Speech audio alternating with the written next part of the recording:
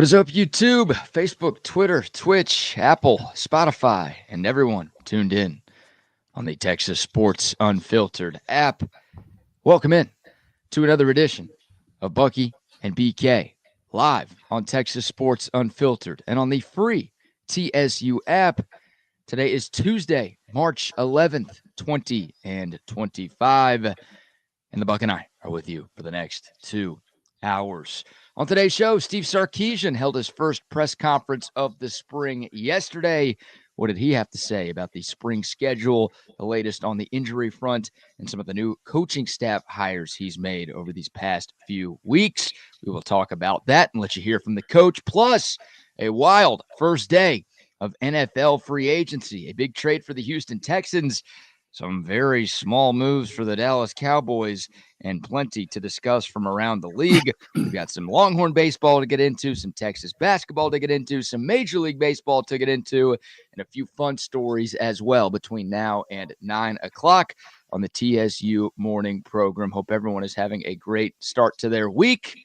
Hope you're having a great morning, Buck. How are you, my friend? I'm good, man. A little cool this morning. Other than that, it's going to start to heat up today into maybe the 80s. And then possibly into the 90s. We've got a little bit of a warming spell coming at us, and then it'll cool off again this weekend. And then we'll have some dry weather. There's a possibility of rain maybe late on Friday. If that doesn't happen, we've got some days without rain, but we're going from a not so much spring right into summer, it looks like, and especially over the next 24 hours or so, it could get into 90 degrees on Wednesday. 90.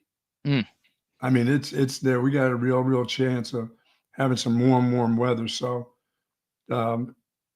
still hydrate yourself. Don't think that because it's not 100 that you don't need, because we have the winds will still be up, but we got some possibilities. So it'll be dry air. So keep drinking. Even the Buck is drinking water now. There we go.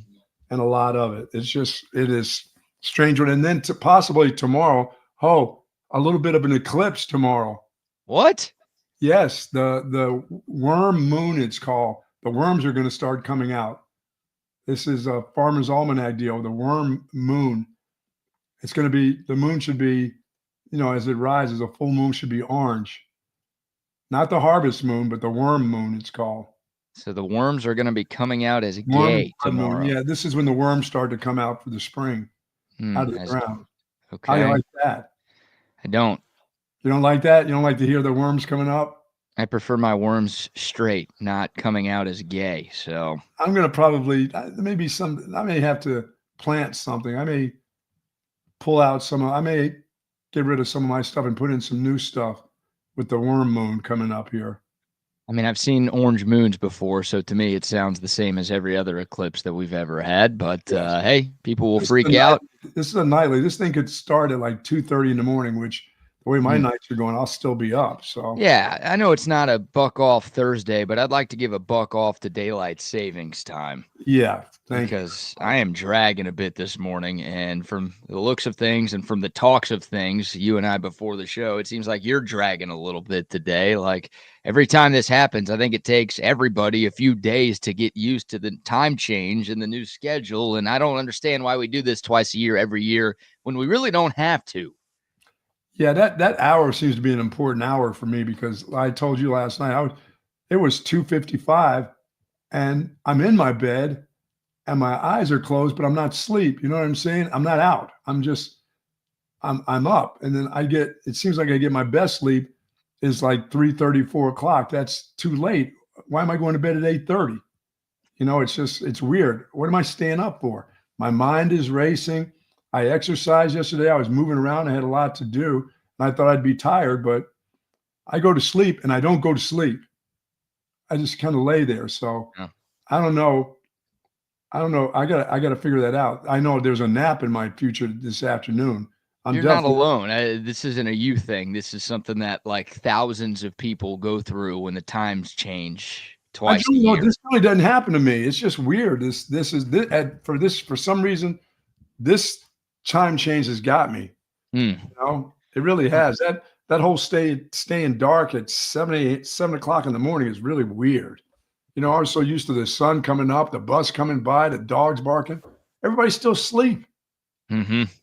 It's different. You know, it's strange. I don't like it. I agree with you. Leave it at one thing and let's just leave. You know, I agree. All right, before we dive into the sports man. stories of the day, how about the soldier shout out, Buck? Good morning to the soldiers at Fort Cavazos, Texas, the soldiers in the state of Texas, and all those that fight for us each and every day. Thank you so very much for what you do for us. We do appreciate it, to you and your families. And thank you to your families for sharing you with all of us.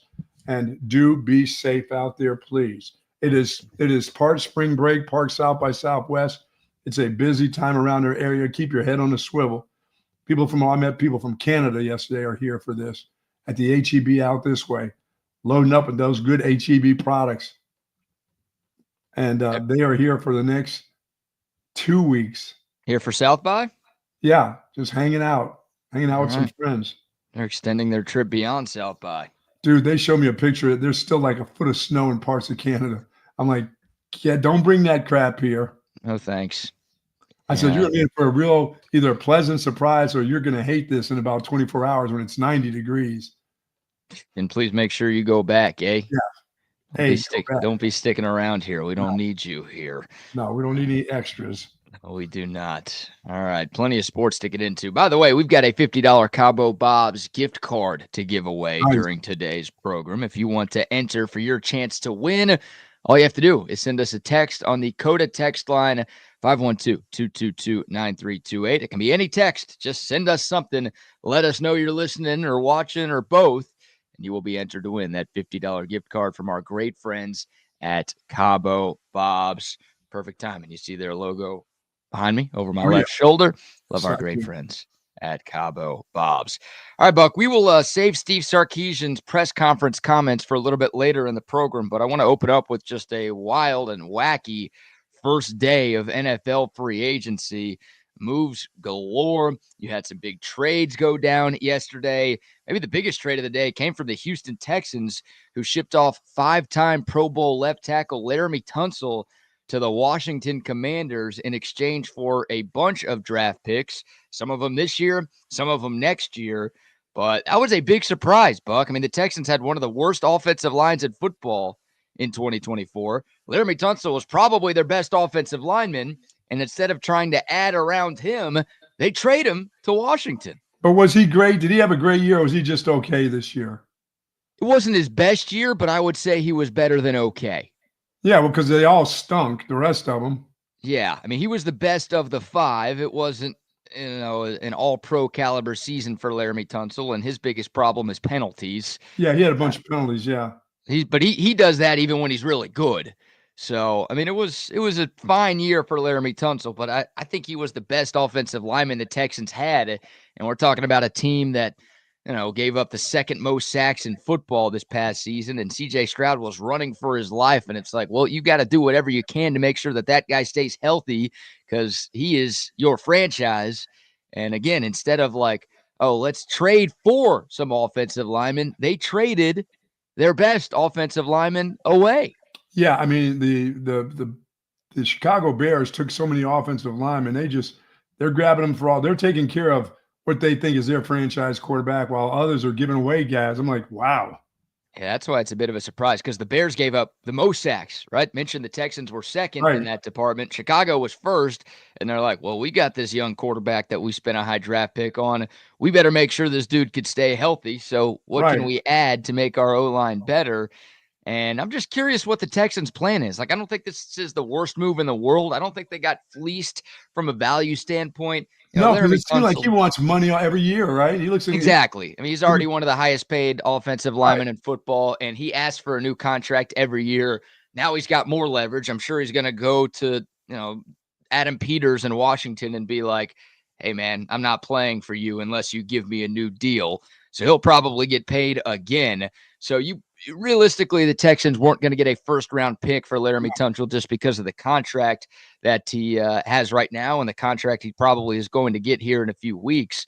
So I don't think, again, from a value standpoint, the Texans got screwed here. It's just, what's their plan at left tackle now? I don't know, but the Commanders are you talking about somebody that's looking to win now? Yeah, they've had a great offseason. This is what you do right here. If you got this kind of quarterback and you had that success last year, you don't stop it. You just keep the train going. Mm-hmm. And that's the greatest financial advantage in American professional sports, is having an elite quarterback on a rookie contract. Oh yeah, and they're going after everybody. Yeah, obviously, when quarterbacks get to that second contract, they're making 50 or 60 mil a year and eating up like 15 to 20% of your salary cap. So before you have to do that, while they're on that rookie wage scale, you can go spin on every other position. And that's what Washington's doing, right? Getting Tunsil. They traded for Deebo Samuel. They signed Javon Kinlaw.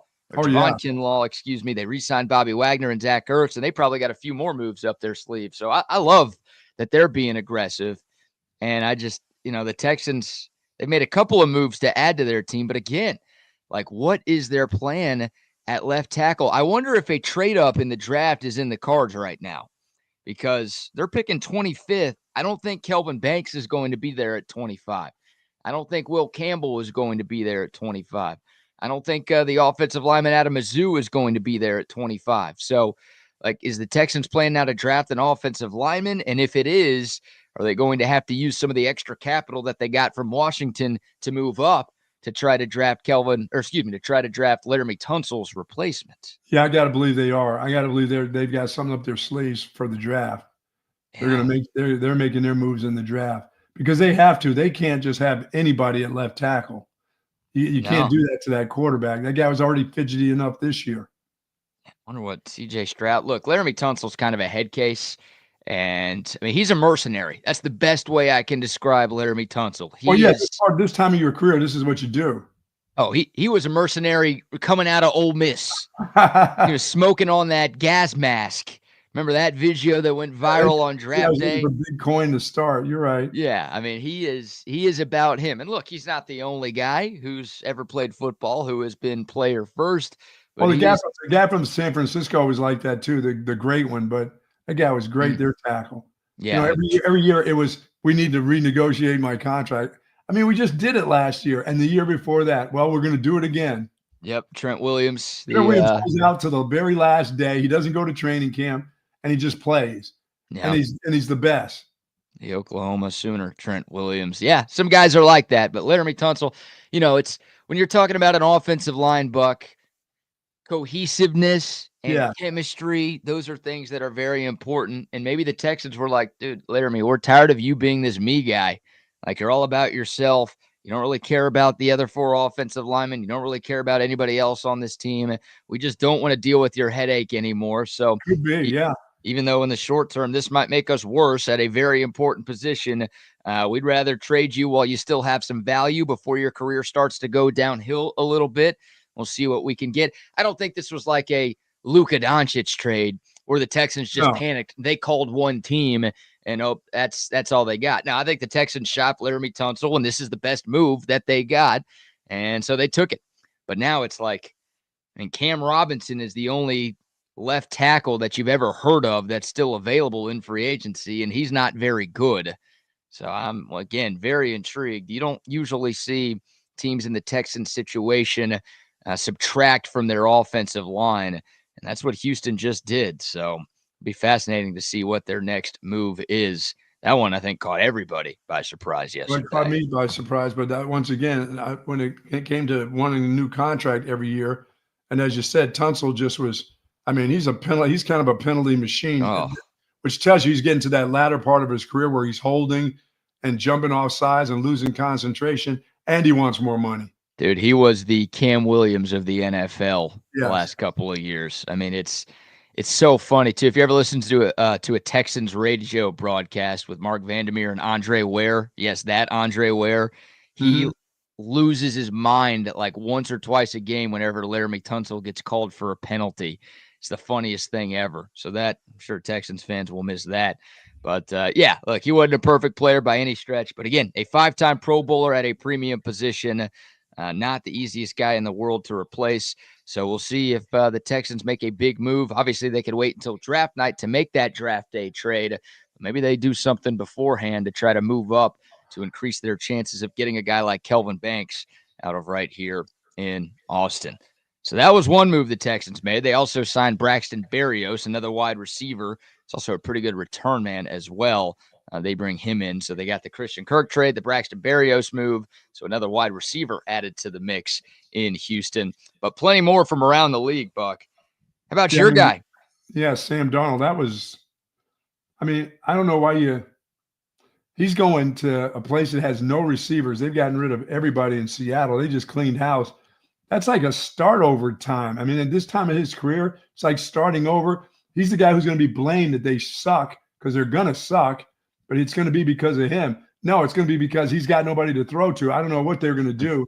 They must have some fifth-round picks in the draft that they're going to build their team around a bunch of young guys coming out of college or something. Yeah. Look, I think Sam Darnold took the best deal that was out there. Yeah, he did. And it's not a great deal. And I'm proud of the NFL for this. I am proud of the NFL not overreacting to the year that Sam Darnold just had. I thought some team out there was going to give Sam Darnold $40 million a year, at least, because of what he did for your Minnesota Vikings in 2024. But I think most teams realize what Sam Darnold has been for the majority of his career. And they saw what he did in the last regular season game and in that Vikings playoff loss, and they didn't overpay him. I thought he'd get a bigger deal than this. It's 3 years for $100.5 million. Only $55 million is guaranteed. I think maybe some teams learned from the Daniel Jones contract a couple of years ago. Oh, yeah. Where the Giants just paid him $40 million after like one pretty good season, and they paid for it, and they're still paying for it, literally. Other teams around the league weren't going to do this, and I guess Minnesota wasn't going to do this with Sam Darnold as well. So it seems like the J.J. McCarthy era is officially upon us, Buck. Yeah, and that's okay. That was going to happen anyway. They were just waiting, and obviously his knee is healed up. It's healing up pretty good for them to go ahead and move Sam Darnold. But Sam Darnold, after throwing to the guys he's been throwing to, is going to be throwing on air. Yeah. He's going to be back to throwing to the other guys now. That's it. Like I usually don't feel too bad for guys who sign 9-figure contracts, but to go from Justin Jefferson and Jordan Addison to Jackson Smith and Jigba, he's still there in Seattle. Yeah, okay, good. And they always have 18 tight ends, so they got some tight end. Yeah, Noah Fant's still there. I don't even know if he's Fant's been there for 20 years, yeah. Yeah, so that's going to hurt for Sam Darnold. And you're right, he'll get blamed, but it's a tough situation. Like, I was curious what the Seahawks were going to do at quarterback when they traded Geno Smith to the Raiders over the weekend. It's like the Spider-Man meme where it's two guys pointing at each other. They like Geno Smith and Sam Darnold are the same player, basically. I guess one's black and one's white, so a lot of white people in Seattle, I guess they wanted one of those guys as their quarterback. Well, it's going to be interesting because he's going to get the blame for everything. Yeah, they didn't upgrade. He's getting paid for it. They didn't upgrade. Downgrade. Huh? He's getting paid enough. There was nobody else who was going to offer him that. Yeah, I was wondering if Pittsburgh was going to be interested, and we're still curious to see what Pittsburgh does. They lost one of their two quarterbacks in free agency as Justin Fields signed with the Jets. It's a great opportunity for him. That's you're getting close to the last stop on the bus stop now. When you get to the Jets, that's close to the last stop on the bus stop, it seems like. Yeah, it sure feels that way. This is what happens when you're a former first-round pick, right? Like, it's why Sam Darnold got the chance in Minnesota that he got. Yeah. And it's why Justin Fields is getting this chance with the Jets that he's getting. You get extra opportunities when you're drafted highly. Justin Fields, if that guy was a 4th or a 5th round pick, he'd be, on the bench or in Canada or something. But right. He gets another chance with the Jets. We'll see what he can do. He gets to play with Garrett Wilson, of course, Austin's own. Those guys were teammates at Ohio State and did some great things together at Ohio State. So we'll see if that can spark it for Justin Fields. But yeah, it's what happens when it's a weak QB draft class. And that's what it is. Like, it's Cam Ward and Shedeur Sanders. And if you look at mock drafts, it seems like Shedeur Sanders' stock is falling a little bit. I wouldn't be surprised if Cam Ward is the only quarterback that goes in the top 10 picks this year. And obviously there's more than one team out there that needs a QB. So yeah, you're seeing, Seattle take a chance on somebody. You're seeing the Jets take a chance on somebody. You're about to see the Steelers take a chance on somebody, probably Aaron Rodgers. And I don't know what that means for Quinn Ewers or anybody else in this draft class. Means they have a chance to get to it. They have a chance to be third, fourth round picks that can make teams. Yeah. Quinn Ewers will get drafted somewhere. I don't know if there's any player in this draft with a wider range of where they could go than Quinn. I mean, we talked about a mock a couple of weeks ago that had Quinn going as the very first pick in round 2. And then I saw a mock yesterday that had Quinn going late 5th. Any other player have that type of range? Wow. I mean, it's nuts. Like, nobody has any clue where this guy is going to go. And obviously, we'll get a clearer picture as free agency continues to shake out. But, it's him and Jackson Dart and Kyle McCord and Will Howard. Like, that sort of second tier of QBs. Nobody really knows what's going to happen to them. And I don't know how many starting jobs are going to be available when this week is over. Well, it is the NFL. You need to have a good backup because the starter won't get to play after he gets hit about 5 times, because they spend so much money on him and not enough on the offensive line. You're going to need that backup. Has to be pretty good to win you a couple games, or at least keep you in some games. That for Quinn Ewers, that's a big deal where he goes as the backup because he's probably going to be in some games anyway. Right. Well, everybody wants him to go to the Rams, I think. At least I'll lump myself in with the everybody because Sean McVay, good team, get to learn from Matthew Stafford, don't have to play right away. Like that's an ideal situation. I don't want Quinn Ewers to have to get thrown into the fire right away. Or you don't want him to go somewhere the offensive line is just terrible. Cleveland. Yeah. I just don't want him to go to Cleveland. I don't really want anybody I care about to go to Cleveland. Keep the Aggies up there. You don't need any Longhorns up in that place. So there's your quarterback news. Sam Darnold to the Seahawks, Justin Fields to the Jets. I don't think either of those moves are going to scare anybody in their respective divisions. What about the Dallas Cowboys, Buck? Hey, they're picking wisely. They're being creative in what they do. What have they created? Have they created anything lately? The selective aggression, as Stephen Jones talked about. How aggressive have they been? Not. The first move the Cowboys made yesterday, so funny, man. Being a fan of this team is really hilarious, and I'm coping, if you couldn't tell. Everybody's making all these big moves, right? Teams are signing quarterbacks. Teams are trading for Pro Bowlers. Teams are signing linemen are going, yeah. Yeah, I mean, these big name receivers and big name, edge rushers and big name running backs and this, that, and the other. All these big time moves are being made around the league. And the very first move that the Cowboys made yesterday was re-signing their long snapper. It's like Schefter is tweeting out all this cool stuff, and then it's, the Cowboys have made a move. They have re-signed their long snapper and made him one of the 5 highest paid LSs in football. Very nice. And it's like, Jesus, man, the Cowboys think this is a joke. Throw your money out the window. Yeah, well, I guess you need a long snapper, so. Don't tell me how important that position is. There's a million of those guys hiking balls all over the country right now who got up when the sun came up that are snapping the ball. You had a blind guy do that job at USC a few years ago.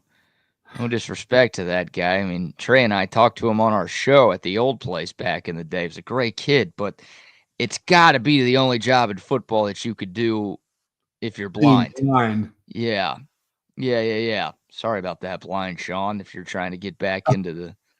If you're trying to get into the NFL? Yeah. I hate to be the bearer of bad news for you there, my friend.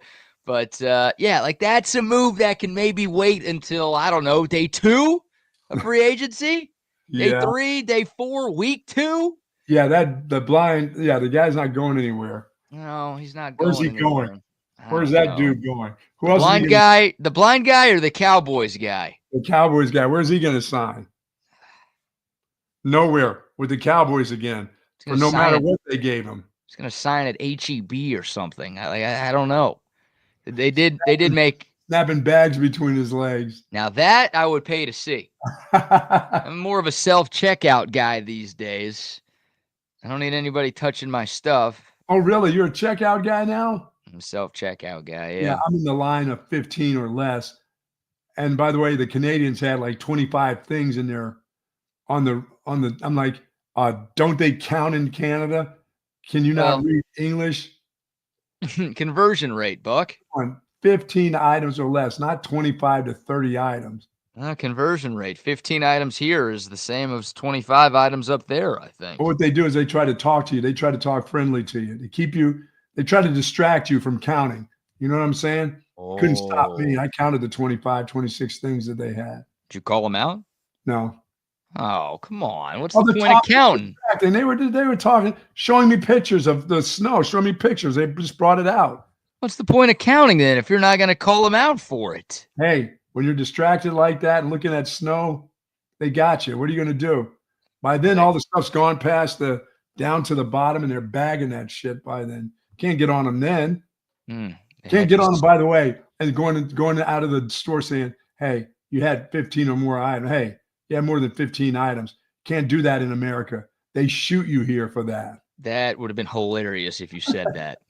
Did they shoot you here for things like that? Yeah, you can get killed. That's considered trespassing on HEB's property, and they'll off you if you do something like that. Don't ever do that again. That's what you should have told them. Yeah, it's not your job. It's not your job to be counting that. It's not your job to be policing the express lane at the grocery store. The cashier's job. Should be the cashier's job. And they get paid like $10 an hour. Come on, do something, kid. I'm going to talk to them about that. Hey, you need to be counting more. What do you do, though? Express lane. This is 16. Express lane. Huh? 16 items. You just say, oh, you've got to go to a different line to check out this last item. I'm not going to go overboard at 16. I'm not going to really go overboard at 20. I'm going overboard 25 to more is a little bit excessive, especially when they're individual, like in garlic. You know how people go when they go to Central Market or whatever, they don't put it in a bag. They just bring the garlic up and stick it on the deal, or they stick a lemon, one little lemon on it. I mean, come on. Bad bit. Get the bag. Bad bit. Yeah, put in a little bag. You got 1,000 little plastic bags. Don't put your garlic on I don't want your garlic touching my stuff. I guess with garlic, it's, the inside is what matters. So yeah, I guess. Well, I know it all has skin on it, but yeah, put it in a bag anyway. I don't like that bit. That's a hippie move anyway. Whole Foods and all that, where they don't bag it. They give you all the ways to bag it and then put the price on it right there. It's that easy. You come up with an individual apple. Cut me a break, will you? Like you said, hippie. Yeah, apple you got to put in a bag because you actually eat the skin of the apple. You don't eat the outside of the garlic. They do that. They come up with their individual one potato. I'm like, really? Bad bit. Bad bit right there, grocery stores. Bad bit right there, Dallas Cowboys signing a long snapper. Putting that on the cashiers, too, from now on. Yeah, you're right. No, that's not your job. That's their job. You don't need to be a hero. You don't need to be a martyr here. Just let the baggers at HEB do their job, and then you throw them in the trunk and take them. Enjoy the folks from Ontario, though. Welcome to the area. Have fun at all the venues. Spend your money and then leave. Well, Ontario, huh? That's where they were from? Yeah. Okay. All right. I like that. Cowboys did make a move yesterday outside of re-signing their long snapper. They actually made a couple of moves yesterday. They brought in 2 external free agents. Okay. They spent a total of $7.75 million on those 2 players. They brought in Javonte Williams, running back, formerly of the Denver Broncos. Brought him in on a 1-year, $3 million contract. That probably means that Rico Dowdle will be signing elsewhere next year. So are you expecting this dude to start? No, he can't. That better not be the expectation. I mean, he's not getting paid like a starter, and he hasn't been producing like a starter. I mean, he was not good last year. He ranked in the bottom 5 amongst qualified running backs in yards per carry, rushing success rate, and EPA per attempt. He was also dead last in the NFL in yards after contact per attempt last season. So this guy was one of the worst running backs in football. Well, they got that little kid still playing, don't they? From Round Deuce Rock? Vaughn, yeah, they had to bring somebody in because Deuce Vaughn was the only tailback the Cowboys had under contract before Javonte Williams. So they had to do something. I was thinking Rico Dowdle was going to get brought back, and he would be your number 2 running back. But Rico Dowdle's going to make more money somewhere else. He's not going to get paid, but he'll probably get like $6, $7, $8 million a year. And the Cowboys said, that's too much. Let's bring in Javonte Williams for $3, even though he hasn't been good since like his rookie season back in 2021. Wow. He's going to the Cowboys. He was great as a rookie in 2021 coming out of North Carolina. He looked like one of the steals of the draft. Yeah, he did. He tore his ACL in 2022 and just hasn't quite been the same player since then. He's only 24, but like he looks like he's 34 out there. So just never know with a running back coming off, though. All those things don't work out. Like they always talk about how strong it's going to be. Yeah. Not always. Obviously, Texas is dealing with that with C.J. Baxter, right? Waiting to see what he looks like coming back. And we'll let you hear from Sark in a moment talking about. I got to believe he won't be as heavy, BK. He'll have to lighten up his body type a little bit coming off that knee. You never put on more weight when you have a knee surgery. You only got to lighten yourself up a little bit because he was big as it was. Yeah, he was a big dude. Yeah, but that was your Cowboys move. They also bring in an offensive lineman by the name of Robert Jones. That happened late last night. Started all 17 games for the Dolphins last year, but he's a very average. He's coming in there to provide some depth, maybe some competition on the interior of that offensive line. So the Cowboys go from Zach Martin to a guy named Robert Jones. And here's the eye-popping stat for the Dallas Cowboys. And it's really mind-numbing and incredibly frustrating if you root for the team. The Dallas Cowboys have not signed a free agent over $6 million per year since Greg Hardy back in 2015. Greg Hardy? Yes, that Greg Hardy. The don't talk back to me, girl, or I'll throw you in a bathtub full of guns, Greg Hardy. Wow. It's been 10 years since back when Cowboy football was fun. Oh, my God, $6 million, Buck. That's not even a lot.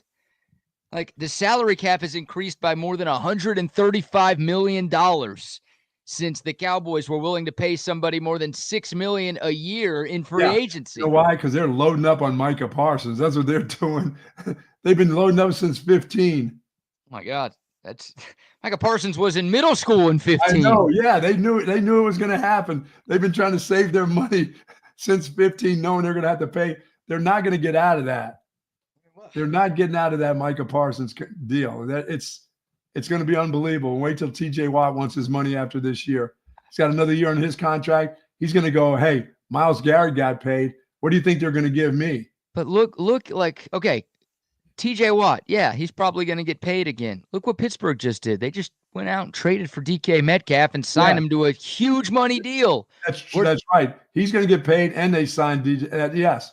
Like and they don't have a quarterback. Right. Most other teams are like, we could pay our best players to keep them around, and we're going to sign some other players to try to compete for championships. Philadelphia, the team that just won it all last year. Like Kansas City, the team that won it all the 2 years before that. Like the contending teams, they keep their best players and pay them top of market value because you'd be stupid to let those guys leave, and they go get other players. Yeah. It's really not that hard, Buck. It's not that hard to do. And yet here the Cowboys are like bargain bin shopping. Everyone's like, oh, it's 2 years in a row. No, it's 10 years in a row of this. Where's free spending, wheeling and dealing Jerry Jones? Yeah, I saw Cleveland just picked up Kenny Pickett, Little Hands Pickett, and then Philadelphia took Dorian Johnson, all last name guy. Yeah, those really weren't the moves I was talking about, but yeah, that is a move that did happen yesterday. Kenny Pickett got swapped for Dorian Finney-Smith, Thompson Robinson. I mean, really? I'm like, what is Philadelphia doing? What really? Well, it is Kenny Pickett. Pittsburgh hometown crowd got rid of him. Yeah. At least tried to keep him in state in Philly. Now he's going to Cleveland. Not far from home still. See you later, Kenny Pickett. Yeah, you're done. Your career's done. Should have done what Jalen Milroe did and stretched out those hands a little bit more. Yeah, there were some moves. I'm like, really? Yeah, a bunch of moves yesterday, but there's your Cowboys recap. We'll talk about some of the other stuff a little bit later in the show. Obviously, if more news breaks while we're on the air, we will give it to you. But crazy first day of NFL free agency. Now, is that as much? I mean, is that just normal of what's gone on in the last couple of years? It just seemed like a lot. Big signing for the Giants. They just get Javon Holland, the safety. Might have been the biggest name free agent that was still available. Yeah, I mean, you get that number of moves on the first day of the legal tampering period every NFL offseason. And when do they But get to sign? Wednesday?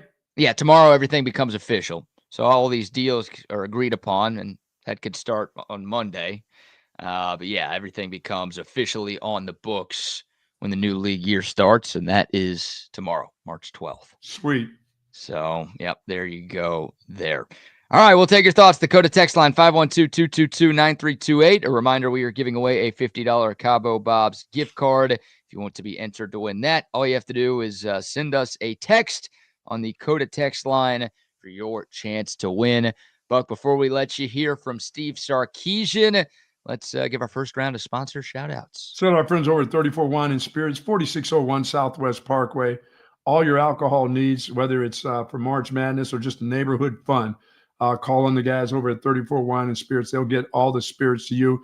And there you will find Altstadt Beer in its finest, in its numerous ways that you can find that, because they have all the different types of Altstadt Beer at 34 Wine and Spirits. But if you're looking for liquor, you're looking for tequilas, they have got it at 34 Wine and Spirits, located at 4601 Southwest Parkway, right there at the very end of the Southwest Parkway before you hit Mopac. 34 Wine and Spirits. Yes, indeed. And like you said, that Altstadt beer is available at 34 Wine and Spirits. They've got a bunch of different brews, something for every beer drinker out there. Shout out to my guy Aaron, who hit up the Altstadt Brewery this past weekend, took a couple of pictures and tweeted at me saying he had a great time.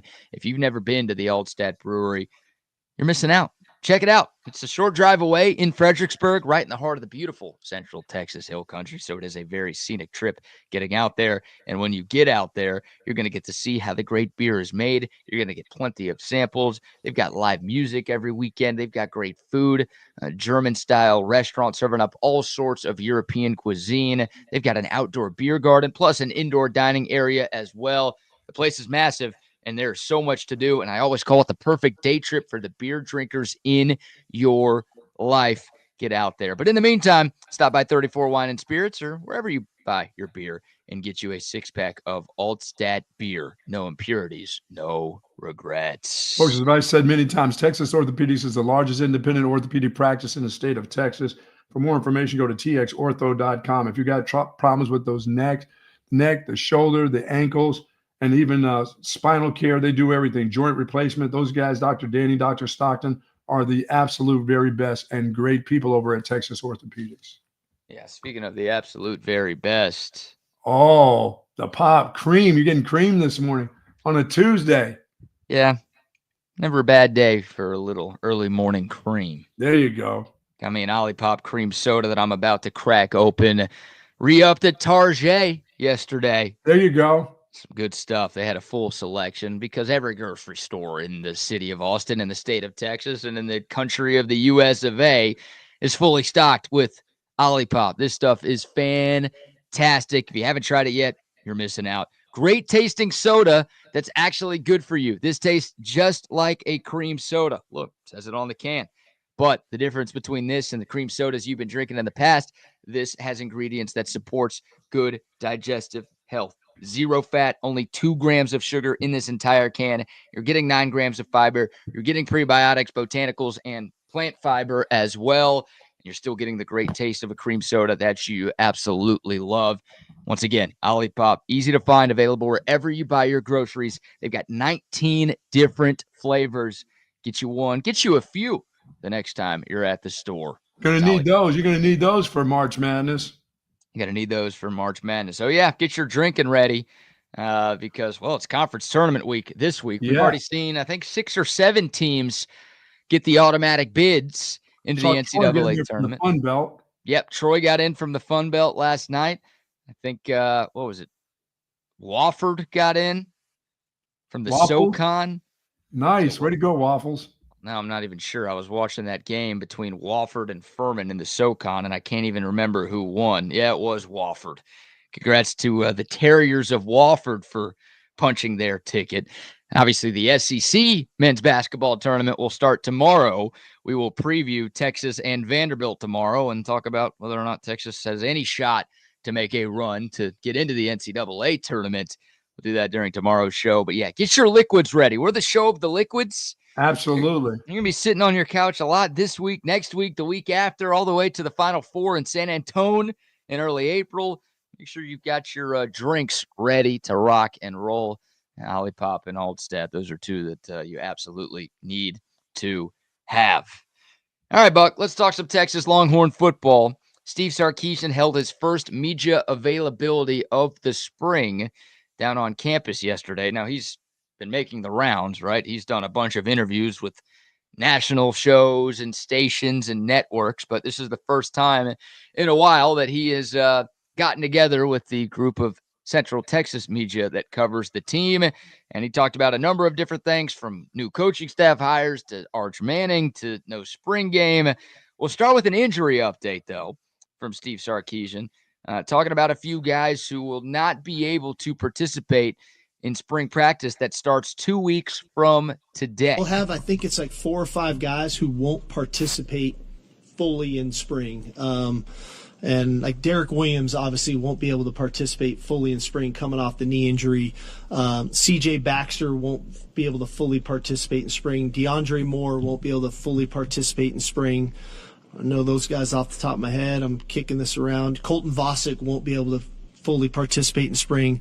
I think that's it. There may be one more. Now, we'll have some other guys that will be limited, especially early on in spring, but I think we'll grow into full participation. Like I've been really encouraged by Christian Clark and where he's at in his rehab of how far along he is. I'm actually pleasantly surprised. And we have some other guys. You come out of a season, you play 16 games, you're going to have your beyond bumps and bruises. You're going to have guys that are going to have some cleanup type things surgery-wise. Well, they'll be a little bit limited early. They may do walkthroughs. They may do individual. They may do 7-on-7. They might not be quite ready for team periods, but hopefully by week 3, week 4, we get them there. What did Moore do that he can't? I'm glad you caught that. Yeah, because that was a little bit of an eye-opener for me as well. That guy needs to be with the new quarterback, doesn't he? Yeah, well, this is the toe injury that DeAndre Moore was dealing with late last season. This wasn't highly publicized, but DeAndre Moore was battling a toe issue towards the end of the year. Wow. Maybe that contributed to a slight drop in production in December. Well, I can see that. That's a pain in the toe.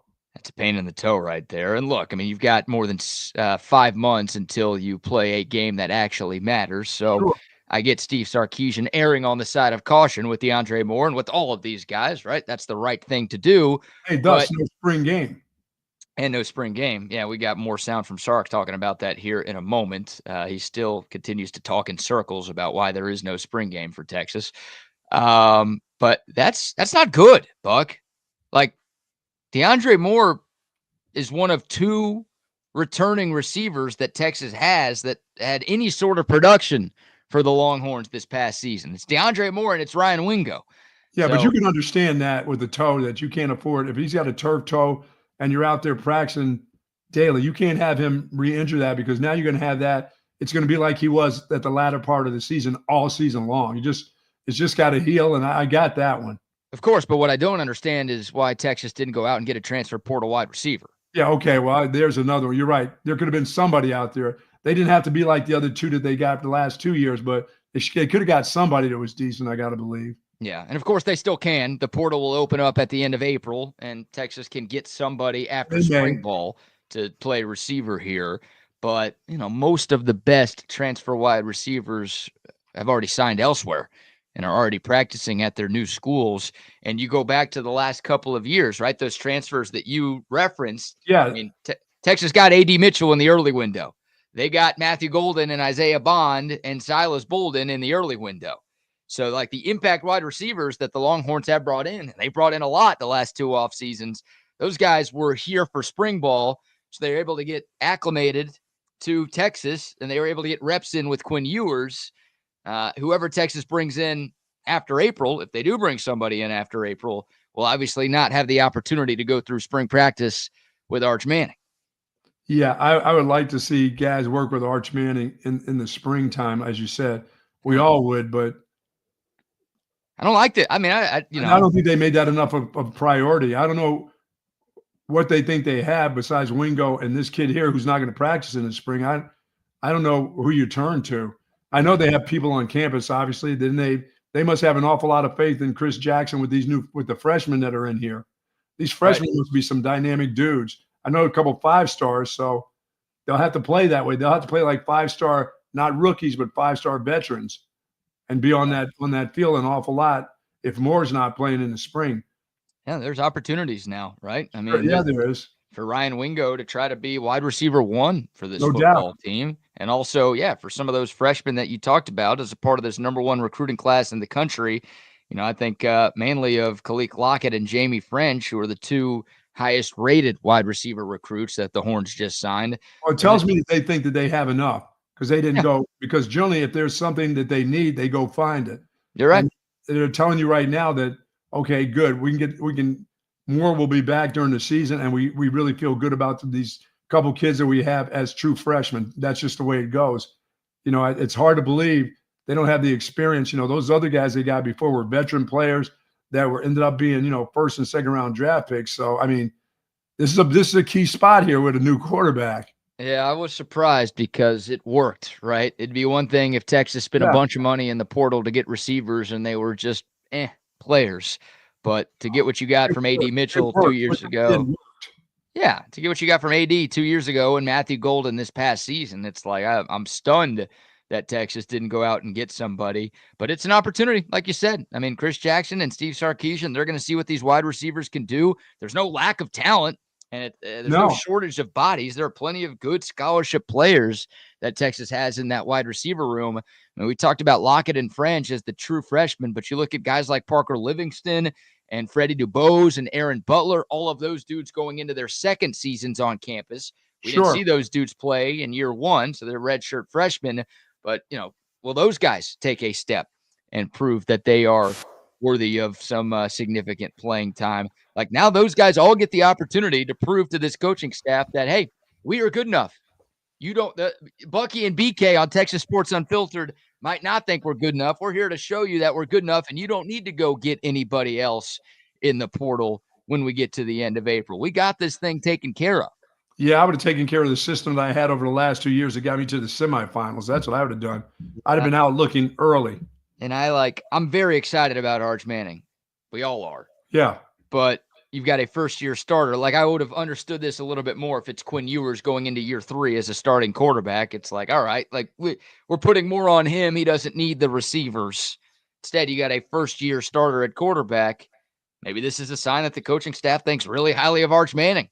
And it's like he can bring out the best in all of these guys. He doesn't need the extra help from somebody with more production at some other college. Yeah, and I would say this. Sometimes there's not the type of player that you're looking for, but there's an awful lot of colleges out there, whether they're Division I or whatever it is, that have wide receivers that you would hear about. Somebody would talk to you about somebody, Yeah, they went after a couple guys, Eric Singleton, who ended up at Auburn, and Zachariah Branch, who ended up at Georgia. They didn't get those 2. Those were 2 of the highest rated transfers, and Texas was linked to both of those guys. There's somebody from California or Florida that was out there. Yeah, they can tamper if they want to. I mean, sorry. We don't. There's no tampering. We don't tamper. Other teams tamper with our guys, but we don't tamper with anybody else. Let me correct myself. Wish I could dump this, man. That's a problem with this format. We don't get the old Regio dump. I got to eliminate what I just said. So they'll be able to go. It's Texas. They got the resources. They'll find a way to go get somebody if they need. But, yeah, man, I think like DeAndre Moore got plenty of reps with Arch Manning at practice last year. I'm sure he did, yeah. So it's not like those guys are starting from scratch. But I would like that guy being on the field as much as possible. I'd like that guy to be at spring ball with a toe injury, thinking that hell, he didn't do anything at the end of the season. I think over the last month or 2 months, a damn toe would get better. Let's go.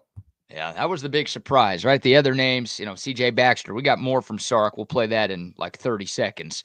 But CJ Baxter coming off the CL's injury. Christian I Clark. don't expect to see him in the spring. Yeah, good to hear Christian Clark is ahead of schedule, coming off that torn Achilles, but no surprise that he's going to be limited in spring ball. Colton Vasek had off-season shoulder surgery, so no surprise there. And then Derek Williams Jr. suffered that season-ending knee injury in October. So those 4 guys were names I expected to hear from Steve Sarkisian, talking about dudes who aren't going to be full go when spring ball starts on March 25th. DeAndre Moore was, again, the eye-opener. That caught me and I think a lot of Longhorn fans by surprise. All right, it's been about 30 seconds, so let's let you hear from Steve Sarkisian, the latest on CJ Baxter and how he is progressing from his torn CL injury. Here's a guy that got injured in August and had surgery, short time after that. The one thing we're learning about ACLs is that a guy can feel comfortable and look comfortable, but we've got to be mindful of the re-injury, which obviously we saw with Jonathan Brooks, unfortunately, with Carolina last season. We saw it with DeMarvion Overshone. So we got to be mindful, and we got to watch guys as they go. Again, we're not in a rush. I'm not trying to roll the ball out there and make him carry the ball in spring ball. I've got all the way until when do we play? August 30th. So I don't know the exact date. What I know is he's on a really good progression. He's had no setbacks. He looks good. He's in really good spirits, and so that all those things are positives right now. Yeah, I got it. I mean that's a knee on a running back. There's no reason for him to be in spring ball. You don't see him until catch time in the summertime, really. Now, he can do some things in spring ball with his group. He can make some cuts, but he can't get on in real contact situations. He can go across bags and do drills and do all that change of direction stuff, but you can't hit him. You can't put him in situations where he has to make a cut against somebody, Agreed. How close to bubble wrap are you with CJ Baxter?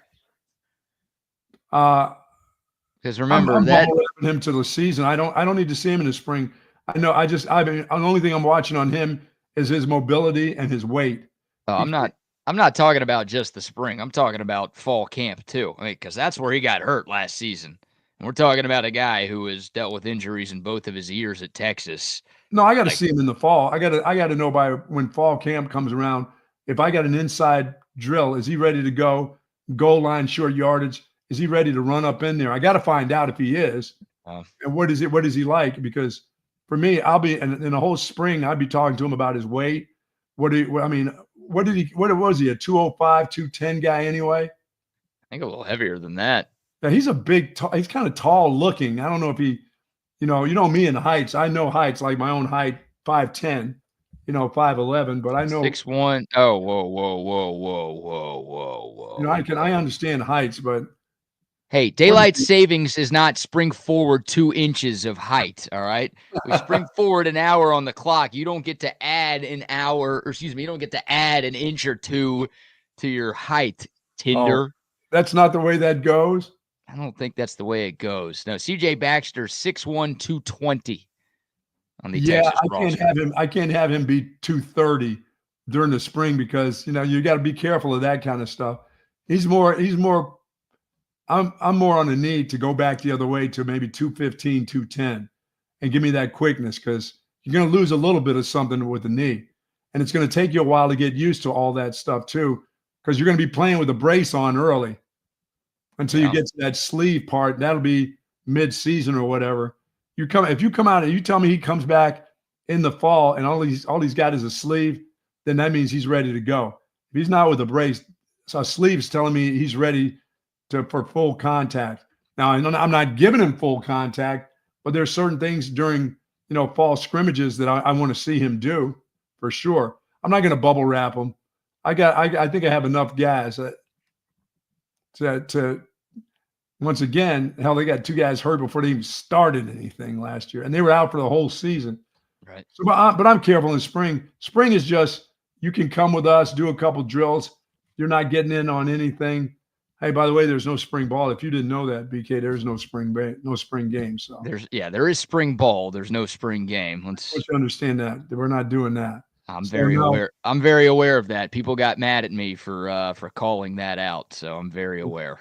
Okay, but yeah, I'm not bubble wrapping him in the fall. If By the fall time, it's go time. Let's go. You're right. No, you can't bubble wrap him. Like I get a little weary thinking about CJ Baxter's injury history and God, the potential that he has. When we're talking about the former #1 running back in America coming out of high school, like I just want to see him play a full 12, 13, 14, 15, 16 game season, whatever it may be for Texas. I want to see what he can do because I think the combo of CJ and Quintravion Wisner can be one of the best 1-2 punches in America. Yes. And then you throw Jarrett Gibson in there going into his second season. It's like, You're man, right. that's a three-headed monster right there. That could be special in the backfield. And you might not miss Jaden Blue that much, but obviously that doesn't happen if CJ Baxter keeps getting hurt.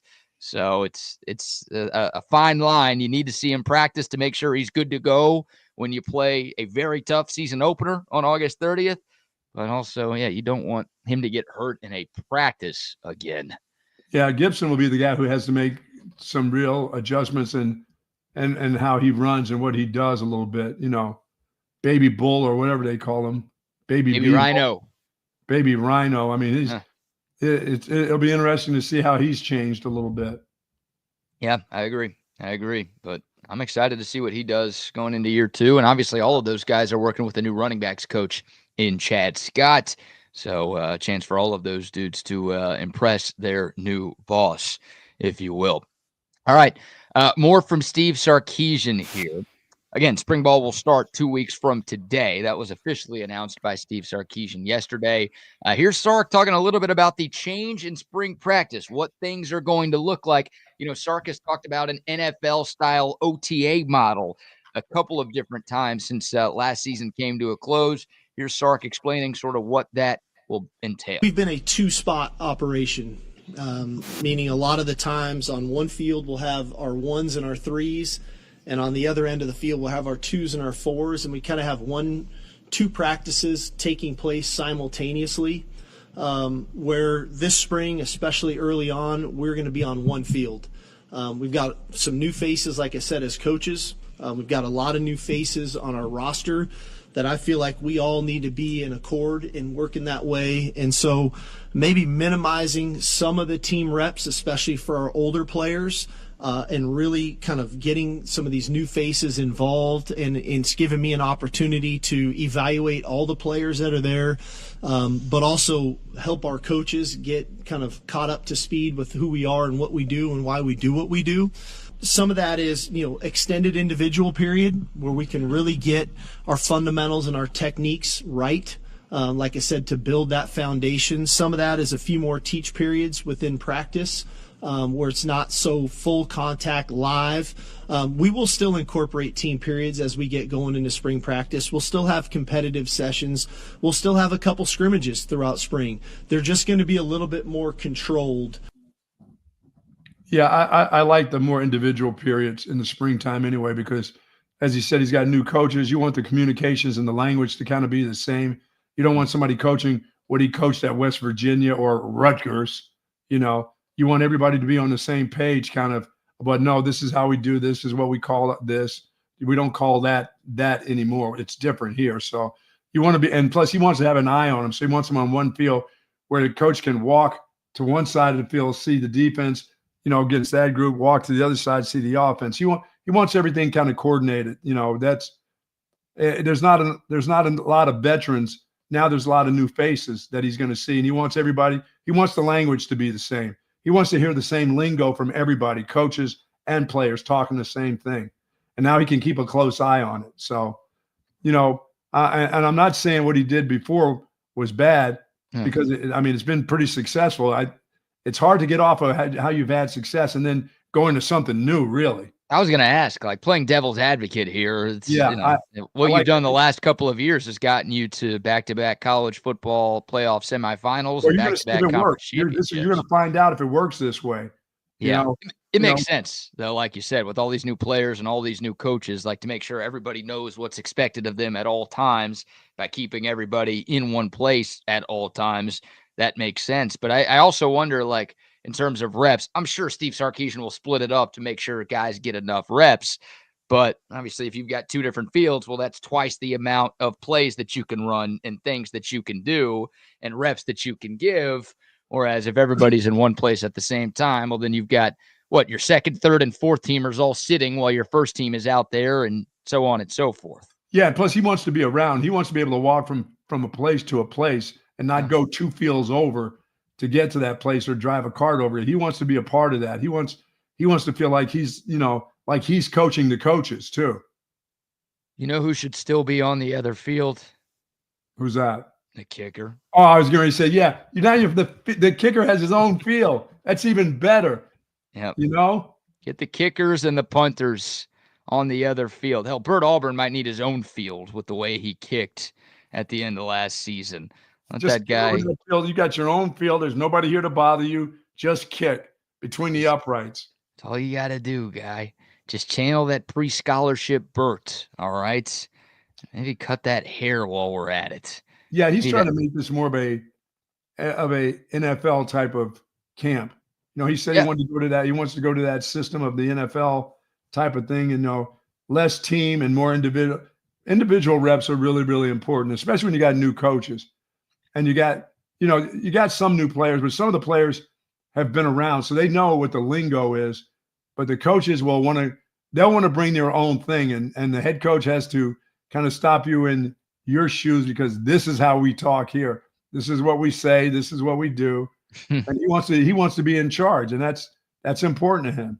Sure. Well, he's the CEO of this program, and his job is I don't want to say it's on the line or anything that makes it sound like he's on the hot seat, but obviously he's the guy that gets scrutinized the most based on what happens with this Texas football team. Absolutely. So, if it doesn't work this way, we'll be talking at this time next year like, well, hell, they got to 2 semifinals doing it the other way. Why did they change? Yeah. All right. That's just the way it is. That's fandom. That's how that works. Always. What have you done for me lately, Buck? Right. What have you done for me lately? The Go to text line 512-222-9328. We've got more sound from Steve Sarkisian. We'll play in a moment. More about the canceled spring game. Also a little bit about the offensive line and Dwayne Aquina coming back to Austin and the impact he's made in his first few weeks back on the 40 acres. But before we let you hear a little bit more from Coach Sark, how about a few more sponsor shout-outs? Folks, the Relax the Back gave me the comfort that my back needed. Believe me, I needed it very badly. I had thoracic back surgery 20-some years ago, and I had a total reconstructive thoracic back. But the folks at Relax the Back, once I went to the store and got in the chair, the chair that I've been in now for over 20-some years, this has given me the comfort that my back needed. And it can help you, too. If you're having problems with your lumbar, your thoracic back, your hip area, it could be just as simple as the right kind of chair that you're sitting in or the right kind of recliner. And at Relax the Back, they have everything that you need. And if somebody else has been complaining about back problems, it could be just as simple as the chair or the recliner or the couch or the Tempur-Pedic mattresses or the pillow. Head on over to Relax the Back because they have 2 great locations, one at the Hill Country Galleria across from Whole Foods and in North Austin at the Gateway Shopping Center across from the Container Store. They have everything that you need at Relax the Back. Yes, indeed. They do. I'm in a Relax the Back chair right now. I'm loving mine right now too, BK. I've got to go over there because it's getting close to mullet open time, and Jason's going to give away one of those wonderful Relax the Back office chairs at the mullet open. So I'm excited about going to pick that chair up to give away. That's a very, very nice chair. It's well worth the price if it's going to give you the comfort that you need. But I give away one every year and that's one of the biggest things. People love that chair. I've never had a complaint about the chair that he's given me for the mullet open. Somebody says, I love that chair. It's not at my office. It's at my home, by my couch, by the big taco. I sit in it all the time. So I love the folks that Relax the Back. Yes, indeed. Plus I got my vibrating ball. I got my vibrating ball over there. Your vibrator's out? My vibrator's out. Every night while I'm watching Court TV, I stick my vibrator on my calf, on my thigh, on my lower back. Hey, on my guns, because I've been getting some good pumping in with these guns right now. Yes. That's not where the vibrator's supposed to go. It's a round ball. You can't stick that vibrator in certain places. Got to be very careful when the vibrator is that round. Oh, so it's like beads then. It's not. It's not a bead. It's like a weight ball. No, it's not a bead. No. Interesting. All right. Well, sorry to our friends at McCall Custom Homes that I have to talk about them after Bucky's talking about his personal sex life. But shout out to our friends at McCall Custom Homes. I'm rocking the McCall Custom Homes lid on the show this morning. These guys are custom home builders and remodelers. If you want to upgrade your home, a new kitchen, a new bathroom, maybe some new life to your outdoor space, our friends at McCall Custom Homes can take care of you because they've been taking care of Central Texans for more than 40 years. It's a father-son team boasting tons of experience, and that experience has taken place right here in Central Texas. They started in Austin, and they have stayed in Austin, so they know what it takes to turn your Austin area home into something truly special. It's top quality at affordable prices. Of course, they're licensed, they're insured, they're in-house architects. They've got you covered, and right now, they'll give you a free estimate. So if you're just thinking about what you can do for your home, reach out to our friends at McCall Custom Homes and have them come by your place and let them tell you what they think you can do with your place. McCallCustomHomesATX.com is the website. Again, McCallCustomHomesATX.com, or you can give our buddy Mike McCall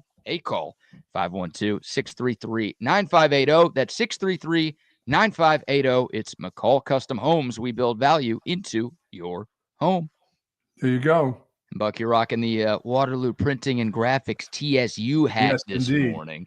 Shout out to our buddy Adam and his great team at Waterloo. If you've got a business that needs hats or shirts or posters or stickers or all of the above, reach out to Waterloo Printing and Graphics. You can find them on Instagram, see some of the great jobs that they've done over the years at Waterloo Printing, or you can reach out to our buddy Adam, give him a call, give him a text at 512-300-9641. All right, more from Steve Sarkisian, more about the spring game. Sark was once again, actually, he wasn't even asked about the spring game when he gave this answer. He gave about a 7-minute opening statement, just talking about all sorts of things. And one of the things that falls into the category of all sorts of things was no spring game. Here's Steve Sarkisian giving a little bit more explanation about why he pulled the plug on the orange-white scrimmage. We're not having a spring game because I got 27 new faces on my roster that I need to take time to develop. And that development starts at the beginning of spring ball, where we've got to really build a foundation of understanding the whys of what we do, from how we practice to the drills that we do to the foundational aspects of the offense, the defense, the special teams, of where we build and then where we grow from there. Now, the challenge for us as a coaching staff is to grow quickly. That we've got to build the foundation, then we've got to grow, because I do believe we have a talented football team, but we have some youth and we have some inexperience, and I'm really pressing upon everybody in our program, coaches, staff members included, to take the next step and to develop the leadership that's needed on this team, because who we were a year ago individually, we've got to be better than this year, right? We can't remain the same. And so everybody's got to grow, and that's the task that we're challenged with. I have no clue. I have no, there's nothing much about spring. He doesn't want to waste a practice. He feels like he's going to waste a practice at the spring game. But once again, not everything is about your team. It can be about your fans. I still don't get it. There's like 8 other things he's saying. Like you said, there's just so many different things he's trying to say. If you don't want to have a spring game because you played too many games, just say that. That's fine. But you also want to have a lot of practices because you have new players. So, and he feels like that's just a game and it's a waste. But it's a competitive deal where you can build some leadership in that kind of atmosphere, to me, in that kind of setting. But if you feel like you may get somebody hurt, or you feel like you've had enough, but you sound like you want more. That's what I mean. It sounds like there's too many different things that you want to get out of it.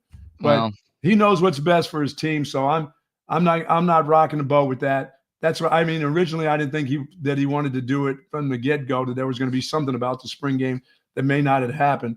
But to me, the spring game it's about your fans. It's not about you guys. If you feel like you want more practices or you want less practices, and if you want to give them less time off, you have less practices. You don't have to have all the practices. You can say, or you didn't have to have all the winter workouts. You could have taken one less winter workout if you want to save some bodies that way. There's other ways to save, bodies. But then you want to have more practices because you have different players. It's like you Right. can't have it all. You're trying to have it all. It's a dead horse at this point. Sure And, for a lot of Longhorn fans, Steve Sarkisian saying he doesn't want to have a spring game is enough. Like, all right, whatever the coach thinks is best for the program, whatever he wants to do, that's okay. But yeah, I mean, a couple weeks ago, Steve Sarkisian said his guys were tired. That's why they're canceling the spring game. And then yesterday he said, no, we need them to practice more. That's why we're canceling the spring game. And it's like, dude, we get it. You just don't want it. Pick an answer, though. You sound stupid to me when you just change your answer every 2 weeks.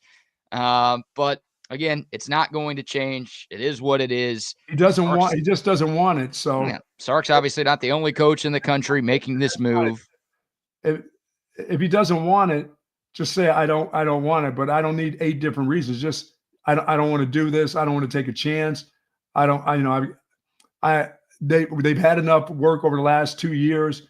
That's fine, but I need more practices because I got new guys. I mean, right. Yeah, my guys are tired. The guys who played last year are tired, but I've got too many new guys who need to learn, so we got to practice more. It's but he did elaborate later in the press conference. He was asked about tampering, and he said this has nothing to do with tampering. We're not super worried about that. Like tampering's going to go.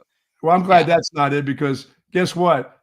Texas guys aren't leaving. They only leave because they can't play at Texas. Oh, yeah. He said, look, tampering goes on regardless, and it will go on regardless, right? Sure. That's why, Matt Rule openly saying that at Nebraska is pretty funny to me. It's like, dude, tampering's going to happen. If a team wants somebody on your team, they are going to find out who they are without a spring game. Like, they'll study. There's insider sites. There's Twitter. There's all of this stuff. People talk. They're going to know who's good on your football team, regardless of if you have a spring game or not. So, yeah, the tampering's not going to go away. No. Sark has talked multiple times about that not being the reason why. You're not losing good players. Your players stay at Texas. The ones that can't play at Texas are the ones that are leaving to go elsewhere. Yeah, they're going to lose some guys after spring ball this year. But like you said, they won't be impactful players. It'll be guys that the coaching staff probably sits down with and says, here's the reality of the situation. If you have someplace else that wants you, go. Like, we'd love to keep you here as a depth guy, but if you want to go play somewhere, then maybe somewhere else is better served for you.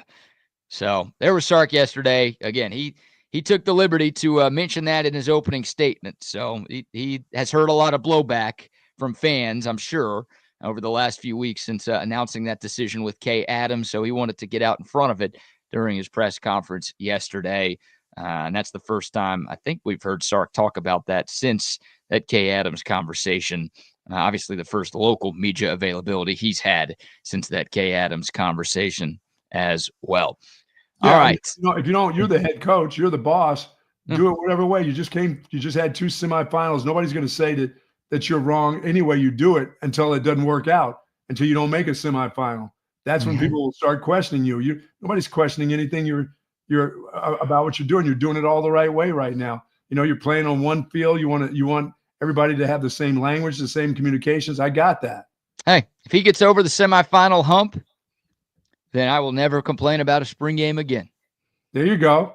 If Texas comes up shorter than the college football playoff semifinal next year, the reason why it won't be because of the spring game, but you can bet your ass at this time next March I'm going to be asking for a spring game to come back. Because I'm superstitious like that, Buck. Well, yeah, we all are. Like I said, we're fans. He has something in his mind that, he says that he wants more practice for the guys. He truly would like those guys to rest more. He knows he's just come out. Winter workouts suck. Let me tell you once again, that whole thing when people just think that, oh no, it's just the loosening up. Dude, you're getting up at 6. You're getting up at the crack ass of dawn. Like we do when it's dark out. Now. Yeah. And you go over there and people are screaming. Dude, it's the most intense hour of grown men screaming at you as an 18, 17-year-old. They are screaming. They are in your ear. It's like a boot camp, like military boot camp. People are screaming. Their spit is flying all in your face. Guys are, some coaches are down on the ground with you. They're doing the drills and moving around. It's intense. And then you go off to class and stuff, but they're doing that shit like every day, 4 days a week. So there's a lot of intensity that goes on. You want to rest, give me a break from that shit at 6 o'clock in the morning. That's the one thing. I hated that. I hated to be over there early in the morning and screaming at guys. I want to be screaming at people at 6 a.m., you know? Right. I don't want to be screaming. I'd rather be in a meeting with my legs up, drinking some coffee, listening to coaches talk, you know, listening to a bunch of bullshit. I'd rather be asleep in bed. Yeah, I would have rather been still asleep for sure. But I got it. Like I said, it works out. It'll work out. Yeah. It'll work its way out. And those young guys that have been around, they understand the language. They just haven't been into the practice parts of it. They didn't get a chance because the 1s and 2s and 3s of last year were playing in games. So the guys now to get thrust into playing in games now have to get, they've got to get in there. So believe me, those dudes aren't tired. They didn't do shit last year. All right. Depth guys, they're ready to go to work. And the quarterback needs all the reps he can get. So he ain't tired. Hell, he didn't hardly play. Right. He's not tired from last year. He can't wait to get in there every snap and get it done. Yeah, here's I wonder what the players would say in regards to the spring game. Like if you gave them truth serum, do they want a spring game or? Of course they do. They want their families to come and see them. It's a showcase of what you've done, what you've been doing over the last since the last spring game. The ones that don't get a chance to really play in the games in the regular season, it's a showcase of how much you've improved. Sure, they want their relatives to come from all parts of the state to see them. If it's for 5 minutes, if it's for 2 or 3 series, of course they want that to happen. That's a big deal to players. Well, you got Fan Day coming up on April 26th, Buck. So, oh boy. If you want to see your favorite players sign autographs and pose for pictures, you will get the opportunity to do just that. Not gonna complain because it'll be like you said, it will fall on deaf ears or get somebody pissed off. Fan Day, any day. Hey, Fan Day, any day during the spring. Any time it's Fan Day.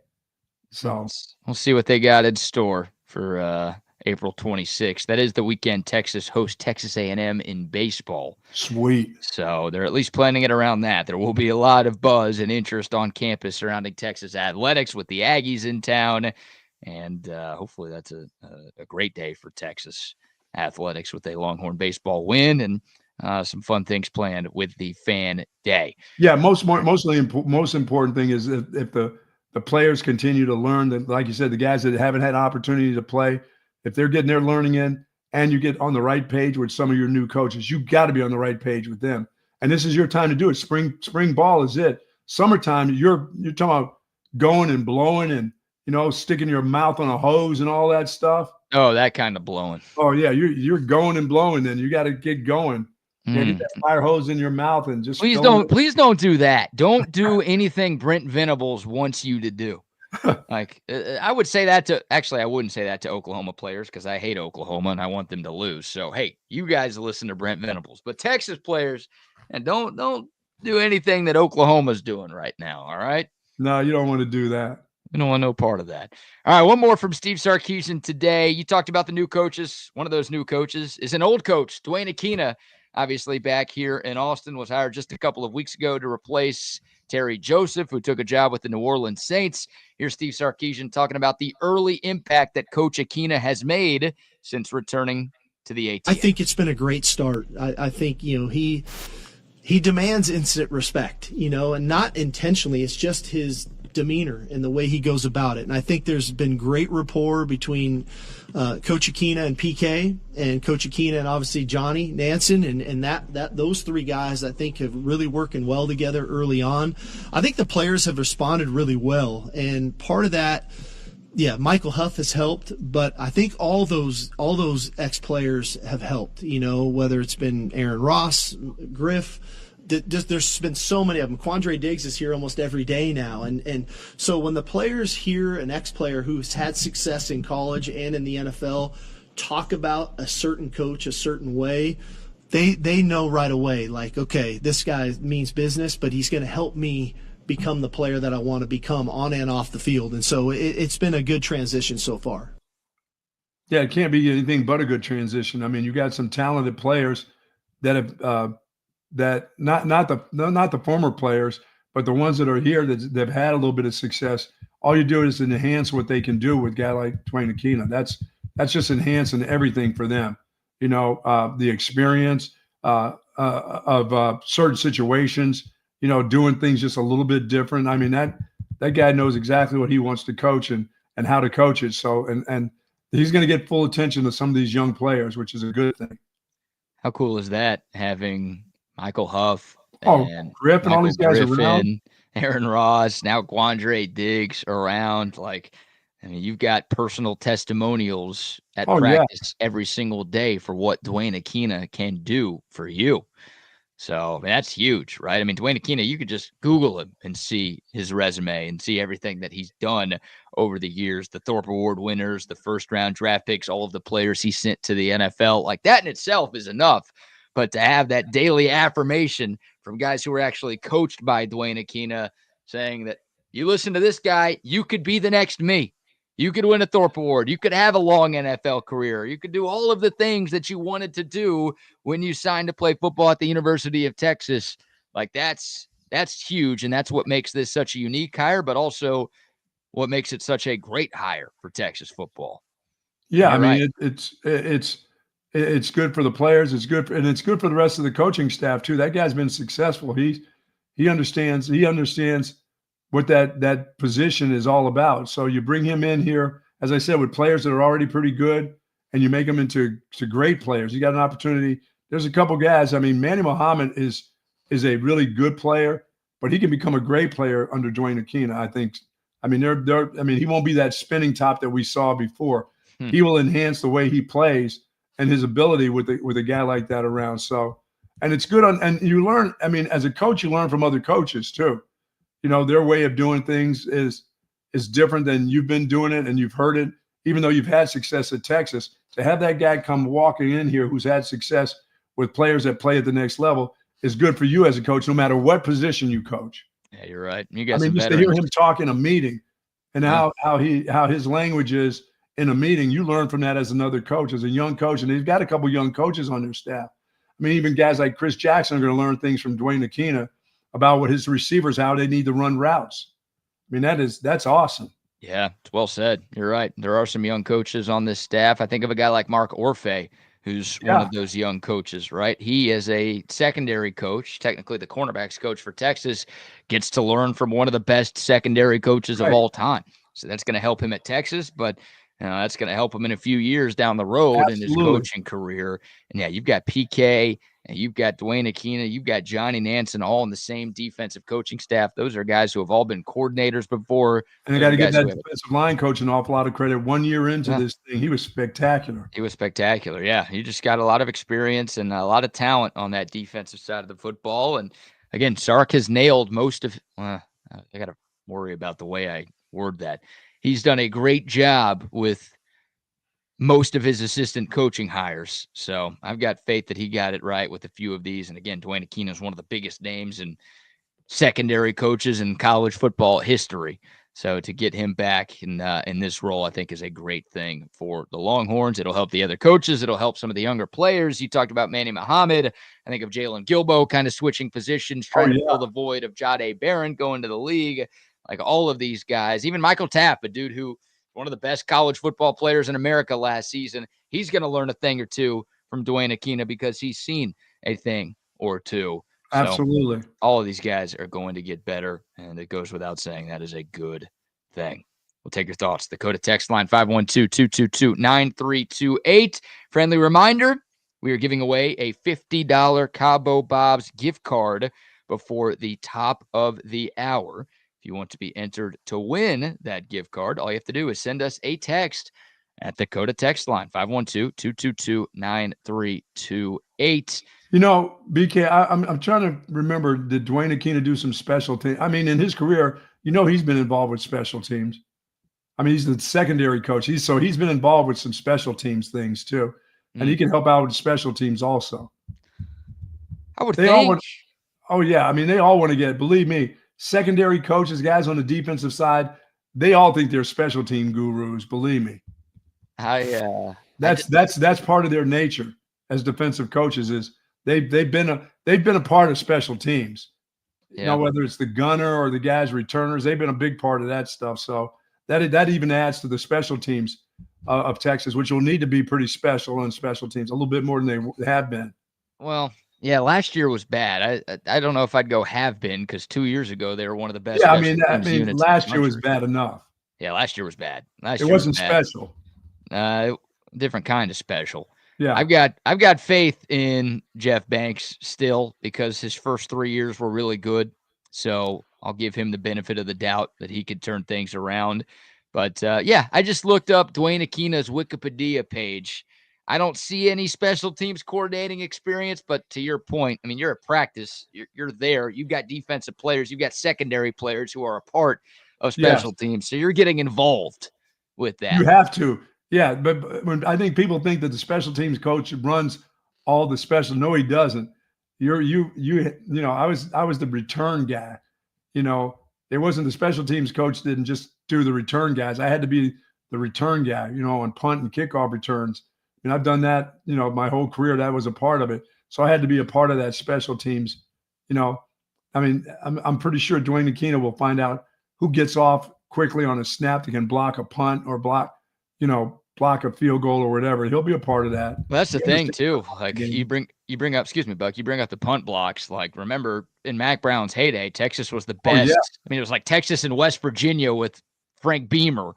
I felt like both of those teams were blocking at least one kick every single Saturday. And it's like, I don't know if that's feasible anymore, but if you can add that element to your special teams game once again, then it goes without saying, that's only going to help this team be even better in 2025, because we were looking for that. We saw it 2 years ago. Like, Keelan Robinson was that guy for Texas who, like, got a couple and got close on a couple more. You didn't get enough. Well, he made everybody think plays. about it. Believe me, the other opposing teams had to look out for him no matter what. Yeah, you didn't get enough game-changing plays in special teams last year. Yeah, I didn't see him. There's got to be a defender over there somewhere. Some of these 4 or 5-star guys that want to just get on the field and have a specialty that they do. I know they want to do a little bit of everything, but they'll find one. Somebody will come out of you will hear about somebody in the spring is that guy who has a kind of a knack for doing that. Mm-hmm. I think so too. Too many good athletes. Yeah, curious what the returners, or who the returners will be, what the return game will look like. Probably shouldn't combine those two things. But yeah, obviously you're losing Silas Bolden, who is a great punt returner, and you've had pretty good punt return play the last couple of seasons. Yes, who's going to step up in those roles. Obviously, a lot to be figured out. Once again, spring ball starts 2 weeks from today, March 25th, and Fan Day will take place just over a month later on April 26th. That will wrap up spring football at Texas. So we'll hear more from Steve Sarkisian. Obviously, we'll have more insider reports and plenty more Texas football to discuss on TSU. Yeah, we'll have a lot, because we'll you know, we've got to, you know, you got to keep your eye in the spring on your backup quarterback now too, because we know how it is at Texas as a starter. You know, you got to have a pretty good backup, and in the SEC, it just can't be anybody. This isn't where you just go in and hand the ball off. You got to be able to control this offense. You know, it could be for a game, it could be for 2 games, it could be for a half. I mean, the backup's pretty important here now. Of course, and that's Trey Owens right now, going into his second season. I'm excited about Trey Owens. You know why? Because we saw him at the spring game last year, and he looked really good. There you go. The importance of a spring game right there. Can you imagine?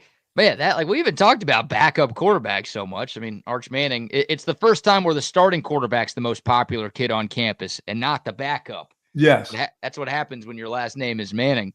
But, if Trey Owens went out there last spring and sucked, it'd be like, what? We gotta go out and get somebody. What are we doing here? But I think Trey Owens will be fine. Texas did bring in a veteran quarterback. Not a guy who I think is going to be super high up on the depth chart, but they did bring in a veteran quarterback who's played college football for the last few years. His name is escaping me. I apologize for that. They also have KJ Lacey in, the early enrollee, part of this #1 recruiting class in the country.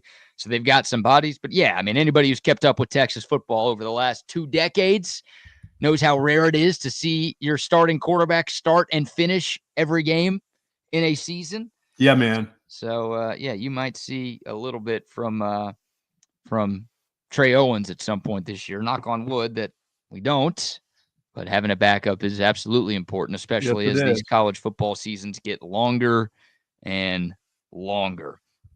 All right. We'll take your thoughts. Go to text line 512-222-9328. Couple of texts about the app being a little wonky this morning. Try to refresh it, maybe update it in the App Store. I will test things out once we get off the air at 9 o'clock. So apologies for that if we're having any sort of technical difficulties, but it seems like most of y'all are having no trouble, but gotten 2 or 3 texts this morning about it. So we will look into it.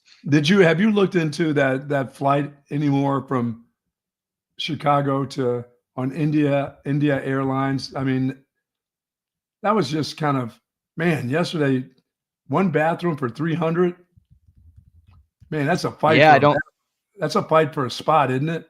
The only update I saw from that Air India flight that was forced to turn around 5 hours in was the toilets were clogged, and apparently passengers were trying to flush plastic bags, rags, and clothes. What? They're trying to put clothes in the toilet? Yeah. That doesn't work. And rags? And plastic bags? Or did they think it was gonna suck all the gunk out? It's almost like they wanted the plane to turn around. Wow. That is bizarre. Like, don't they have a trash can right next to the... They do. And you could obviously give it to one of the steward walking around with trash bags too, don't you? I know one. If I was one of the 300 and had to go, I'd be crapping in the trash thing. The little tin thing you push down, I'd be sitting up on that bad boy. God, yeah, the toilets were unserviceable, so they decided to return to Chicago for passenger comfort and safety. Again, it was a flight from Chicago to India. The plane was near Greenland when it turned around. Spent a total of 10 hours in the air before landing back at O'Hare International Airport in Chicago.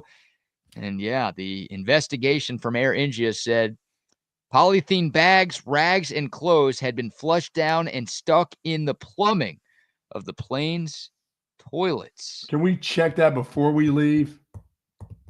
Maybe they did. Yeah, it's 5 hours into the flight, so there was enough time to stick your T-shirt down the toilet. What's the point?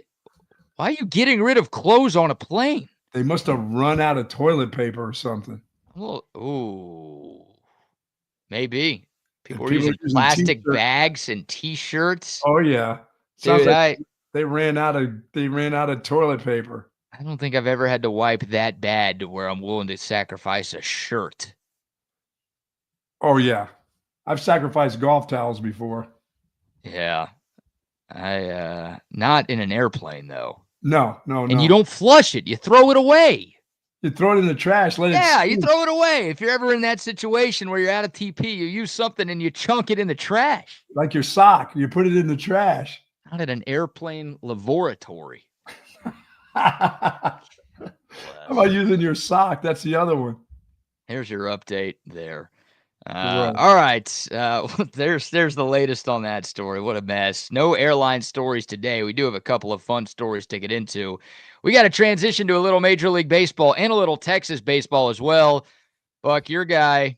Yeah. You needed him yesterday. Today. The little guy's not very happy. You needed him yesterday.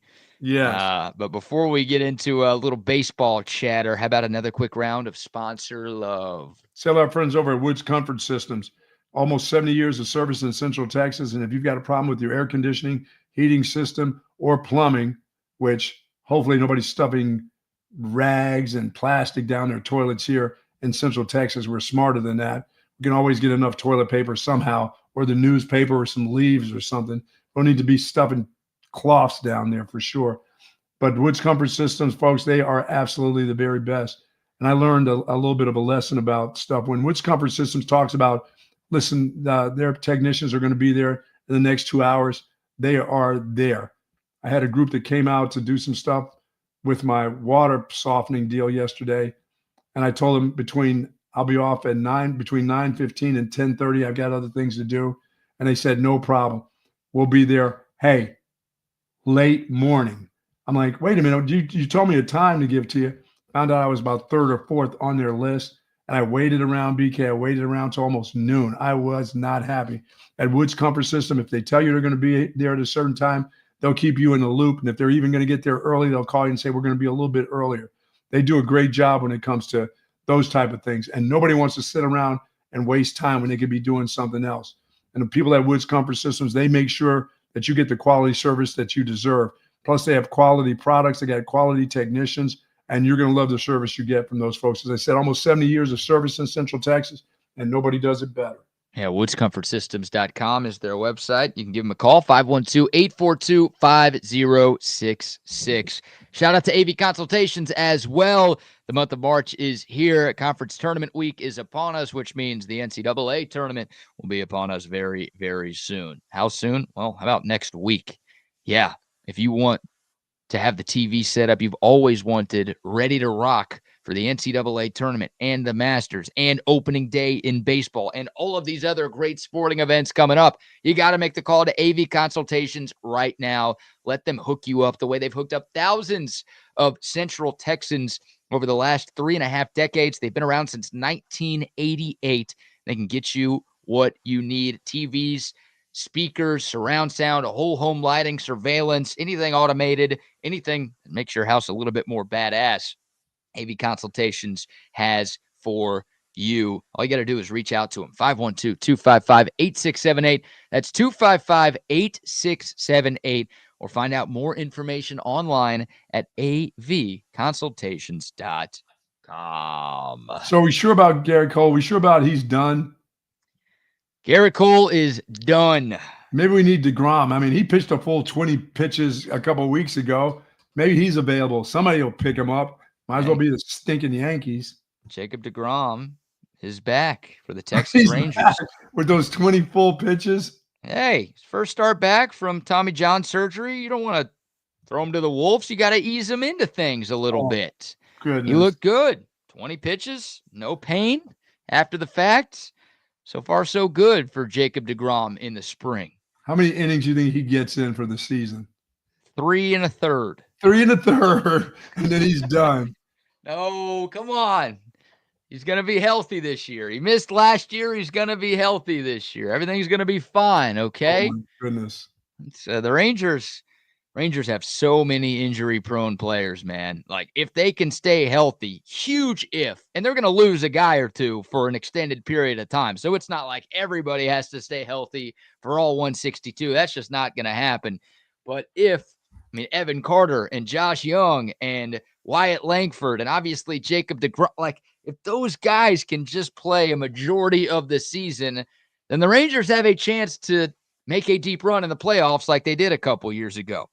I don't know if I could say win the World Series because I don't know if anybody outside of the Dodgers is going to win the World Series this year. But the Rangers have a lot of talent. I thought they had a very good offseason. They've got a shot, if they stay just marginally healthy, to make some noise again and bounce back from a very disappointing 2024. But your Yankees, Buck, the winners of the AL pennant, suffered a big blow yesterday when they announced that Garrett Cole is going to need Tommy John surgery and he will miss the entirety of the 2025 season. Yeah, that's a blow right there now. Yeah, he's coming off a great year. And look, he's not the reason the Yankees lost the World Series. He was really good in both of his starts. The Yankees actually lost both of those games, but it wasn't because Garrett Cole didn't get the job done. He was magnificent. But yeah, and your Yankees have other good pitchers. Max Fried coming in is good. Carlos Rodon is pretty good.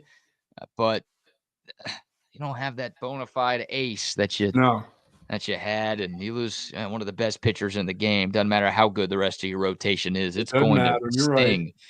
Right. And that's bad. So what do you think? You closing the door on your Yankees already? No. Regular season, Aaron Judge, 63 home runs. It's all good.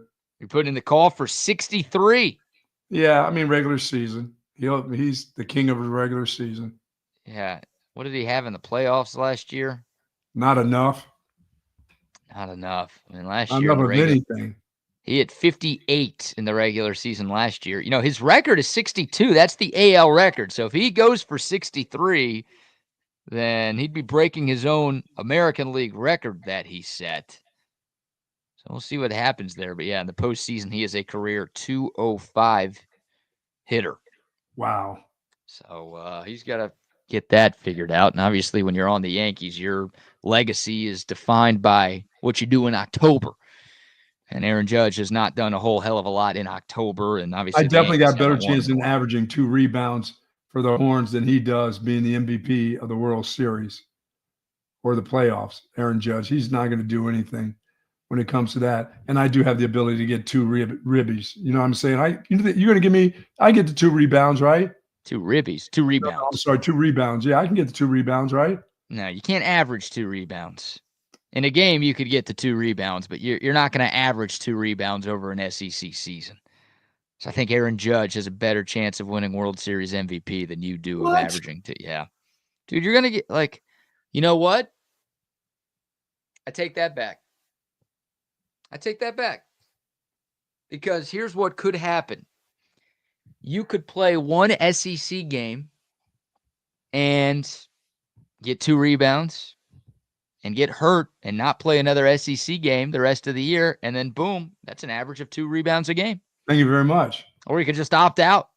You could really pull the rug out from under me. Just play. It wouldn't matter if I was playing against Auburn or Alabama or Vandy coming up. I'd get my 2 rebounds. Yeah, okay. Yeah, would love to see you against Janai Broom on the low block. Good luck with that one, guy. I get more than Clark Kent does, believe me. I'd scramble on that ground, get it off to my teammate, and then hustle to the bench, take a couple minutes off, come back in for the next ball that came off, kind of wonky off of the What is this, hockey? There's no, like, open subs? You can't just, like, get a rebound and then go check out of the game. You got to run back and go play defense. I'll use one of Rodney Terry's timeouts. What's he going to use it for? What's he going to do with it? To complain to the refs a little bit more. What's he going to do with the timeout? Give me another guard to bring it up. Yeah. You notice I said that I could bring it up half court. Yeah. Hey, speaking of Major League Baseball, by the way, I think you might have a better chance of breaking a full court press than Jordan Pope, actually. So I would like to see that. I am terrified that that's all Vanderbilt's going to do tomorrow is just my goodness, pressure Jordan Pope and Julian Larry into oblivion. They're going to pressure those dudes right from the start. Like, if you want Texas to make the tournament, the hope is that Vanderbilt just doesn't try that hard because they're already into the NCAA tournament. Like, they're playing for seeding, I guess.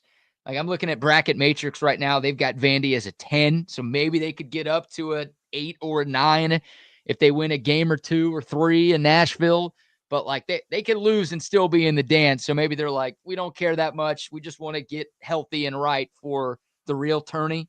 Yeah, except for that's like at their home base. They don't want to look crappy. Yeah, I get, and they're playing Texas too. John Calipari has been open at times about not giving a crap about the conference tournament. And it hasn't really worked for him because he doesn't win in the NCAA tournament anymore. I think he won 1 tourney game in his last 5 years in Lexington. That's a big part of why he's at Arkansas right now. So some coaches are like pretty open about not caring too much, but I mean, they're going to try tomorrow, the right? First-year coach there who's having a great year. Try. Yeah, I think so. So you hope it's like just a subconscious thing where Vanderbilt's like, we don't really need this that much. Because that dude's looking to get out of there anyway. Yeah. There's other people looking at him. Well, look at Mississippi State, right? Like, OU was desperate. You lost to them. When you played Arkansas, they were desperate. You lost to them. When you played Georgia, they were desperate. You lost to them. Yeah. The one good win Texas basketball has, really the one win they've got as of late, was against a team that was already in the tournament in Mississippi State. That, like, again, was playing for seeding, but they were already set in the dance in the field of 68 when that game went down. You're right. Maybe, I don't know. I don't even know if I want Texas to win tomorrow. I'll be honest with y'all. I don't even know. Because then I got to watch another Texas basketball game. And it's the hope. It's the hope that kills you, Ted Lasso. It's the hope that kills you. Yeah, this deal is already a done deal. I felt that way from before that this has already been done. So they're not going very far. If they win 1, they're not winning 2. In Nashville or in real tourney? In Nashville, I don't believe. Yeah, I mean, if they beat Vandy, they get A&M on Thursday. They already beat them once. The A&M's playing pretty good right now. Yeah, like A&M's going to be favored. I would pick A&M to win that game, but they did already beat them. They did already beat them once.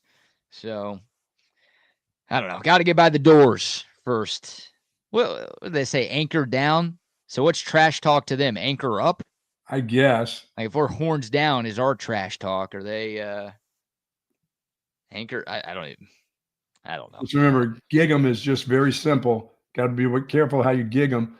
No, you know, your face, it's all had your expression in your face too. They want you smiling. That was the funniest thing ever. That's why A&M sucks at sports. They're not gigging them right, Buck. Yeah, they're breaking down their gig 'em sign, really. All right, you're going to get a kick out of this next story. It is baseball related. Okay.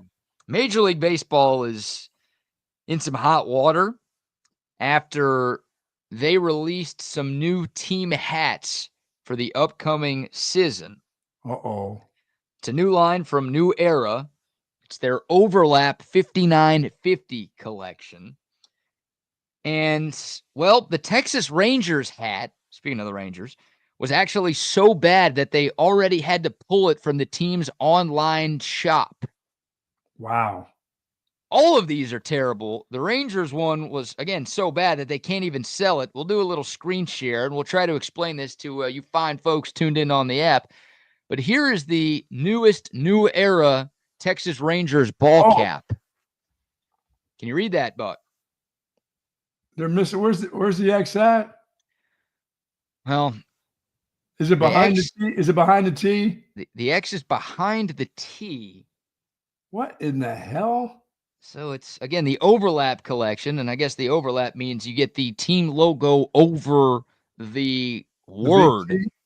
Yeah, so you've got the Rangers block T appearing on the team's cap, superimposed over the middle X on the Block Texas logo that usually appears on the front of the Rangers jerseys. Yeah, but that's going to screw up the kids in the car line right there, the spelling.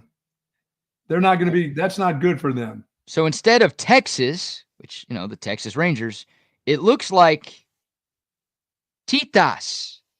Yeah. Buck, that translates to tits. Titas is literally the Spanish word for tits. Yeah. Okay. Maybe the kids in the car line do want it. Oh my God. I'm so mad that I can't buy one of these. I wish I had seen this before this went viral and they removed it from the website, because I would have bought 10 of these. Of course you would have. Are you kidding me? My favorite baseball team, my favorite female body part. What a combo. The Titas. Like this. I mean, who would come up with that? I mean, that's bad weed.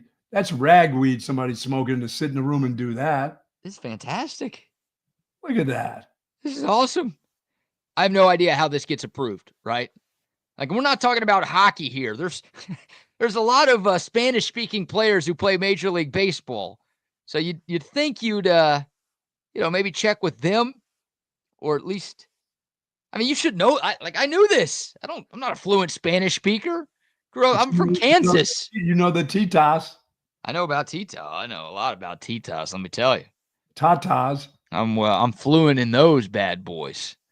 Yeah, you're all about Tata sauce, so I know you are too. But this is like, what are we doing here? New Era? Titas? All these kids. All these kids. But that wasn't the only one. Now, that was the worst one. We've got a few more. We'll show you the Astros cap right now with the H superimposed over the word Astros, so it looks like ass hose. That one, I think, is still available. So you Stros fans, if you want, or you don't have to be a Stros fan. If you're just a fan of ass hose, then you can, I believe, buy one of these on Astros.com right now. These are bad ideas. These aren't good ideas. They look like shit. Like, it's not just like the words you get from this bit. Like, they don't even look good. I wouldn't want to rock these even if there was no ulterior motive or vulgar word underneath. So there's your ass hose. Got 3 more of these I want to show, believe it or not. The Yankees aren't involved in this. They are, but theirs is, you don't get anything funny from them. It just looks stupid. Instead of Arizona, we've got the Arianas. So I wonder if Ariana Grande is going to be catching for the D-bags this year. It's not even a good look. No, not a good look at all. There's the Arianas. 2 more here. We've got the Marlins. Wow. Instead of Miami, you get the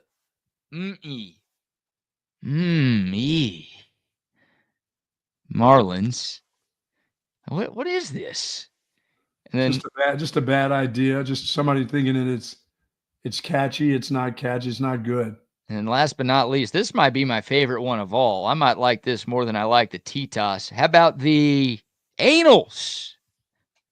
Very nice. The Los Angeles Anals of Anaheim. I guess it's Anaels. It's Anaels. So maybe I'm stretching a little bit with the Anals. There's a tip for kids. Maybe do some stretching before that, kids, or after that. But the Anals. Wow. Very, very bad idea. Yeah, I love it. I'm going to check eBay after the show to see if I can get a T-Toss. How many are available? I mean, some people bought them online, I would think, before they got pulled. They're going to be very expensive. They're probably like $40-50 from MLB Shop, but now on eBay, it's probably going to be like $100 right now to get the T-Toss hat. Man, oh man. I'm going to show you one more from a few years ago while we're talking about pretty funny baseball caps.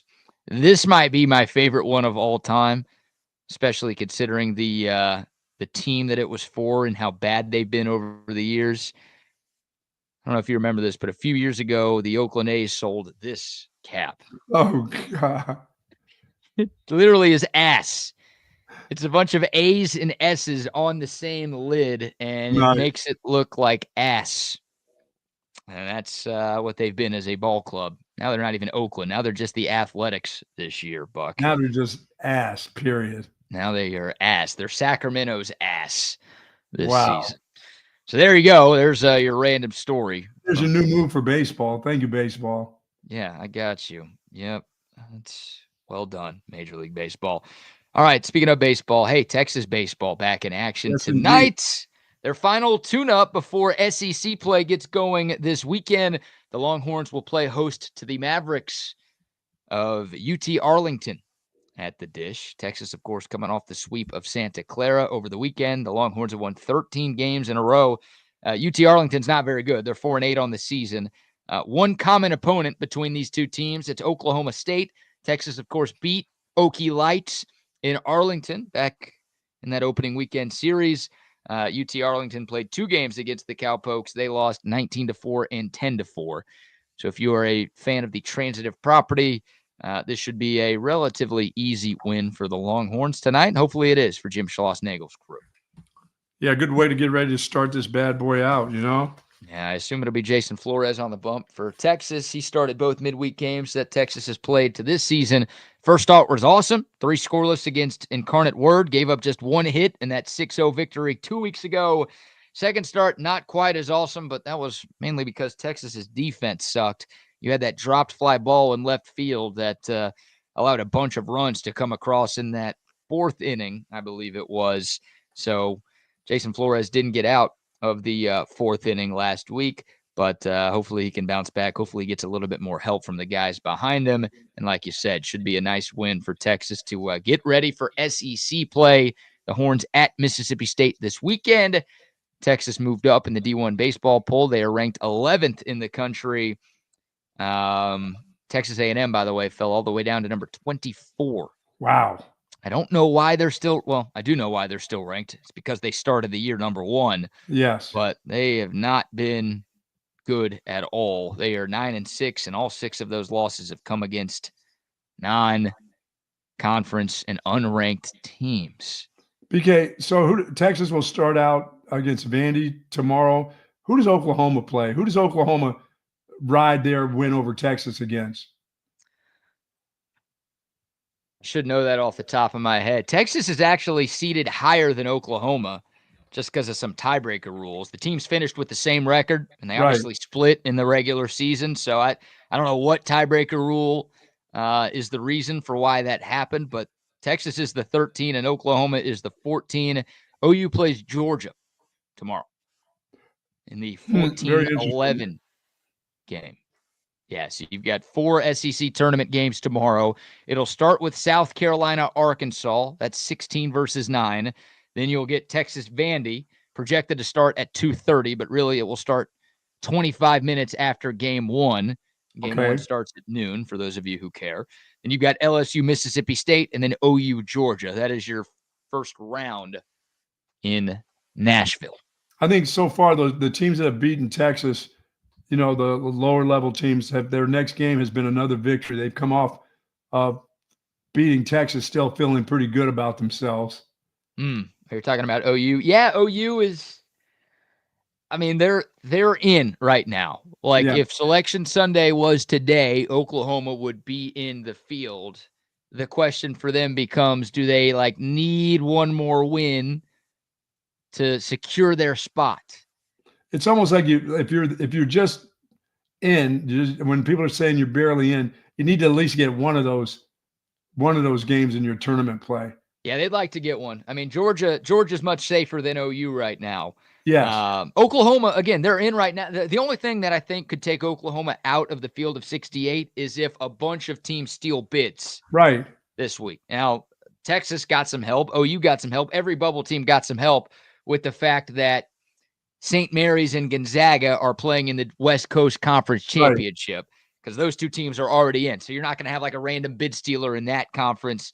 There's a lot more teams that could steal bids over these next few days.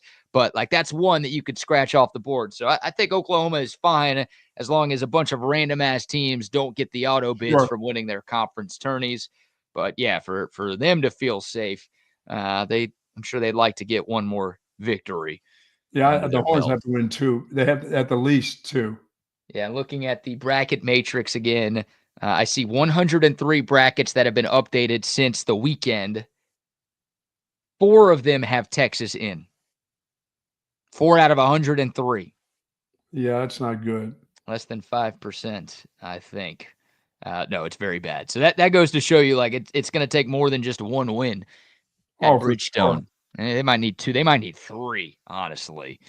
By the way, all SEC honors were announced yesterday. Speaking of Texas basketball, one Longhorn made the cut. That would be Trey Johnson, who was named Freshman of the Year in the conference. He was named to the All-Freshman team, and he was also named to the All-SEC second team. Wow. Nobody else got any recognition for the 3 All-Conference teams or the All-Defensive team. Don't think I can argue too much against that. No. Nobody else deserved it. I think Trey Johnson should have been a first-teamer, for the record. The first team was Janai Broom, who was Player of the Year in the league. Walter Clayton Jr. at Florida, Wade Taylor IV at A&M, Mark Sears at Alabama, and Zakai Ziegler at Tennessee, who's just that guy is not a first-team all-conference player for me. Yeah, he was kind of up and down, but when he was up, he's big time up. Well, he's a smart player. He's a senior. He was Defensive Player of the Year in the conference. He does a lot of things really well, but he's such a liability as a scorer and as a shooter that I can't put that guy in over Trey Johnson. And I'd probably put Colin Murray Boyles at South Carolina ahead of him. There's a couple of guys that I think should have been over Zakai Ziegler there, but good for Trey and more pain for Texas basketball fans because it's you had a really good player and you couldn't even make the tournament with him. Wasted. Yeah, that's going to be. I think that's tough sledding tomorrow against Vandy. Like I said, a home game in Nashville. Forget about it. Forget about it. Yeah, I don't think the Horns. I think this is, like I said, I think this has been a done deal. I think this is move forward with a new coach here very shortly, or it's already been in the works. I think it's been in the works. Yeah. It's just when do they make the announcement? And obviously you wonder about a potential NIT opportunity in the past. I mean, hell, Texas accepted a CBI berth a decade and a half ago. So I would think they'd accept an NIT bid or invitation, whatever. But obviously if they don't have a coach, they won't. So I think they'll let Rodney Terry coach in the NIT, just let him finish out the season. I don't think he could save his job with any NIT stuff. But obviously you wonder, all right, if CDC is as soon as we lose in the SEC tournament and as soon as Selection Sunday goes down and our name isn't called, if he makes the move right then and there will be no NIT for Texas. Yeah, Trey's liable to leave himself. You know, they go to NIT, he's liable to say, no, I'm done. Yeah, there's not much benefit to Trey. Like, it is more good things he could put on film, but he's got a risk of getting hurt and a risk of, I guess, putting bad stuff on tape too. I wouldn't blame him if he mailed it in. Yeah, he may mail it in. Once this is done, he may just say, no, I'm not playing CIB, PFJ, NIT. I'm not doing any of that. I'm done. You say PF Chang's? PFJ. No, he's not doing any. He's done. He'll be done. JCC, YMCA, CBI, NIT, CIT. Nothing. He's done. CYO League, Amtrak League. No, he's gone. What about the Unrivaled League? No. He's not playing any more basketball. I don't believe. You're not watching the Unrivaled League? I've not seen any of that. You know what that is? No, is that what league is that? Where's that from? Come on, you're the Title IX fan. Oh, that's Title IX Tuesday. That's that ladies group again. No, that's your that's I'm your watching ladies. NCAA college women's basketball tournament. I'm gonna be watching that. Yeah, I will be too. Yeah, but I'm not watching anything else. It's You just gotta like you're gonna watch the men's tournament, aren't you? Yeah, well, I'm not watching spring football. Oh, well, yeah, none of us are. Oh no, you're watching it because sorry, I thought you meant like Texas spring game. Sorry. No, the professional league. Yeah, I'll check in from time to time because I got a bet. I know you got to keep that going. Yeah, like that's really the only reason why. It's not very entertaining, but the cousin can make some coin off of it. So yeah, you want to watch Quinn Ewers play. You think Quinn Ewers is going to the spring league? Oh, you don't think he's going to get breaking news here? Oh no, he's got to keep playing.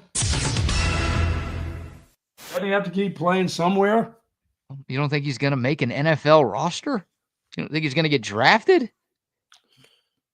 Yeah, he'll get drafted. He's going in the 3rd round. Very different than what you just said, him playing in the spring league. Yeah, but if he feels like he's not going to be a starter, he needs to get out there and get some more games under his belt, work in the pocket.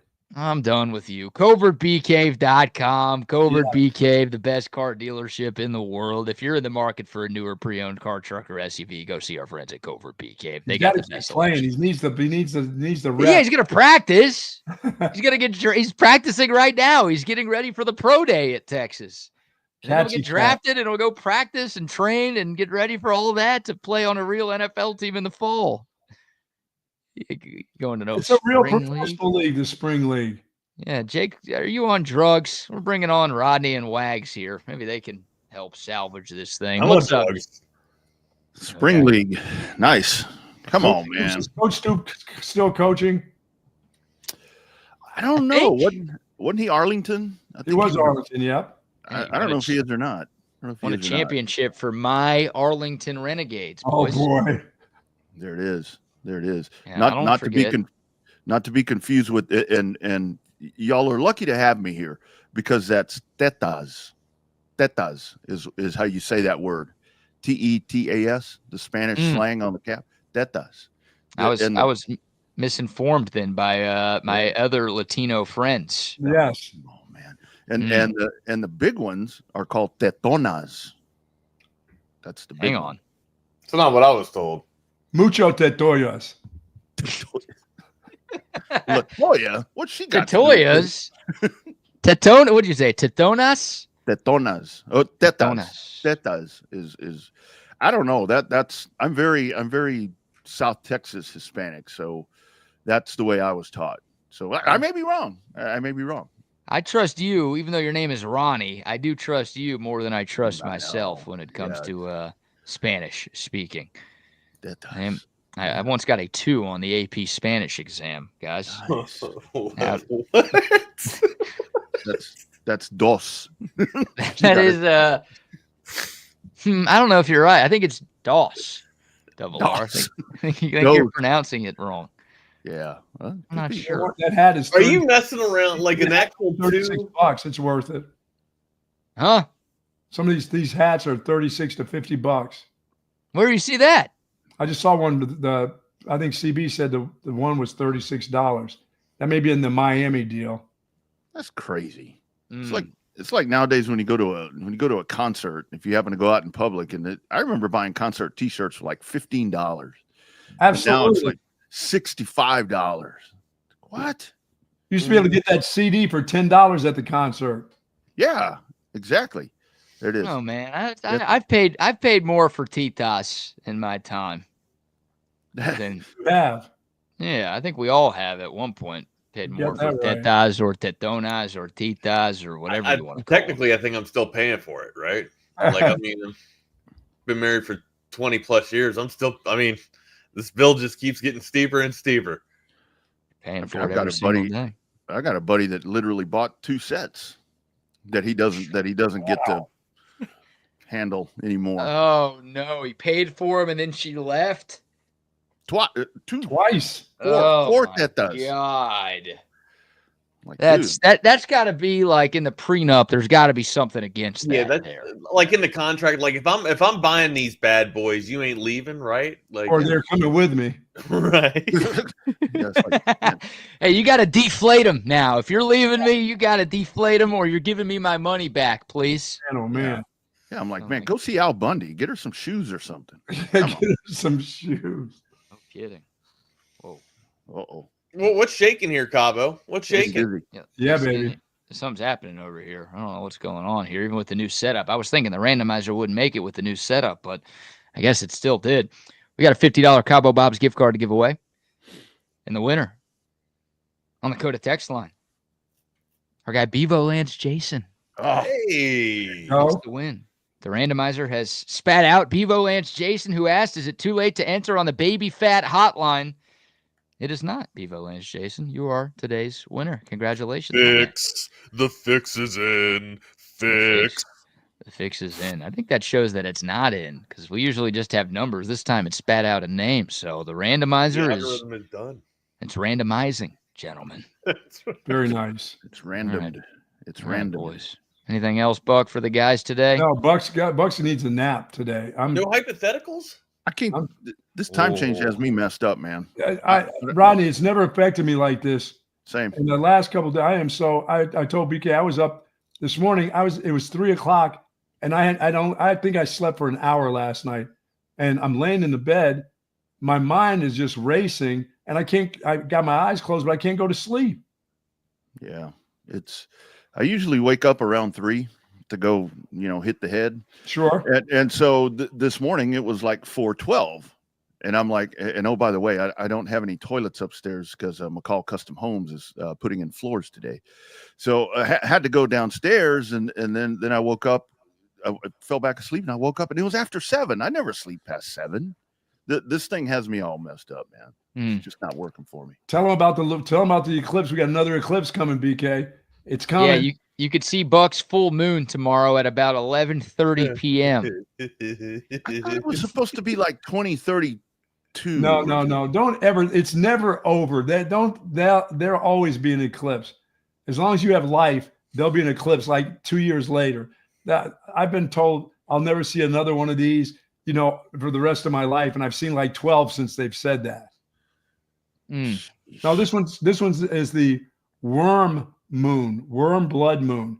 The worms are coming out now for the spring. Don't they? Big in the Farmer's Almanac, Rodney. Look in the Farmer's Almanac. This is a big day coming up.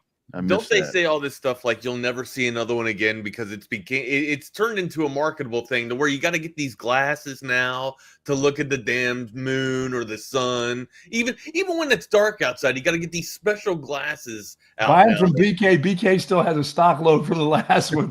He has overstock. He's got them right there. He's got them. They're everywhere in his apartment. You can't see polarizing lenses for night. Yeah, how are you guys? Yeah, I always love how those are supposed to protect you and be so powerful, but they're made out of cheap paper and plastic. Oh yeah, I got mine's at Chevron. Red, white, ready. These are still in the bag. They're even. I don't know where mine went. They're legit. They're mint. I'm selling those things for $50 for Wednesday. Jesus. Jeez. I may howl at the moon. I may go naked outside. It's a nighttime deal. I may just go out there. I know I'm going to plant something, Rodney. I'm pulling something out of the ground and replacing it to see if I can get it going. When is this? Tomorrow? Leaning with the Tomorrow. Tomorrow. Is it around 2:30 when the Longhorns play? Yeah. No, it's a night deal. Oh, it's at night. It's at night. The moon will be full. The new moon is supposed to be full. And it's supposed to be an orange moon, burnt orange moon. Okay. Well, not the harvest moon. Don't get it mixed up with the harvest moon. Instead of lighting the tower, we're lighting the moon for Texas's first round exit in the SEC tournament. There it is. That's what it is. All right, boyos. Boys, listen, have a good one. Take care, Buck. Take care. See you guys. Be good. What's up, partner? How are you, sir? Hi, buddy. How you doing? Just all right, man. Just kind of hanging out, man. I'm serious. This time change is really kind of it doesn't usually bother me. What's throwing you off about it? What's so wild about it? It's like, I don't know, for some reason I wake up, like Bucky was saying, I wake up at night and I feel lost. I think it's a mental thing. I got to go to a doctor's appointment later. You think it's age at all? Senility? You slipping into senility at all? It could be. It could very well. A little young be. for you, buddy. What's that? It's a little young for you to be slipping into senility. Yeah. I don't know. Maybe it's a travel. I don't know. But yeah, it's just been a little. Like I said earlier, dude, I woke up and it was like 7:17, and I'm like in panic mode. You know, I feel like I'm late for work or I'm late for an appointment or whatever. I never sleep that late. Never sleep that late. I don't know what the hell it's all about, man. You were able to calm yourself down. I mean, you didn't miss anything, though, right? No, I mean this. But I don't know. Plenty of time. Just out of routine, you know what I mean? It was right. Like, I got to text my buddy Wags this morning, tell him good morning. I don't know. Make sure he's alive. Yeah, that's exactly right. That's exactly right. Man, so, I tell you what, I do feel alive. I've been I tell you what, it is time to cut this hair though, man. I think we're gonna be making a haircut here soon. Been going to the gym a little bit more frequently, right? But I did something that I usually don't do. I did the hot tub, but I also did a cold plunge. I've never done that. Did a cold. It sucked. It absolutely sucked. I got out, and I mean, of course, there's one guy that as soon as he got out, he jumped right back into the hot tub there. But I was thinking, how cold can this damn tub be? Just I don't see any ice in it or anything. Then you get in there, and there's something that's regulating the temperature that's making it like absolutely freezing cold to where when you submerge. I mean, it feels like pins and needles. You can start to feel like I don't know if it was just like a figment of my imagination, but I felt like I could start to feel the icicles on the legs, on the hair of my legs. Like it was that bad. It was, and then when you get out, of course, it says, take precautions and you're supposed to naturally kind of warm up.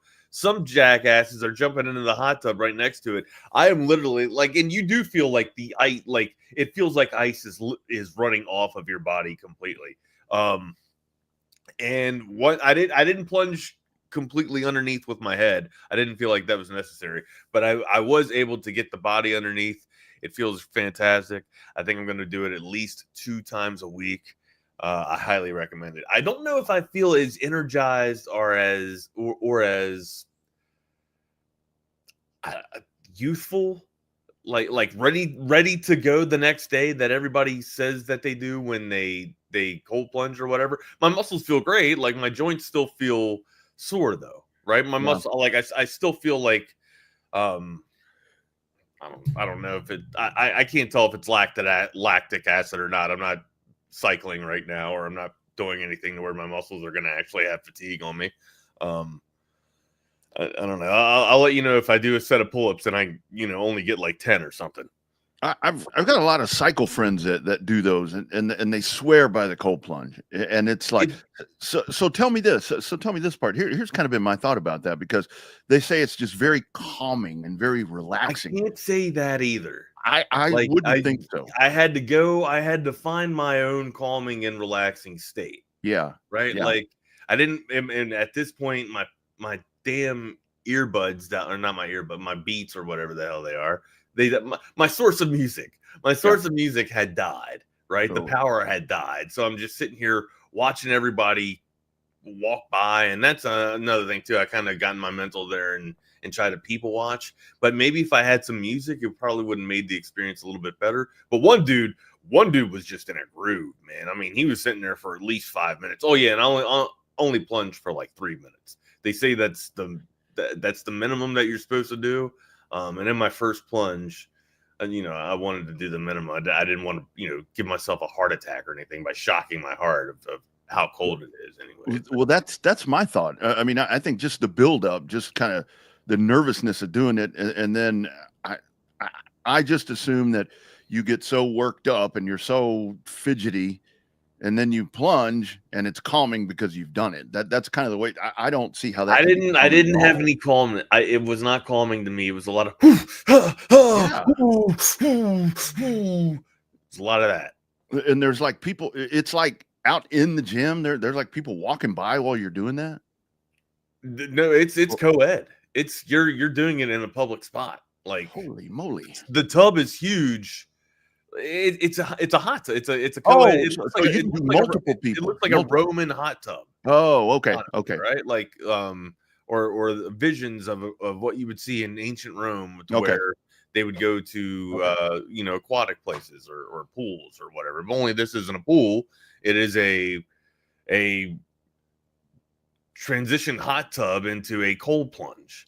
Yeah, it used to be a hot tub. They used to have 2 hot tubs. Now they have a cold plunge, and now they have a hot tub. So it makes sense. But now there's a lot more people in the hot tub instead of the cold plunge. Which the Coda text line 222-9328 asks you, Wags, after the cold plunge, how long does it take for the micro penis to go away?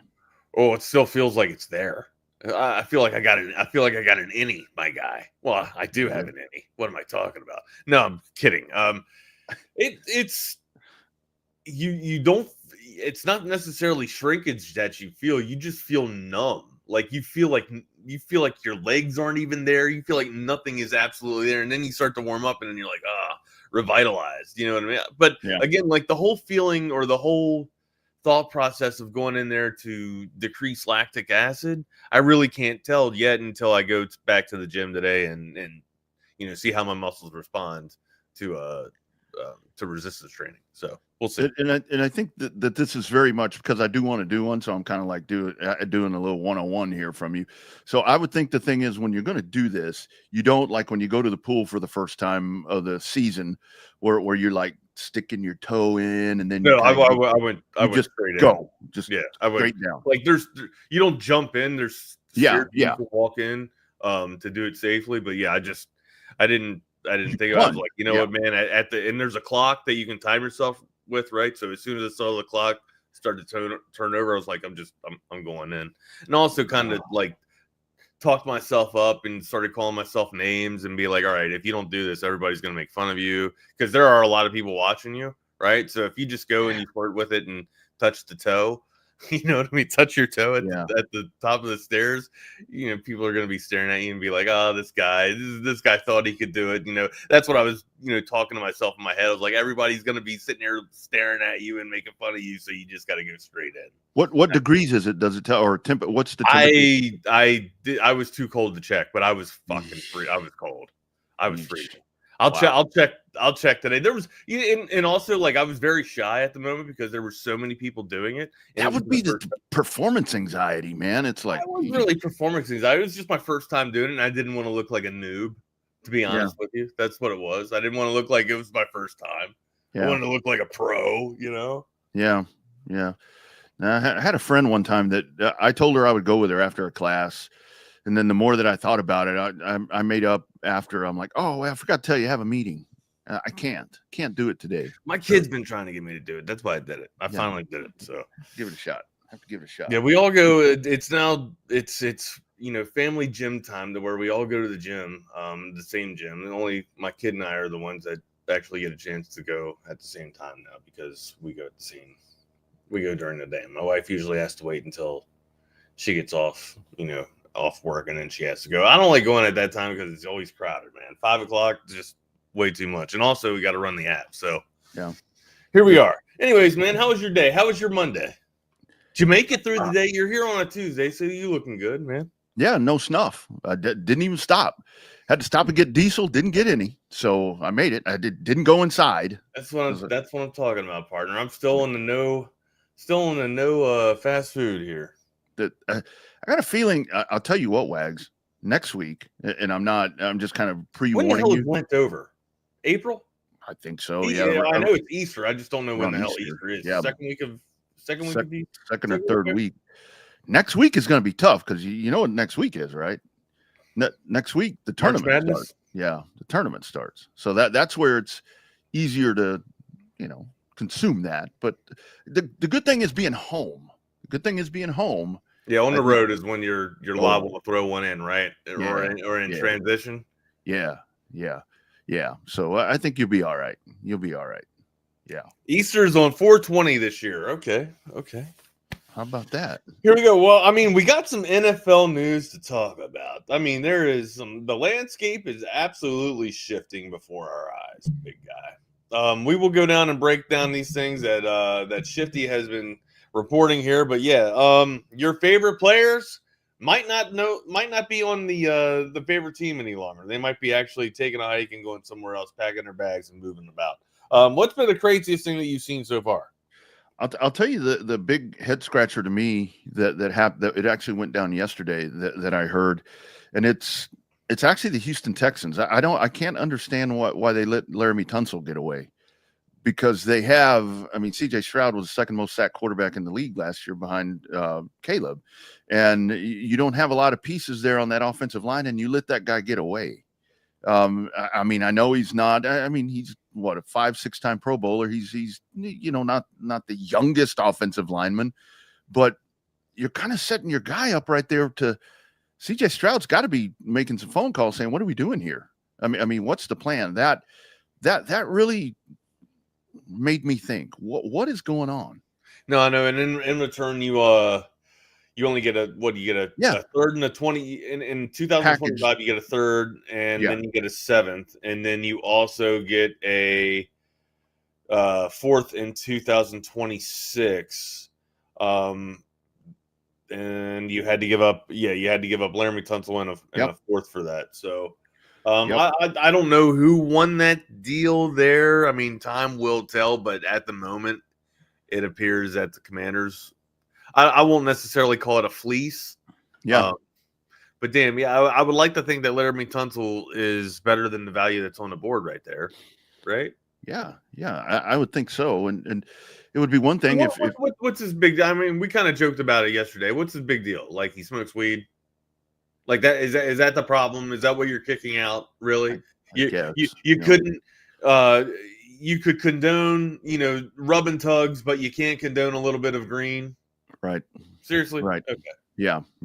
And that's where, with this deal here with the Texans, you look at a couple of, Minnesota. I know Minnesota lost the quarterback. We'll talk about that, but Minnesota, they had a problem on the offensive line. They've actively gone out. They have signed 2 offensive linemen, and you look at, different teams around the league that are actively addressing that have that problem. But Chicago's done a tremendous job. I think working on that offensive line there, that's something that Ben Johnson, the Bears coach, not our head coach, is he doesn't want his quarterback getting sacked the way he did last year, understandably. But for Houston, it's a head-scratching move, and Houston has rebuilt this organization. Do you think you actually don't think that this works for Texans at all? I don't know.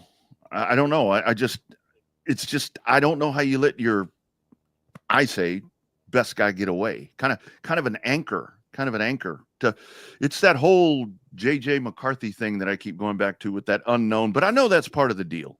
And if you're the Texans, conversely, looking at it the other way, you got to be looking forward. I do see, he highly penalized.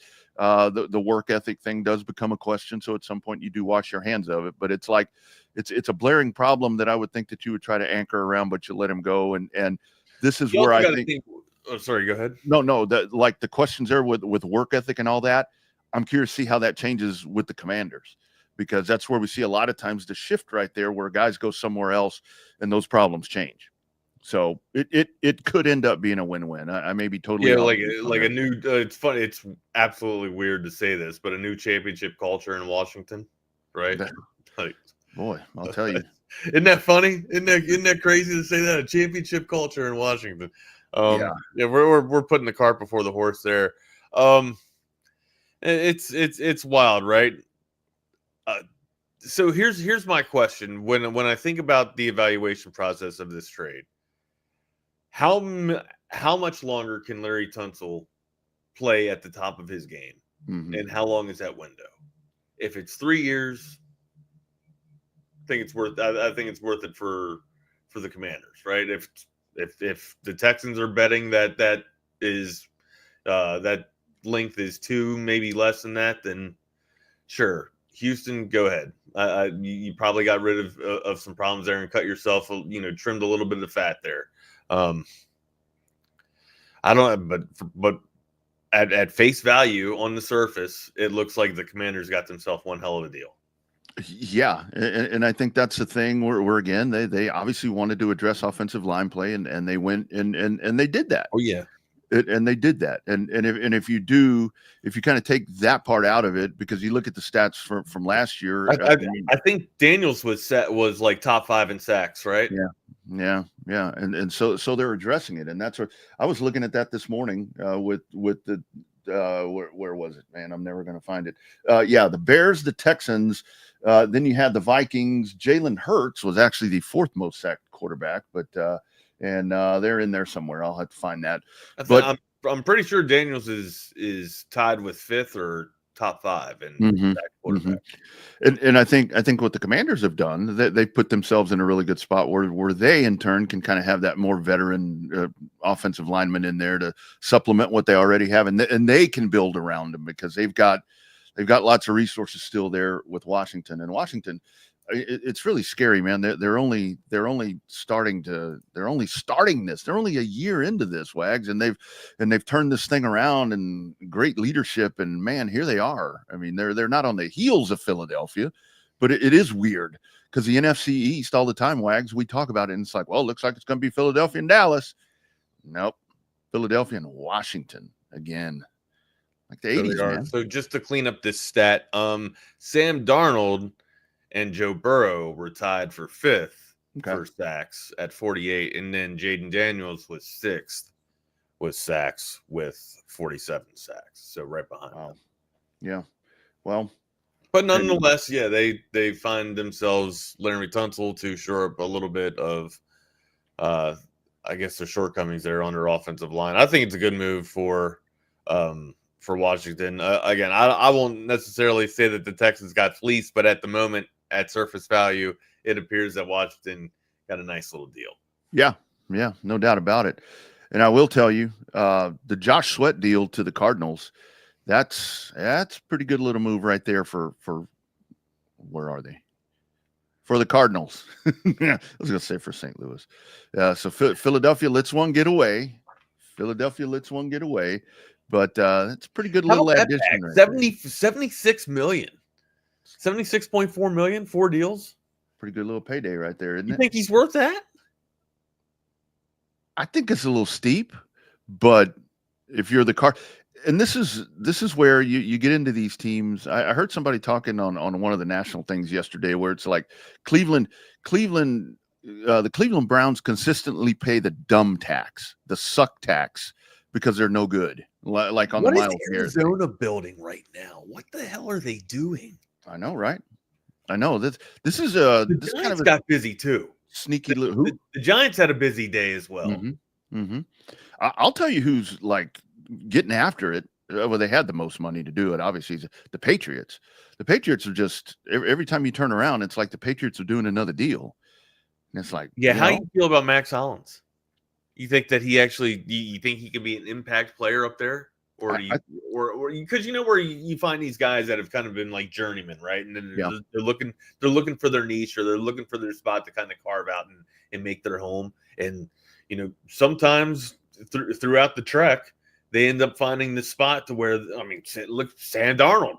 Yeah. Hell, Sam Darnold. I think all the pieces have to come together. Have enough pieces settled in New England hell, and under seemingly it would be under the guise of new coach Mike Vrabel, right? Does this all kind of align and come together for new talented or I guess journeymen to kind of make their new home kind of flourish?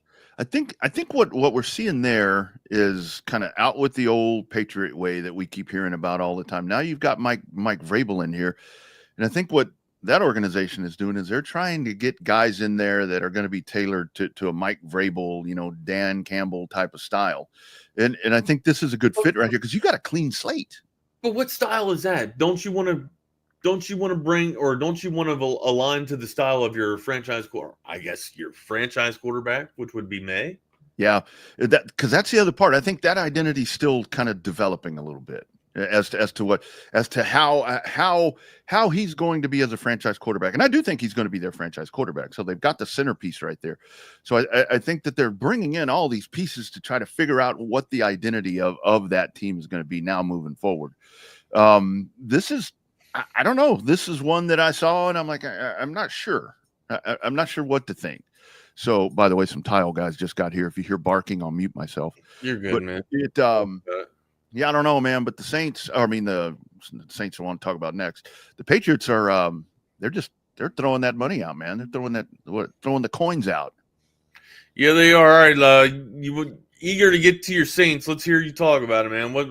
What's so breaking and bad about your Saints that you want to talk about there? Oh no, man. I just think the Chase Young deal that seems a little much, don't you think? What did he give? What did they give this dude? $15 million? 3-year, $51 million. And I'm like, okay, that's a lot of money. They're throwing around a lot of money. I thought the dude had more hype coming out of Ohio State than he has in his first 4 years in the league or first couple of years in the league. That's exactly my point. I mean, I don't know if he's he's been in here 4. Yeah. I don't know if he's like a, they were talking about Myles Garrett being a, community favorite and all these different things. I don't know how much that, but it's just, they spend a lot of money, the Saints, and it's not even 500 football a lot of times. So I just don't understand what the trajectory of that one is. They, are kind of getting to that point where I think they as well just kind of need a reset, Wags. You know what I mean? Kind of wipe start doing shit in pencil so you can erase it and start over. But that just seemed like a huge amount of money to pay for that dude. For a team that is not going to contend for their division, much less a conference championship. No, I'm with you. I just I did, besides Chase Young, I didn't see what all the Saints were trying to do there. Is that really all you got for the Saints? Is just the Chase Young? That's the only one I know of, but it's just that. It's just that big of a head scratcher. I mean, you were sitting here chomping at the bit to get the Saints. I thought you had something pressing. I was like, well, what the hell? All right. No. Maybe they're going to sign Aaron Rodgers. No, I don't know where the hell Aaron Rodgers is going to end up. I tell you it's getting stale, honestly. The whole Aaron Rodgers debacle. It's starting to turn into Brett Favre. It's kind of what we were talking about a little bit earlier ago. He's starting to kind of run himself out of the league, right? He's not a fun conversation, in my opinion.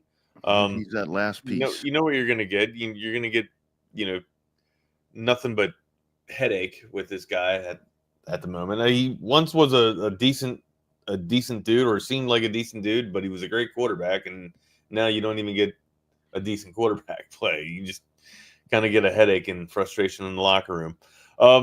Justin, talking about, the aforementioned Rodgers there, his team, the New York Jets, made a splash yesterday, and I guess they find themselves their next quarterback or their next guy, their signal caller to hang the blame, if you will, or maybe the Jets are kind of changing the culture there like Washington did, a la 2025. Your thoughts? I like this trade, dude. I really, for Justin Fields, I'm not going to say I'm a Justin Fields fan, but it's just been the last couple of years of watching everything that went on in Chicago and then going to Pittsburgh. I'm finally glad. I mean, even though it's with the Jets, that he's going to have the opportunity to be the guy. You know, there was always something else, success or failure, whichever one. It's going to be pretty much on his shoulders, it seems like. Well, I say that. Who's the backup there? Tyrod Taylor? If Tyrod Taylor is still the backup there. I don't know if T-Mobile is still the backup. I thought they went out and got themselves.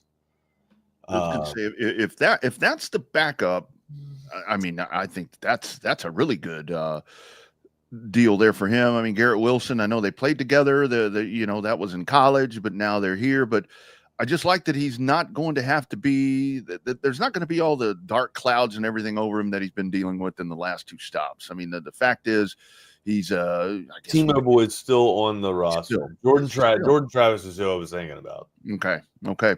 So that could be a deal right there where I'm assuming Justin Fields is going to step in here and be the number 1. And then you have the veteran there. So I think that this is that fresh start we talk about where you don't have all the outside stuff that you've had in all the other places. And you look, they can run the ball. You got Breece Hall. The defense was supposedly vaunted before the beginning of last year. You say they got Breece Hall. Has Breece Hall disappeared, or was the disappearance just because of Aaron Rodgers? I think that was a lot. I think it was a lot of number 8. I think it was a lot of number 8 and having Devontae Adams and what's his name? That's what I'm talking about, man. How do you make like the productivity that the Jets were thriving with? Yeah. The young, youthful, impactful productivity that they were having. Yeah. It just sputtered. It ceased to exist because 2 veterans wanted to come in and just play backyard football. That's it. And I think that what this is I think we see a resurgent running attack here from these guys, and with Garrett Wilson and Justin Fields, I think this actually may work out pretty damn good. McCall to Jacksonville, holy shit, that was another one too. Yeah, mm-hmm. Yeah. So I really like this. I really like this a lot for Justin Fields, and I do, man. I love it when somebody. I mean, the Sam Darnold thing last year, when you saw that dude, when he had been through whatever he'd been through with a couple of different other stops, and he's able to break out and have that season. That's good. I mean, I like that. I mean, he got paid. He didn't get paid what I thought he was going to get paid. We can talk about that later. But to me, this is a pretty good move, and the whole thing is 2 years, $40 million, 30 of that guaranteed. Hell. My whole thought with Justin Fields is, okay, where's he going to end up? Where's going to be the best spot? I think he actually probably found the best spot for himself. And hell, he got a pretty damn good payday out of it too. Yeah, not a bad bag, right? 30 million. 30 million, that's definitely coming. That's definitely going into your bank account. I'd take that. It makes the celebration in Dubai a little bit better. Of course, that's where you heard the news, and that's where I saw the flashings up on social media there, him celebrating. Yeah, he is the New York Jets' new signal caller there. And, what's this mean for Garrett Wilson? Yeah. I mean, it seems like the knock that I hear, and this is where Garrett Wilson would kind of factor into this. The knock that I've heard a few different times on Fields is that he holds the ball too long.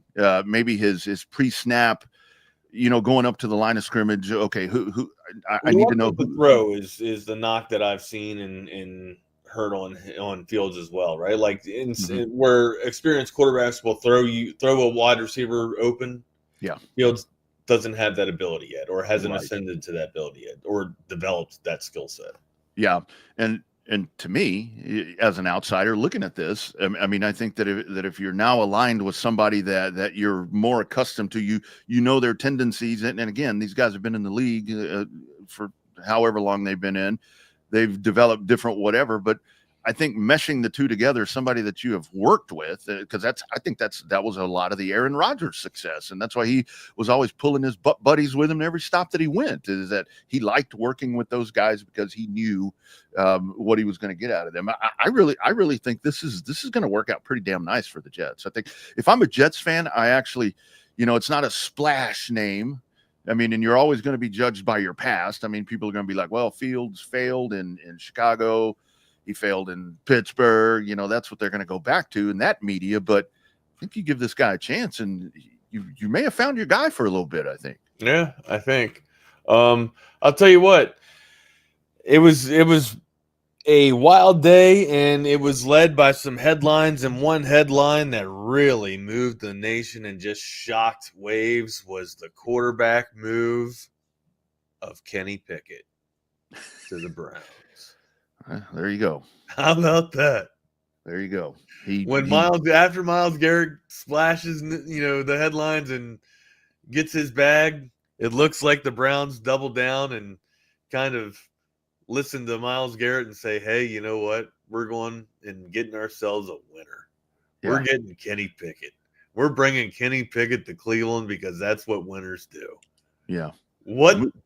Ronnie, what do you think about this move, my God? This is just Cleveland. This is just typical Cleveland. Now, this does it does kind of have the writing on the wall. Right? Maybe you bring in quarterback of Kenny Pickett's ilk, and then you draft a quarterback. It's not a la Kirk Cousins where you're giving him a crazy ass deal, like the Atlanta Falcons did, and then you're drafting Penix behind him. But it does feel like even though you get Penix probably isn't your franchise quarterback, right? Like, right. Or excuse me, not Penix, Pickett. Pickett's probably not your franchise quarterback. You're probably going to be taking a little bit of a gander into this draft. Yeah. We can talk about these guys like Sam Darnold that revived their career with Minnesota. You're not going to revive your career with Cleveland. And don't just throw the quotes on Minnesota. I mean, we got to talk about the offensive firepower with Minnesota, right? Yeah. That's kind of why Sam Darnold revitalized his career or reinvigorated his career with Minnesota. What pieces? Browns got Judy. Now Judy was a high-end top performing fantasy football player. Yeah. That has to atone for something or account for something, right? Now, I could be absolutely wrong with the Browns ideology and bringing in Kenny Pickett and thinking that they're going to draft a rookie quarterback here. Maybe they trade out of that pick and gain some capital and build around Kenny Pickett. I think that's both of these storylines are a little bit crazy, but I think the rookie quarterback move seems to be the way to go with Kenny Pickett. Yeah, it was only fitting that on day one of this tampering thing, legal tampering, whatever they call it, that Cleveland makes this move for. It's just called an NFL free agency. That's what it's called now. Yeah, that on day one that you have this with Cleveland, and then the other laughing stock signs a long snapper again in the Dallas Cowboys, although they did get a running back. But yeah, if you're the Browns, I think what you're doing, I mean, you're bringing Kenny Pickett in, and you've got to be going the young route. I mean, if they don't draft a quarterback, and will that quarterback work out? I don't know. And this is where I'm curious with Cleveland. They have Kenny Pickett. If they draft a quarterback, Wags, are they going to throw the young dude in? Or I would hope that you have this guy right here. You have this target. Just roll him out.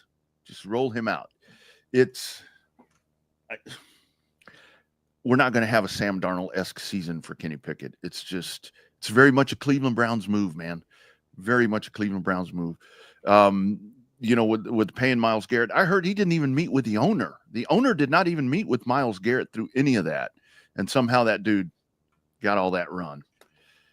What an organization. Well, yeah, I don't think you're going to bring in defensive end to consult, right, with your next franchise move or what you're going to do with the offense. No. When they were working out, when he was working his deal, when all of that, where I want to be traded and all that, I think he requested a meeting with the owner, and the owner couldn't. I was going to say that seems like a Myles Garrett move to not even meet with the owner, right? That to me, that sounds more like Myles Garrett is. Myles Garrett don't want to talk to anybody, just let the lawyer do the work. Yeah, exactly. And let the agent do the work. Yeah. So, Dorian Thompson-Robinson now over to the Eagles. But, big quarterback swap right there for Cleveland. Who did Dallas get for the running back there? Williams? Was it? Yeah, they picked up the dude from Denver. Denver, right? Is it Williams? Is Williams. that the guy I'm thinking about? Yeah, Williams. Javion Williams. I'm so impressed with him. I can't remember his first name, even though I kept saying it over and over last night, asking myself why. I guess this means it's the end of Rico Dowdle. And I had to I think they bring back Dowdle, right? It might be the end of some other people that are in that running back room. I think it's either going to be Rico Dowdle's going out the door, or you're gonna have Williams, and then you're gonna go get a young guy.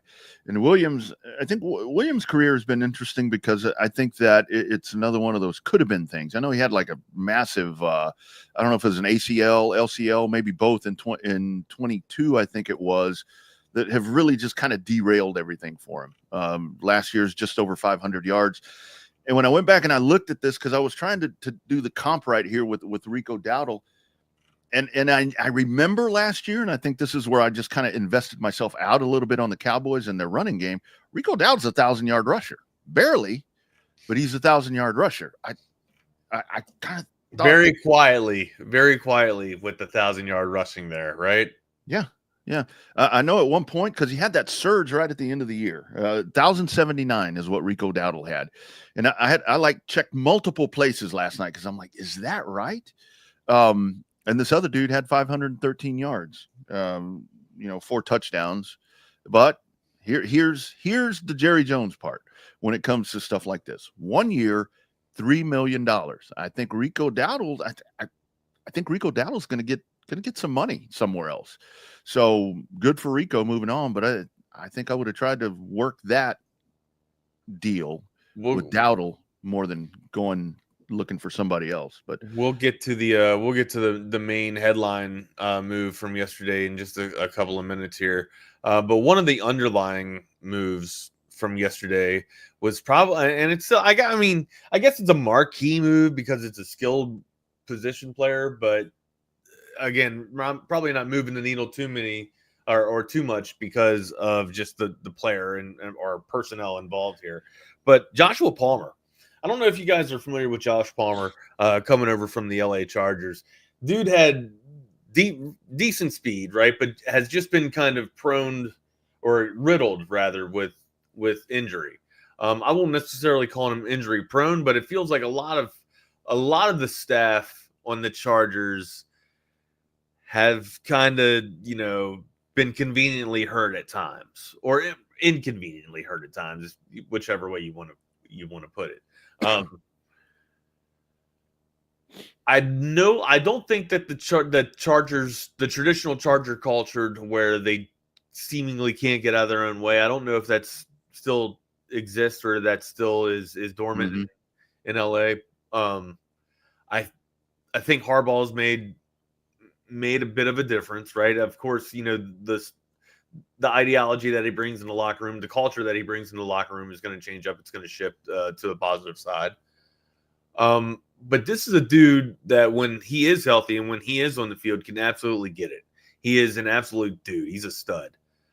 I think a change of scenery, linking him up with what's starting to build a decent wide receiver room, if Coop can continue to start to reinvigorate his career, or I guess.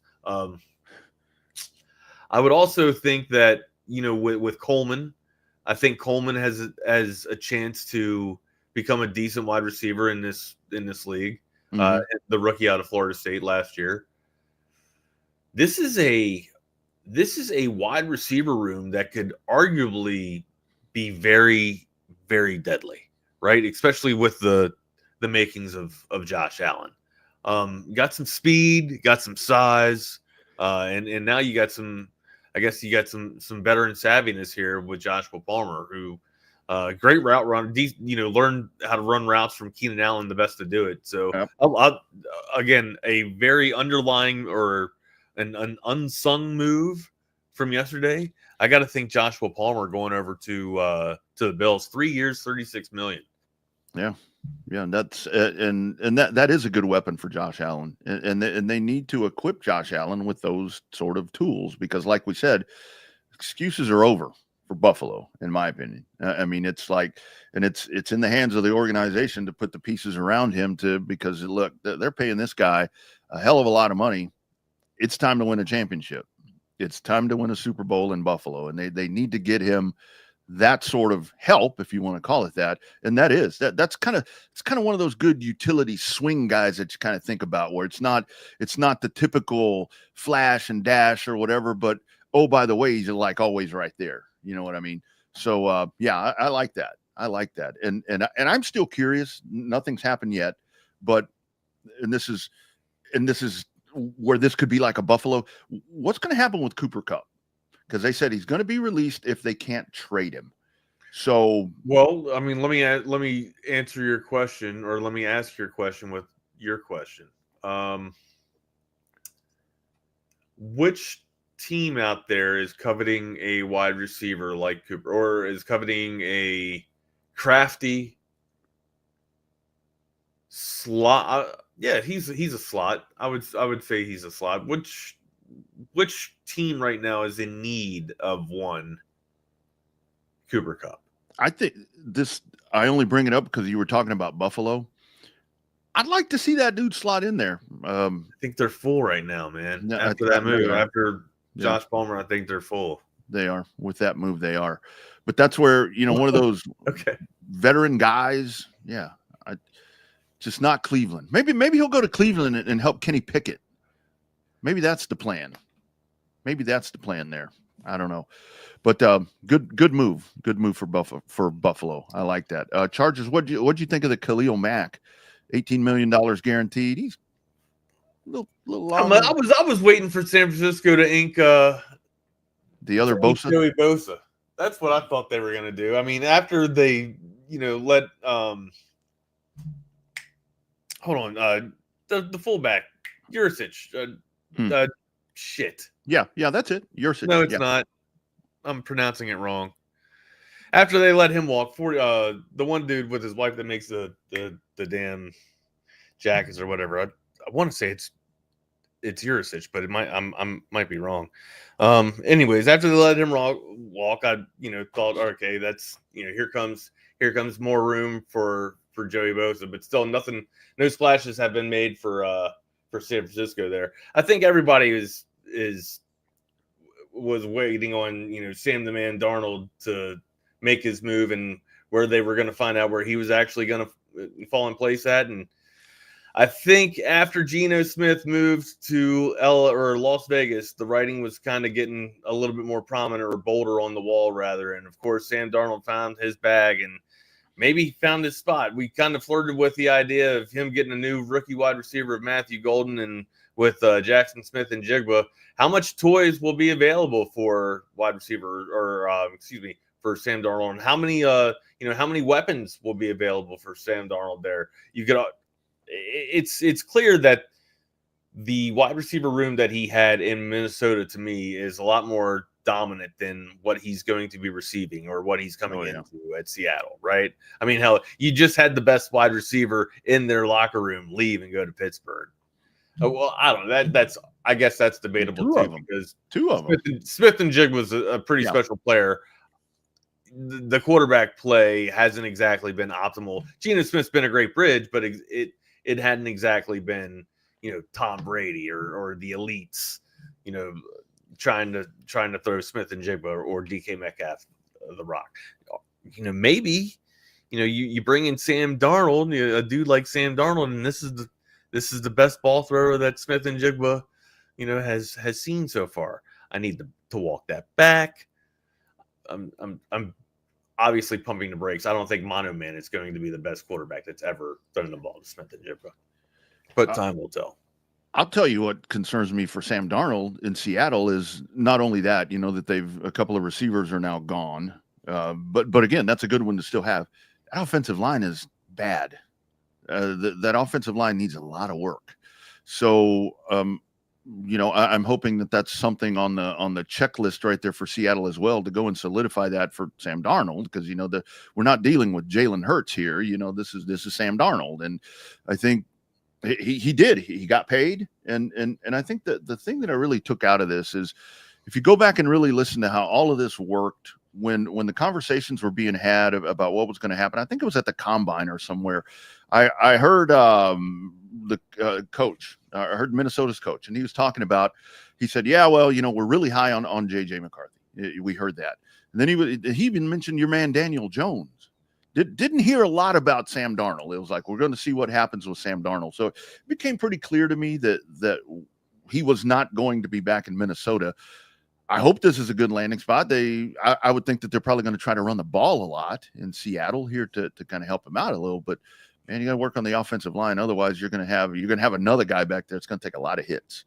It's going to take a shit ton of hits. But yeah, losing those toys that you're talking about, that's quite the change who he's going to be throwing footballs to. Realistic expectations for Darnold in Seattle in this upcoming year. I think Seattle may win 7 games. Jeez. Maybe along the lines of 6. I think they're very much in a new spot there. And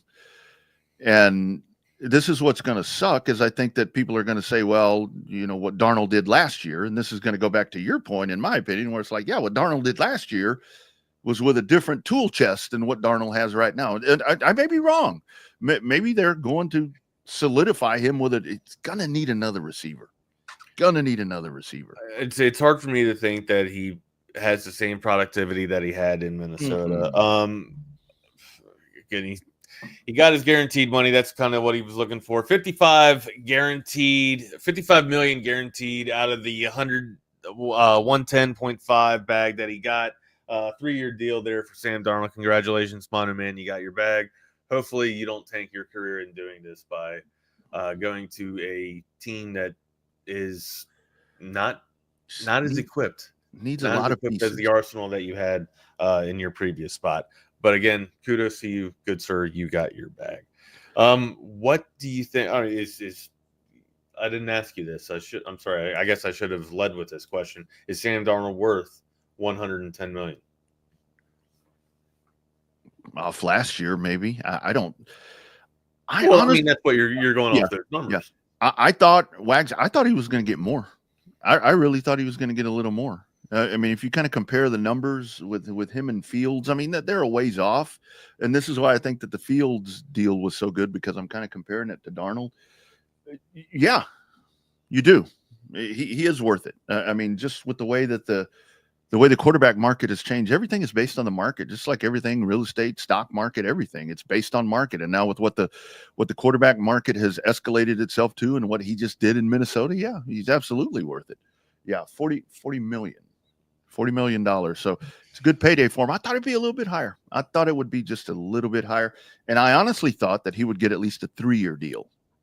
But Sam did get a 3-year deal. Oh, is it? Okay, I'm sorry. You guys. Okay. It's 3 years, 110. I got the two mixed up. Fields is a 2-year deal. Yeah, Fields 2 years, 40. Fields is 2 years, 40 million. I think got it. 30 million was guarantee for Fields. Yeah, 30 million was guaranteed contract for Fields. 40 million 2 years. Yeah. Okay. Yeah, I did think it'd be a little bit steeper, but good for him. Good for him. And maybe this works out. But they need a lot of pieces. Yes, they do. All right, good sir. Anything else on your docket that you want to get off the chest? I'll tell you what I do want to talk about is our friends at Covert Beat Cave right quick before we get out of here. Here's a word from those great folks out there. It's really a family experience. I walked in the showroom today and everybody greeted me by name. How are you doing? What's going on? How's everything going? From a price standpoint, from a customer service perspective, just conversation when you come in, it feels no pressure. I want to buy cars here. The family buying car experience, one of the best that you will ever have. Come and experience it for yourself. Covert, born and raised in Austin. Absolutely. Nobody beats Covert deal. Not now, not ever. Also, McCall Custom Homes. They're on site right now, continuing our beautification project over in our master bathroom. They can do that for you as well, whether it's a kitchen renovation, a new build. It's Custom Homes. they can get that new build, get that put together for you. But any renovation project, even the outdoor stuff now as we get into summer, you can go to McCall Custom Homes and you call our man Tom McKay and you get the full setup out there. It is McCallCustomHomes.atx.com or McCallCustomHomesATX.com. Check them out. The gallery of projects there, everything you need to know there. Or you can also call or text Mike at 512-633-9580. Let them do what they're doing here at our place. They're making that master bathroom badass. Only way to say it. It's coming together. Tile going in today. This is really going to be something cool to see when it's all done. And it is done by McCall Custom Homes. Check them out today, my friends. Apparently, Daniel Jones is going to Indianapolis. I don't know when that got done. Oh, is that right? I'm just looked up and just saw it. And I was actually going to say that I thought, oh my goodness, because I thought that with Darnold being gone, that this was setting it. We don't want to wish injury. We don't want to, say somebody's going to get hurt. But if something happened to JJ McCarthy, Daniel Jones would be the next guy in line. Ain't nobody wasting money on Daniel. Well, somebody is. Somebody's wasting money on Daniel Jones. But here's my thought with that, Wags, where when it comes to Daniel Jones, with all the weapons that we were just talking about with what Sam Darnold put together, I mean, boom, here you go. I mean, you go in there and you reinvent yourself as well with Justin Jefferson and Aaron Jones and all of these different people where that was setting up nicely, but I guess not. Indianapolis is still intriguing to me. I think Daniel Jones is going to get a chance to play there if he's going to be backing up Richardson. Yeah, 1 year. If you are a fan of the New York Giants, a fan of the Dallas Cowboys, and a fan of the Commanders, you can rejoice a little bit in knowing that the green wall of the Eagles defense that they've had the past couple of seasons is starting to get dismantled just a little bit. All right. Mm-hmm. Josh Sweat, Milton Williams, Isaiah Rodgers, Darius Slay, James Bradbury, and CJ Gardner Johnson are all gone. No longer on Philadelphia. So again, maybe that hold, right? Maybe that bond is starting to break and crack just a little bit in Philadelphia there, and maybe there's room for for these teams to kind of crack through and knock Philadelphia down. You got to strike while the iron's hot because it ain't going to be. I don't foresee Philadelphia going this long without a stretch without reloading and getting all pros in. Yeah, that's what scares me about Philadelphia is that they're just Howie Roseman. They're just so good. I mean, they're just so good at doing this. That's where, you look at other teams, mine in particular, that just struggle on how to operate a business. And these guys do it so well. And that's with that list that you just gave off right there. That's what's so cool about this now, because now it's so hard to sustain. I mean, people don't stay in the same place anywhere. And with all the movement and everything that goes on. And so now that raises a question. I mean, in Minnesota, who's going to be the second quarterback there? I mean, there's nobody there. There's nobody there. There's nobody there now. So that's why I thought Daniel Jones would stay there. So that's really, really going to be something interesting to watch. And the other part about it is with the Giants, because now, I mean, Russell Wilson, obviously Aaron Rodgers is out there. It just seems like Rodgers is going to end up with the Steelers. So if the next domino would fall, would that be Wilson to the everybody Giants? keeps saying that Rodgers is going to the Steelers. I think that's a bad move for the Steelers, honestly. I think anybody that brings in Rodgers is a bad move at this point in his career. Yeah. So we've been throwing some hypotheticals out on this Tuesday of some good landing spots for Cooper Kupp. A lot of people have been saying Houston. I think he would have a great time, a great year in Houston. How about Miami? How about you place him with the Cheetah and with Waddle? I don't know if they could afford that paycheck, but that would be, or hell, even Philadelphia. Put this dude with Jalen Hurts and the wide receivers that they have in Philadelphia right now. That could be deadly. Kansas City.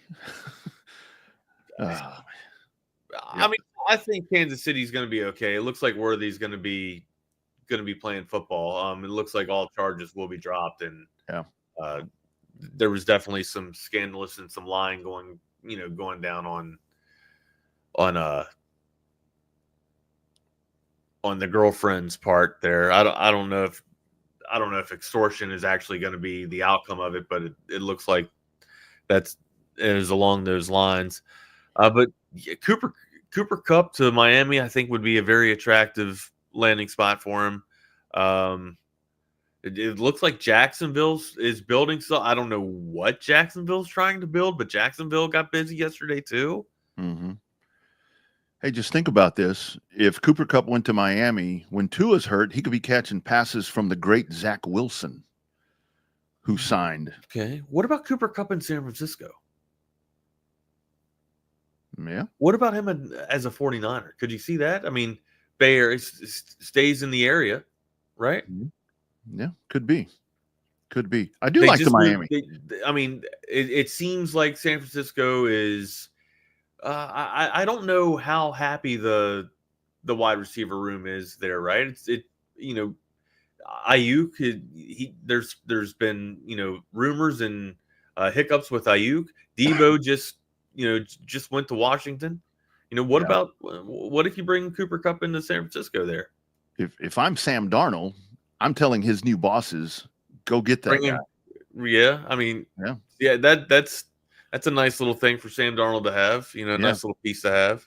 Yeah, that's just kind of a hole that needs to be filled there. I think that Smith and Jigba, Cooper Kupp, and then maybe you draft a Matthew Golden in the draft, and you have a nice little receiver core there. I could see that. Yeah, you betcha. You like that, LB? What about Detroit? Oh man, yeah. What about Cooper Kupp in Detroit? I can see that. Yeah, I can totally see that. What can't you see? Dallas makes too much sense. I don't know how Kupp would fit in Dallas, honestly. Oh, I know. I don't know what fits in Dallas. I think I really like the Seattle landing spot. If I'm looking at it as wanting Seattle to get better and seeing that you just went and paid a quarterback and you need to give him some arsenal, I think that that's a great move. And I don't know how Houston. You know what I like, and I meant to mention this because it happened before all this shit. I kind of like the Christian Kirk pickup by the Texans. I know the guy's an Aggie, but I kind of think that especially with the way that receivers get hurt in Houston, I think that's a guy that could maybe make a little bit of noise when called upon. I kind of like Arizona now that you're mentioning, Kirk, Arizona, Kupp to Arizona, that kind of makes a little bit of sense there. I mean, I don't know if they're exactly moving on from Kyler Murray. It appears that that was just a whole bunch of scuttlebutt, maybe that's going to happen for maybe they do end up moving Kyler Murray to the Giants and getting a first in return for Kyler Murray. That's still out on the table. That rumor is still being floated. I hope that is not the case for the New York Giants. Yeah. Still like the Buffalo thing. I mean, but I know the room's full, but that's kind of like that missing, kind of maybe a missing link right there that could help them. But again, Buffalo, I'm sitting here talking about the excuses are over and all that. They need to tweak the defense up a little bit also. It's not solely on the offensive side, but yeah, the Cup Buffalo to Vegas. Myers, Jacoby Myers. I'm pretty sure Jacoby Myers is the number one in Vegas, if I'm not mistaken. Right? Like Vegas doesn't have any. They didn't make any moves off the past couple of days to bring in a wide receiver yet, have they? Nope. Not of note. Not anything of note. Yeah, Josh Allen could use Kupp, Jared Goff, both. Yeah. I think both of those, Detroit and Buffalo. That's two good comps right there. Geno Smith could use Kupp in Vegas. If you're really trying to bridge a nice little gap there, or just trying to keep pieces together, you think that maybe they bring in Kupp, they have Geno there, and they have some savvy veterans for a little bit, and then maybe they make a move and draft Shedeur Sanders at 6, or maybe they jump up and take Shedeur earlier. I don't know what the hell Vegas is going to do on draft. I don't think anybody knows what Vegas is going to do on draft day. Yeah, no. Gonna be a fun draft. That is for sure. All right, partner. Anything else we got to get on the slate? Man, I think we got to. Hey, Garrett Cole having Tommy John today. How about that? Sure. Yeah, we didn't get no baseball. Yeah, maybe we can get into that because now their rotation. I mean, their rotation is. I don't think they have a rotation. I don't know. You got some pieces. I mean, you got Max Fried and of course Rondon, but I mean, that's huge. That's huge. So Yankee fans, how you feeling today, man? How you feeling yesterday, rather? Yeah, exactly. Yeah, time to get into baseball. We're about there. We are about there as we start getting after it. Looks like one of our partners is in the waiting room. Let's pop him on there. It is our man Jordan Scruggs. How you doing, what's up, dude? I'm good. I don't know if you saw me looking at you all funny in the waiting room. No, what's up? But you made it seem like Santa Clara, where the 49ers are located, and Los Angeles are close. Yeah, they're not close. They're not close. Yeah, you're like, he could stay in the same area. Did I say Bay Area? You said he could stay in the same area. And I know what you meant by like West Coast, but like I think Houston and Dallas. 2 hour, yeah, it's a good 2 hour drive. I think it's like 5. Is it? Oh, well, in NorCal and SoCal, yeah. But yeah, no, I don't know. It's been a pretty fascinating last 24 hours in the football world with free agency, all that. I'm going through hell as a 49ers fan. They're dumping just about everyone, it feels like, and I hate it because it's like, why are they freeing up so much money? Because they're going to pay Brock Purdy. Is Bosa move on the table? Like, do you think that's really going to come to fruition here? Joey Bosa? Yeah. I don't know. Apparently the Dolphins and Niners are offering the same exact deal. Income tax makes it different, obviously, with Florida compared to California. And the Bosa family's also from Fort Lauderdale. So, that could be something. But I don't know. I don't think him and his brother have played together since, like, high school. I don't think they overlapped at Ohio State. If they did, I don't think Nick was playing quite yet as a true freshman. So, that's part of it. But I don't know. He is kind of washed, So if they're going to spend money, I'd like to see it at other positions. Okay, Daryl G, thanks. Backing up my point. But what backed up your point? He said Santa Clara to LA is closer to 5.5 hours. Good. Okay, Will. I hope I never have to know those references ever in my life. No, you're on good. Will be on in a couple minutes. He just texted me. But no, man, getting rid of Kyle Juszczyk, like he was the longest tenured guy. I kept saying Yursich. Yeah, Juszczyk. Kyle Juszczyk, yeah. Everyone called him Juice. He was the longest tenure Niner. They signed him first free agent class of the current tenure, which was March 2017. I actually remember where I was. It's crazy to think. And, I get it. They got to, shake it up and move stuff around for the front office. But, I was in the 8th grade when they signed Kyle Juszczyk. I remember being in school that day. They signed Kyle Juszczyk. They also signed Marquise Goodwin, I believe, the same exact day. And I remember exactly where I was seeing those Adam Schefter notifications. That's when I was way more tapped in and following the 49ers day to day. So sad to see him leave. And I kind of just hate it because I do not think Brock Purdy long term should be the guy. And they're about to pay him like it. That was going to be my question to you. If you think that that's the guy, hell no. And if they end up giving him top 5, top 10 money at the QB position, I'm going to be so pissed. That's why all these moves are being made, though, right? That's why all these cuts. And I get some of them, like Deebo Samuel.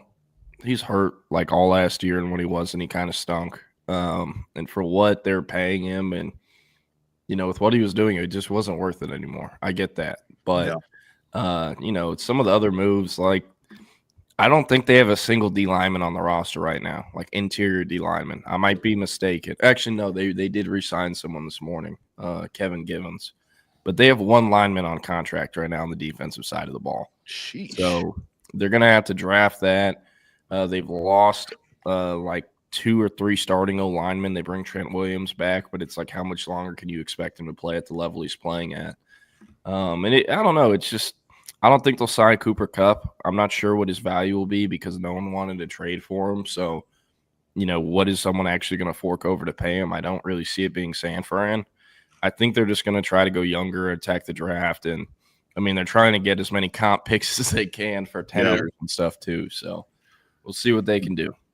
Yep. All right, man. Welcome in, Will. Will, what's up, buddy? Holding it down for me, fellas. I appreciate it. I don't really get a chance to hold it down that much anymore in my marital status. So whenever I get a chance to hold it down, thanks, Will. I appreciate it, buddy. All right. All right. All right. Get nothing from you guys, man. Nothing. Yeah. Trying to make it awkward and crazy and crosstalk for y'all, but Wags, I need to ask you. So lately, I've been back on my dynasty grind, right? On CFP 25. Guys, I got to check out. I'll see y'all tomorrow. Later. All good with you, Rod. I have to ask you, what could potentially come that's new to CFP 26 that you can talk about on record? Will, if you don't, what exactly is your job with EA? I no longer work at EA.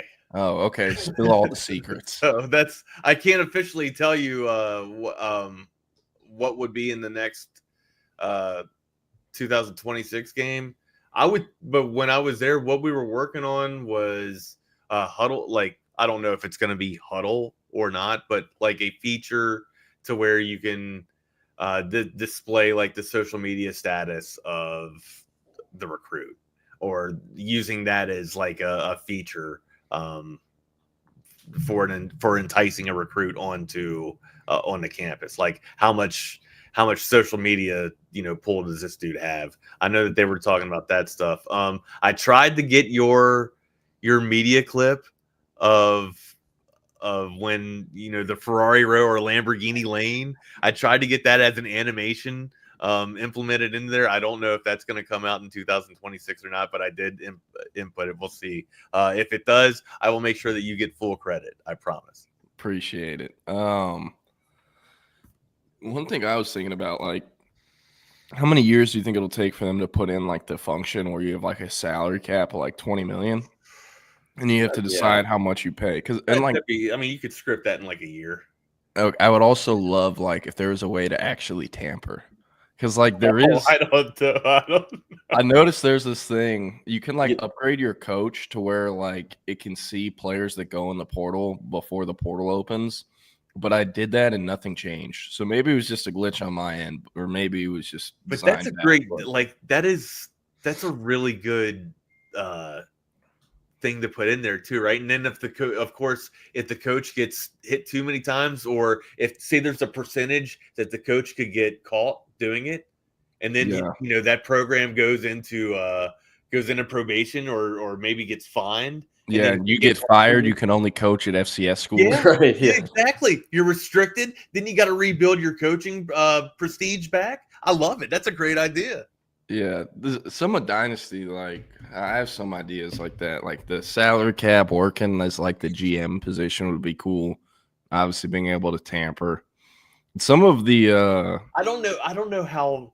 See, the tampering idea, I love it, but I don't know how cool it is to kind of advertise tampering, right? Like it goes on. It's the most. I'm with you. It's a realistic. You get coaches from other schools, and that's how they say it's it's legal tampering, or you just happen to bring in the wide receivers coach from Eastern Michigan, where your top portal target was.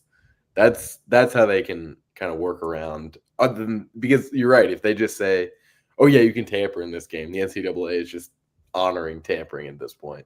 Yeah, well, I mean, I don't do that anyways.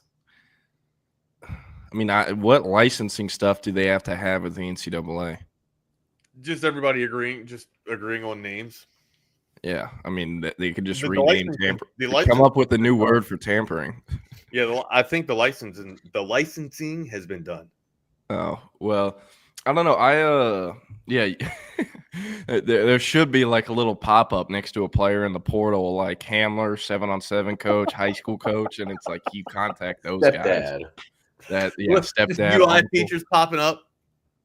Yeah, and then like if they're really buttoned up, it'll be like agent. But no, one thing they do need to fix, I will say this: after like year 2 or year 3 in Dynasty, the portal's basically useless because you only get like 1 or 2 players available at each position. So I've noticed that. And I mean, a lot of the portal guys suck. Like, you actually have to really look at their numbers and not just if they're a green diamond or not, you know? Right.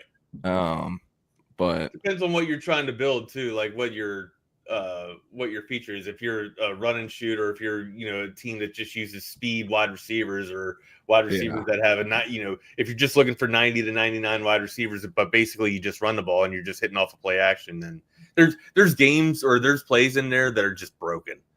Absolutely broken. No doubt, man. The other day, I don't know if it's a post corner, but it's I know you end up in the corner, but there's no way that the actual defensive backs can actually guard it. So if you do a pump fake at the right time, it breaks the wide receiver open completely, and it's uncoverable. You can't even play like cover 4 on it. It's ridiculous. Yeah, there's like this fake screenplay I just run like 10 times a game. 10 yards a game, 10 yards a pop. It's where the dude's just running past the DBs. And if not, and they follow him, I figured out, I don't know why this happens, but if I take off with my quarterback and like run the ball on one of those fake screenplays, the defenders are just frozen. They only move side to side. They won't come up and pursue you. And so then you can just run for like. There's another play too, to where you send the tight end down the middle. It's not a streak or anything, but the tight end ends up running a seam.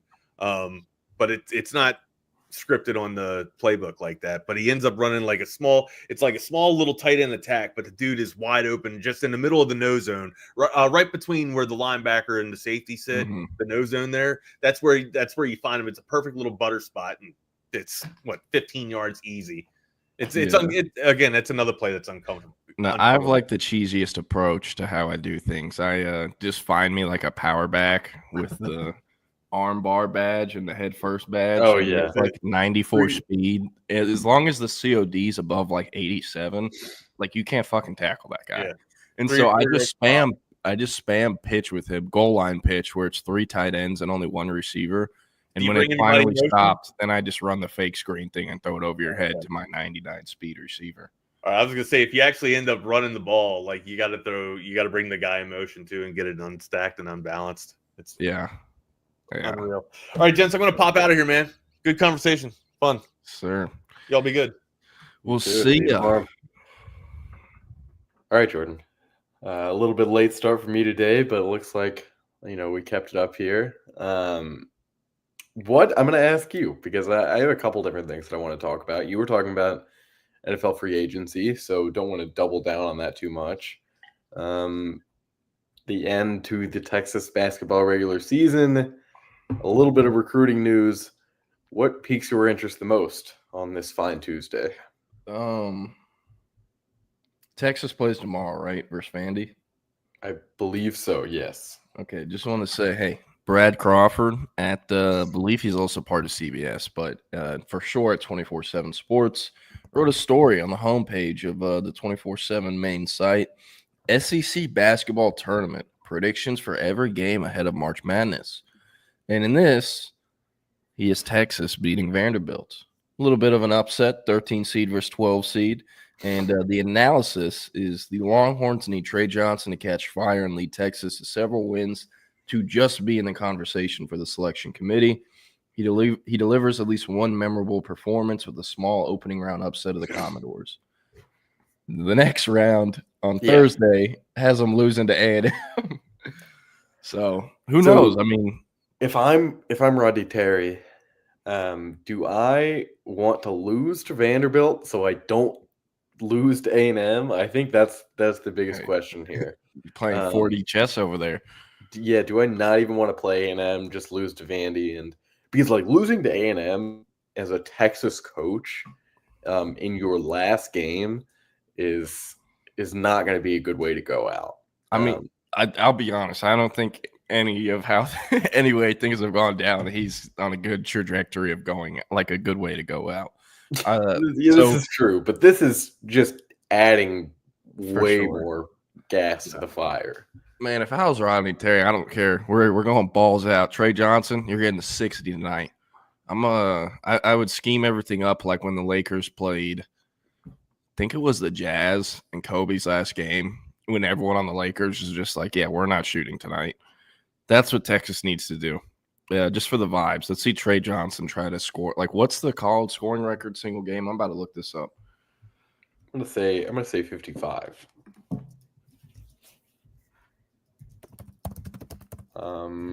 Let's see. Who's gonna get it first? 72. 72. Pete Maravich. The all-time record against a Division I opponent. Yeah. Some dude at Grinnell College scored 138 in 2012. I remember when that happened. Yeah, Kevin Bradshaw at U.S. International in 1991. Pete Maravich did score 69. Yeah, let's give it to Pete Maravich. The Kevin Bradshaw cat at U.S. International was just not a real school. And they played Loyola Marymount, and that was in the 90s. So we're giving it to Pistol Pete, the GOAT. Will, you know anything about Pistol Pete?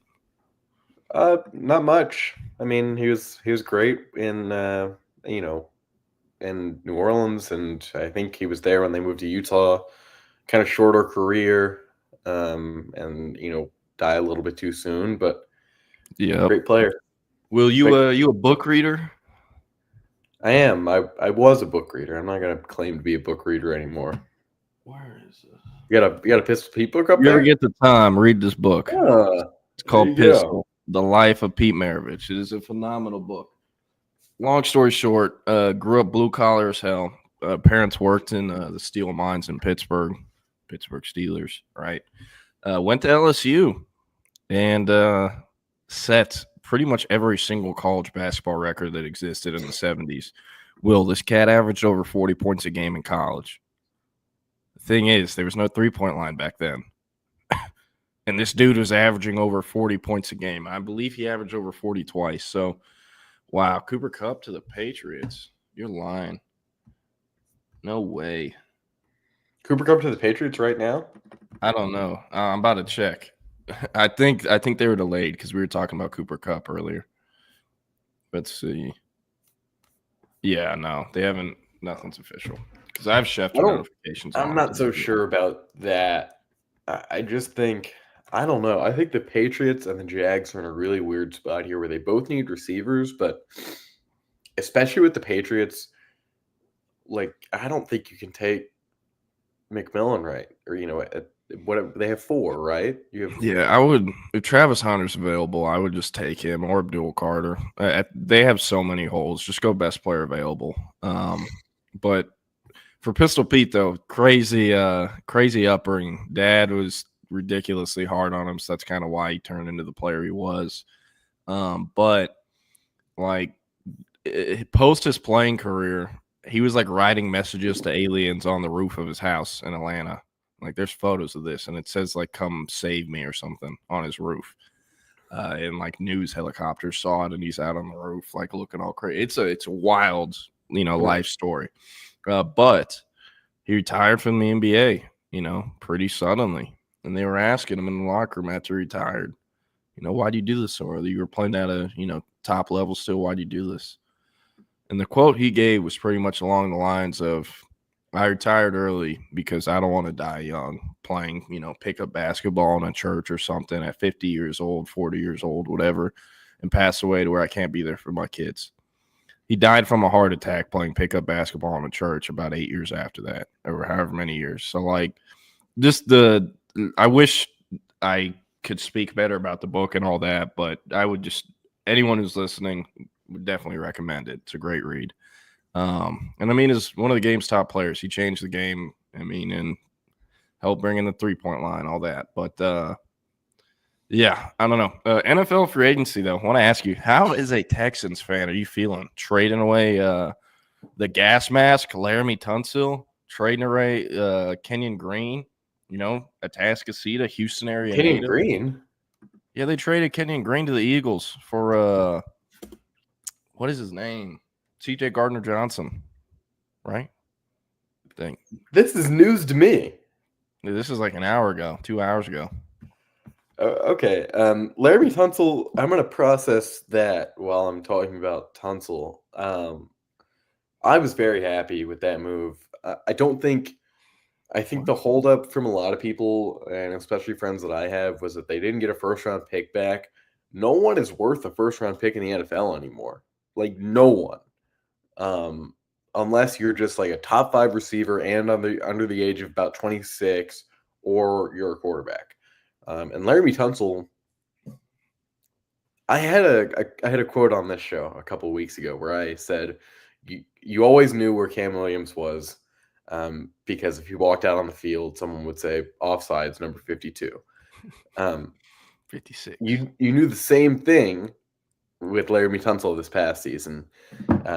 There were just constant penalties, constant penalties, and then just a lack of effort level.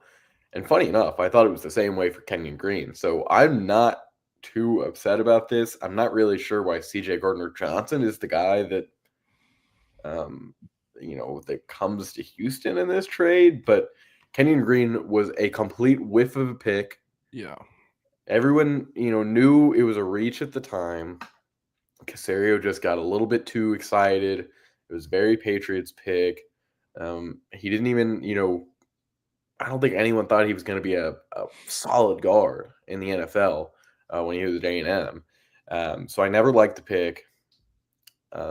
Happy they got something for him. I mean, I don't think CJ Gardner-Johnson is going to be a long-term guy in Houston, but the CJ Gardner-Johnson trade, does that mean they're not going to pay Jalen Petrie?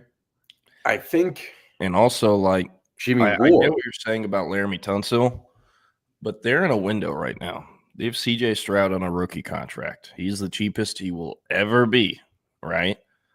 Well, Jordan, and where are they going to upgrade over Laramie Tunsil at left tackle this draft, or at least in this window? It's a very daring move, and I think it can pay off.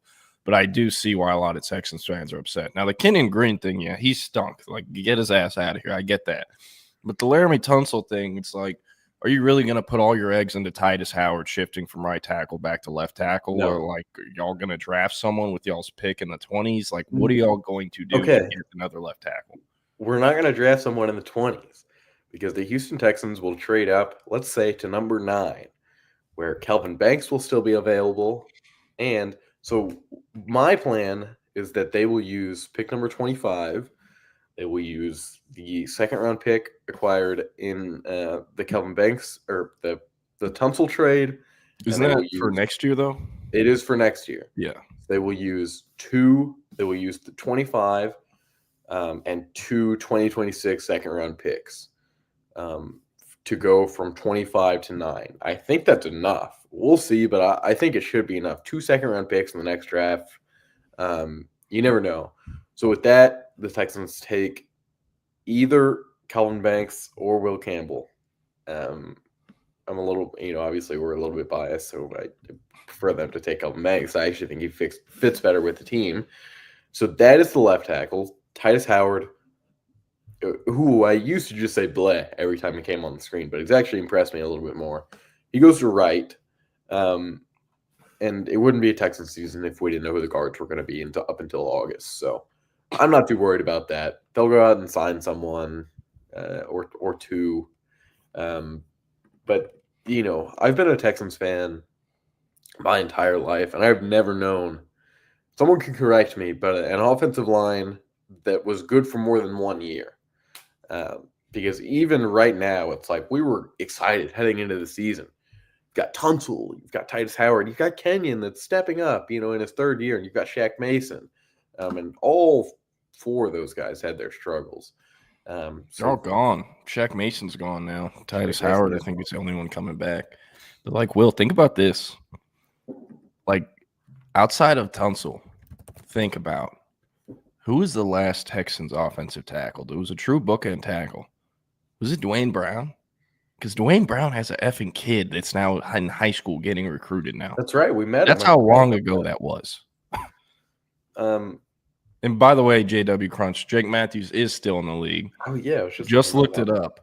By the end of according to Wikipedia, by the end of the 2024 season, Matthews has started 174 consecutive regular season games at left tackle for the Falcons, by far the longest active streak in professional football. So been starting pretty much the last 10 years in a row without getting hurt at that position where he's getting into a car wreck every play. Pretty damn nuts. He would be an option. Do you know why? Apart from him being a Houston guy, from the city, why a lot of Texans fans have always been interested in him is because his dad, Bruce, who was a great player, all pro like every year, played a long time with the Oilers, and has been around. I believe he coached with the Texans for a couple of years. I had no idea his cousin is Clay Matthews. Yeah, I did not know that. Family. I had no idea. Wow.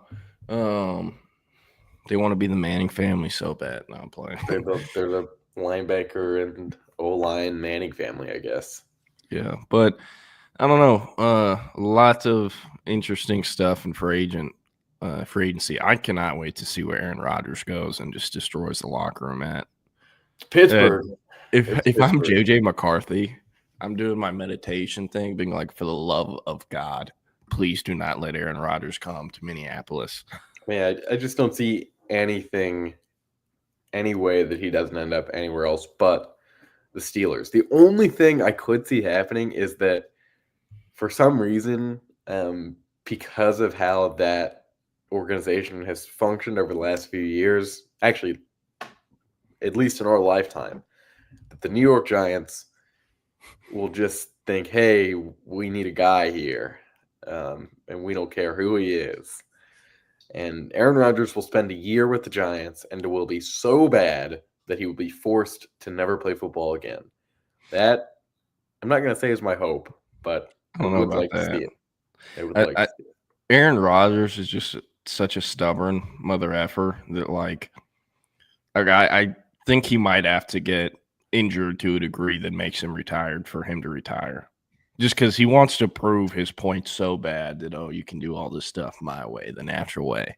You can go sit in a cabin in the woods for a few days in darkness. You know what the funny thing is that he actually was playing good, on that stuff until he started talking about it. Until he went on, he'll be on in about an hour on ESPN on the Pat McAfee show, as I think he does every Tuesday. And you can hear him talk about how great all these plants and these herbs and all this is for him. If he just shut up and never talked about it, people have been like, man, this guy must be on drugs. And he would have been able to kind of, that's so funny, I'm on drugs. The guy's on drugs and was playing great football. He cursed himself by talking about it about 2 or 3 years ago. Man, I cursed him.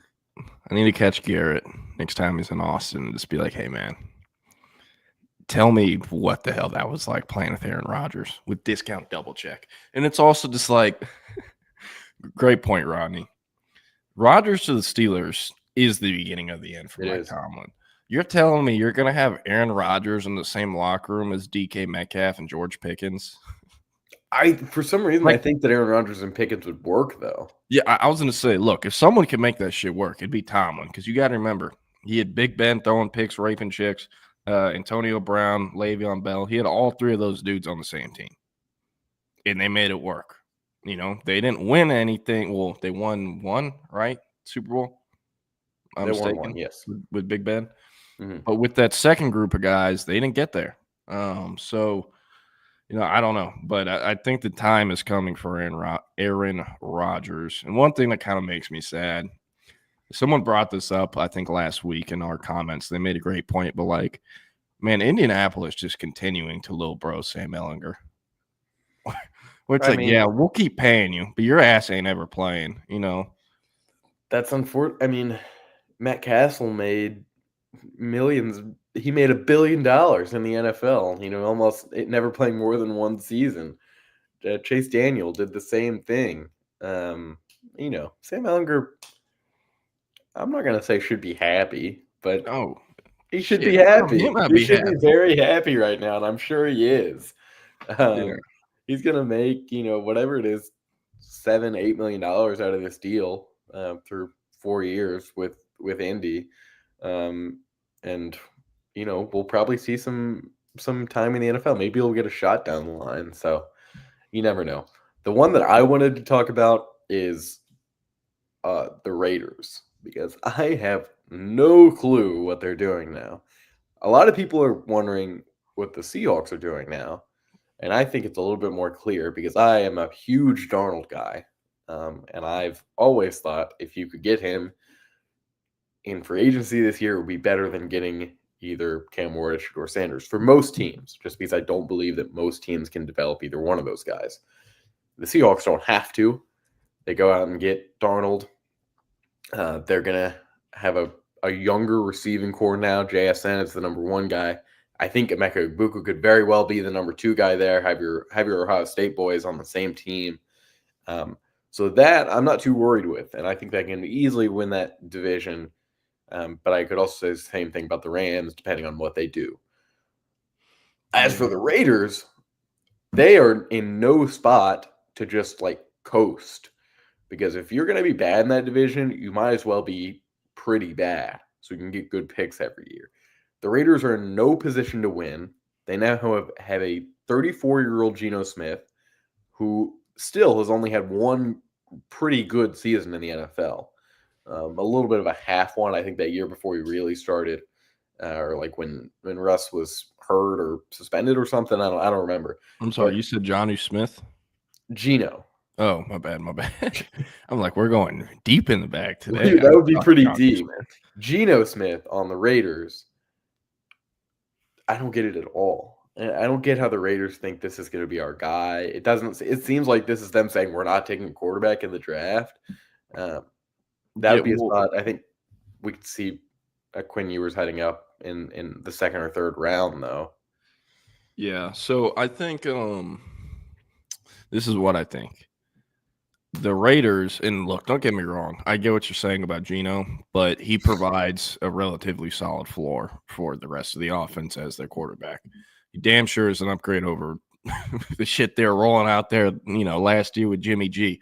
Anything's an upgrade over that. But with Geno, Pete Carroll, they have history together. They work together, and they work together pretty well, I'd say, for what a lot of people, a lot of people counted out Geno Smith. They wrote him off. He ain't right back. He ain't right back. But I don't know, a crazy career arc for him. Like what he used to do at West Virginia, completely different play style almost now. I know that happens when you get older, but man, I think the Raiders could be something, a veteran presence with him. I'm not saying they're going to the playoffs. I'm just saying I think they will have more direction and just top to bottom organization than they ever have since the move to Vegas. Like I think Pete Carroll was actually a really good hire for them. They've shipped Kelly calling the offense. There's stuff they'll have to do, but I mean, think about it. Outside of Cam Ward, Shedeur Sanders, would you want a single rookie QB over Geno Smith? Because I wouldn't. No, but I talked about this the other day. Actually, right after Chip Kelly got hired at the Raiders, I had a feeling that the Raiders would do something kind of weird. They would get an older quarterback, in the offseason before the draft, and then there's going to be this question. I promise you, in the last week in April, people will be talking about this. Is Will Howard going to get drafted by the Raiders, and is it going to be too high? He can go day 3. That's that. You also got to remember, like, that's not – like, Chip Kelly and him, yes, they worked together, but, like, he didn't recruit him out of high school to Ohio State. He showed up for one season. So No. But they did just win a national championship together. No doubt. It is an interesting topic, there's especially something to that. Because Harbaugh keeps signing all of his former players from Michigan. Najee Harris yesterday. But I mean, with Geno, you just got to ask yourself, like, is he better than any of the quarterbacks in this class, not named Cam Ward or Shedeur? Yes, and has an argument to be made. He'll be better than they will this season. But, like, if they're going to take a quarterback, it has to come after round 3 or after. And this is something I don't think many NFL draft media actually talk about, but teams hate selecting QBs in the second round. They just do. Like, we rarely ever, as in we in 24/7 Sports, will rarely put QBs in that second round projection because if you're a quarterback, NFL teams want to draft you in the first round because you get the extension, right, or the player option or team, whatever the official term is. Yeah. And then third rounders and second rounders, you don't get that. but you can pay them significantly less as a third rounder compared to a second rounder, and you can address more needs in the second round. This is why teams like Baltimore traded up at the end of the first round to take Lamar Jackson. They get the extension and the year thing. And because of it, rarely are QBs drafted in the second round. So would not be shocked if there's like 0 second rounders, especially if Ward and Shador go early and then some team reaches, takes a Jackson Dart or Quinn Ewers or someone top 10, because that will cause, a chain reaction of teams, trading up to get into the first round to get their guys because they know they can't wait till round 3 the next day. But yeah, I think it's a decent move by Vegas. I see your point, but kind of as someone who had to watch the 49ers play Geno Smith and the Seahawks several times over the last few years, I think he's a lot better than most people think. Or I don't know about a lot better, but is better. And again, he provides a pretty high floor for them compared to what they've been offensively. That would be something to look at. In terms of other NFL news, I kind of broached it earlier. The Rams saying, hey, we don't want Cooper Kupp. We want him less than we want literally any other football player in the world. You can have him to every NFL team. And everyone says, well, we don't want that contract because it's old. He's old. He's 32 or 34 or whatever it is, making $25 million a year. And they say, you know what? All the other teams are right. Who would pay a 34-year-old wide receiver $20+ million a year? And then they go out and get Davante Adams on a 2-year deal and sign him for $46 million.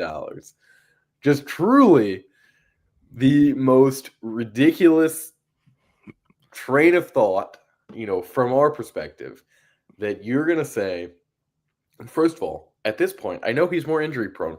Cooper Kupp is a better receiver than Davante Adams. That's not really a debate. Look at the stats. Look at the production over the last 5 years. Look at the guys that they've had as quarterback. I mean, it wasn't always Matt Stafford throwing it to Cooper Kupp. Yeah. He went through some times there when at the bad stages of golf. And Davante Adams took a step down this year. And the only reason he put up numbers is because he was playing with his boy. And his boy was going for him over Garrett Wilson. And the Jets traded for him by giving up a third rounder for a midseason dopamine boost when they cut him. It's crazy. And yes, JW Crunch, thank you. That too. Yeah. So I don't know. The Rams, man, I'd love to understand this because I would have understood anything else. I would have understood you trading Matt Stafford and not getting much back for him. I would have understood a whole lot of different things. But why at this time do you feel like,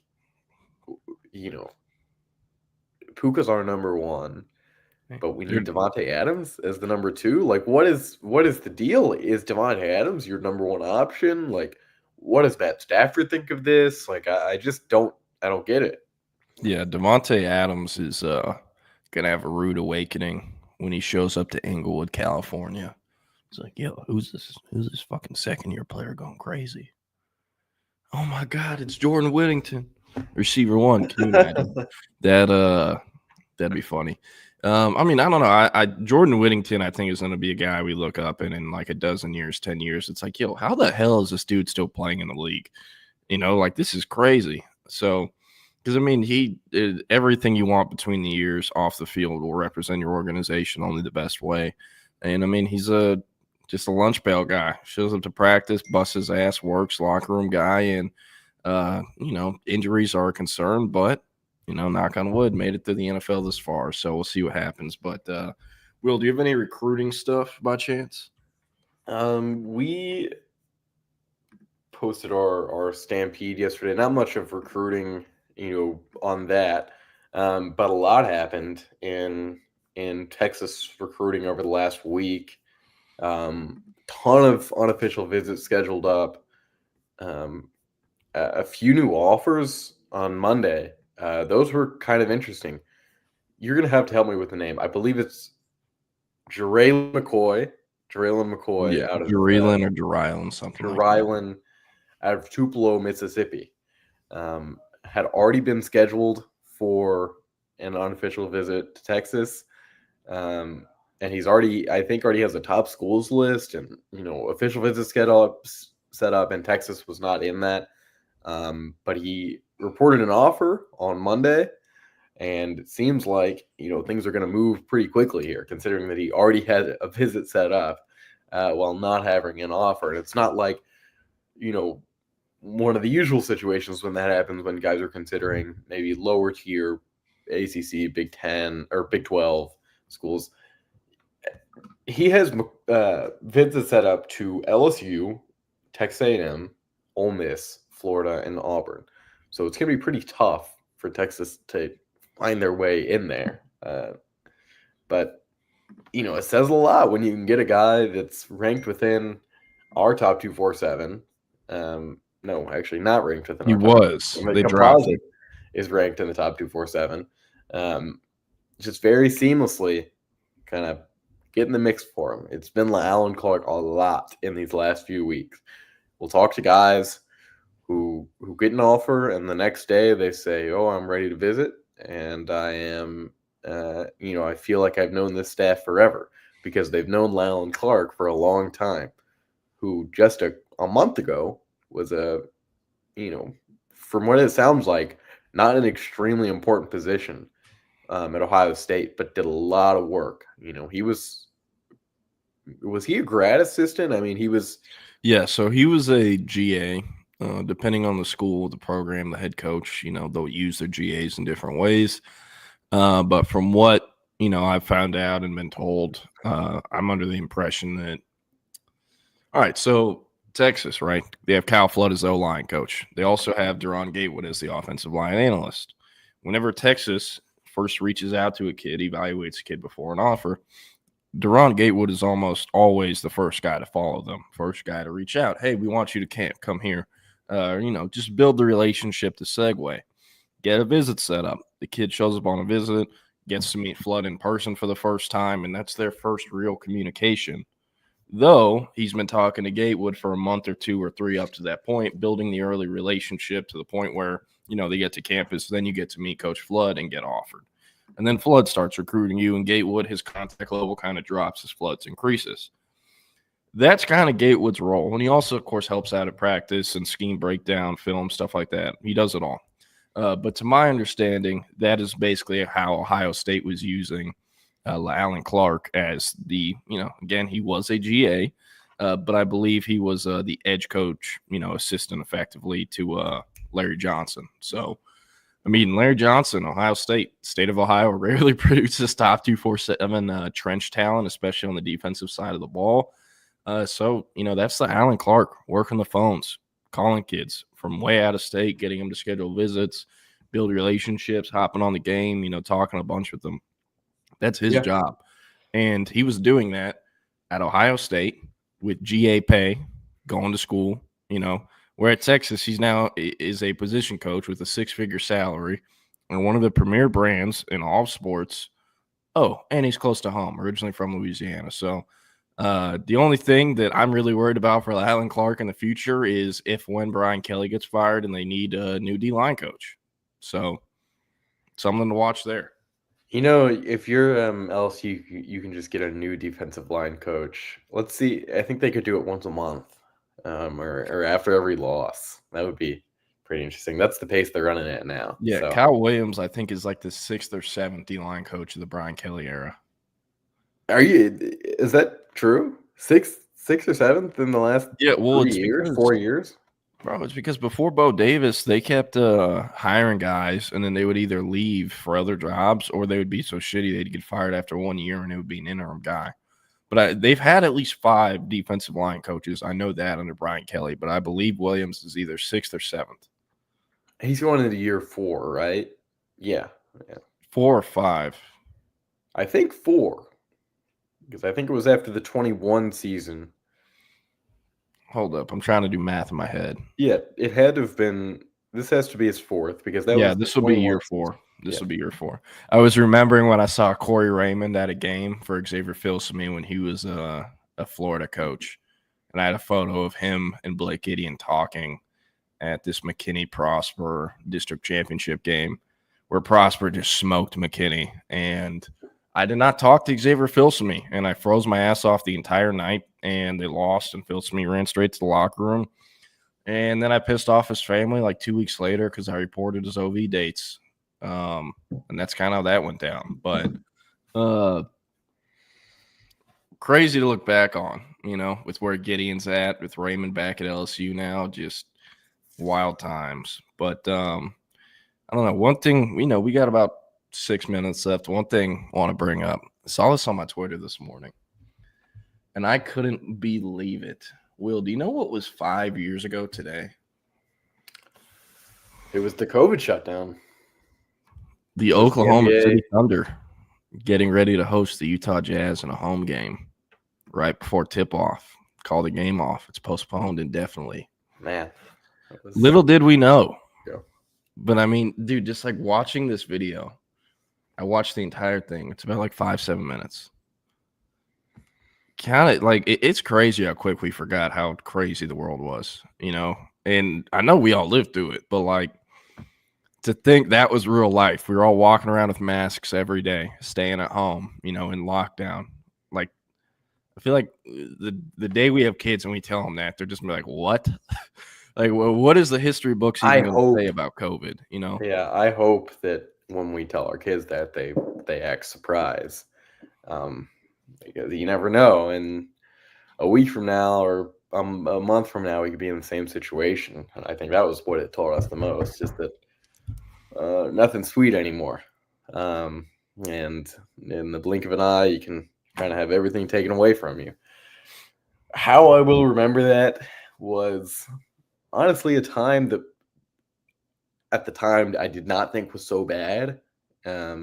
And thought I was being very productive and probably professionally for me being 15, 16, 17 years old, was able to spend a lot of time, working, which was great for me. I'll tell you what, 5 years later, it seems so much worse than it did in the moment. I mean, truly just thinking about like staying in nonstop, just not having access to basically anything. We're both of us are pretty privileged people, but there's no way I could do it again. There's just absolutely no way. I think I'd move. I think I'd go off the grid. Yeah, if there ever becomes another virus or deal like COVID, and they're like, all right, everyone stay in your houses, we're masking up again.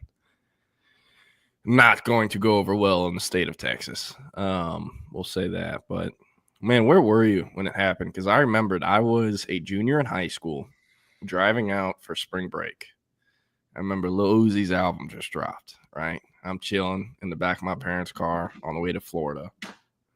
And I remember we were, that the I-10 bridge in Louisiana? You got to go over of course. the swamp. Right by Lake Charles, yeah. I'm on that bridge just bumping the new Lil Uzi album. And I see this thing like, wow, this COVID shit, that's crazy. I think the next day it's like, hey, they're going to give us an extra week for spring break. Like, shit, we get a 2-week spring break. Hell yeah.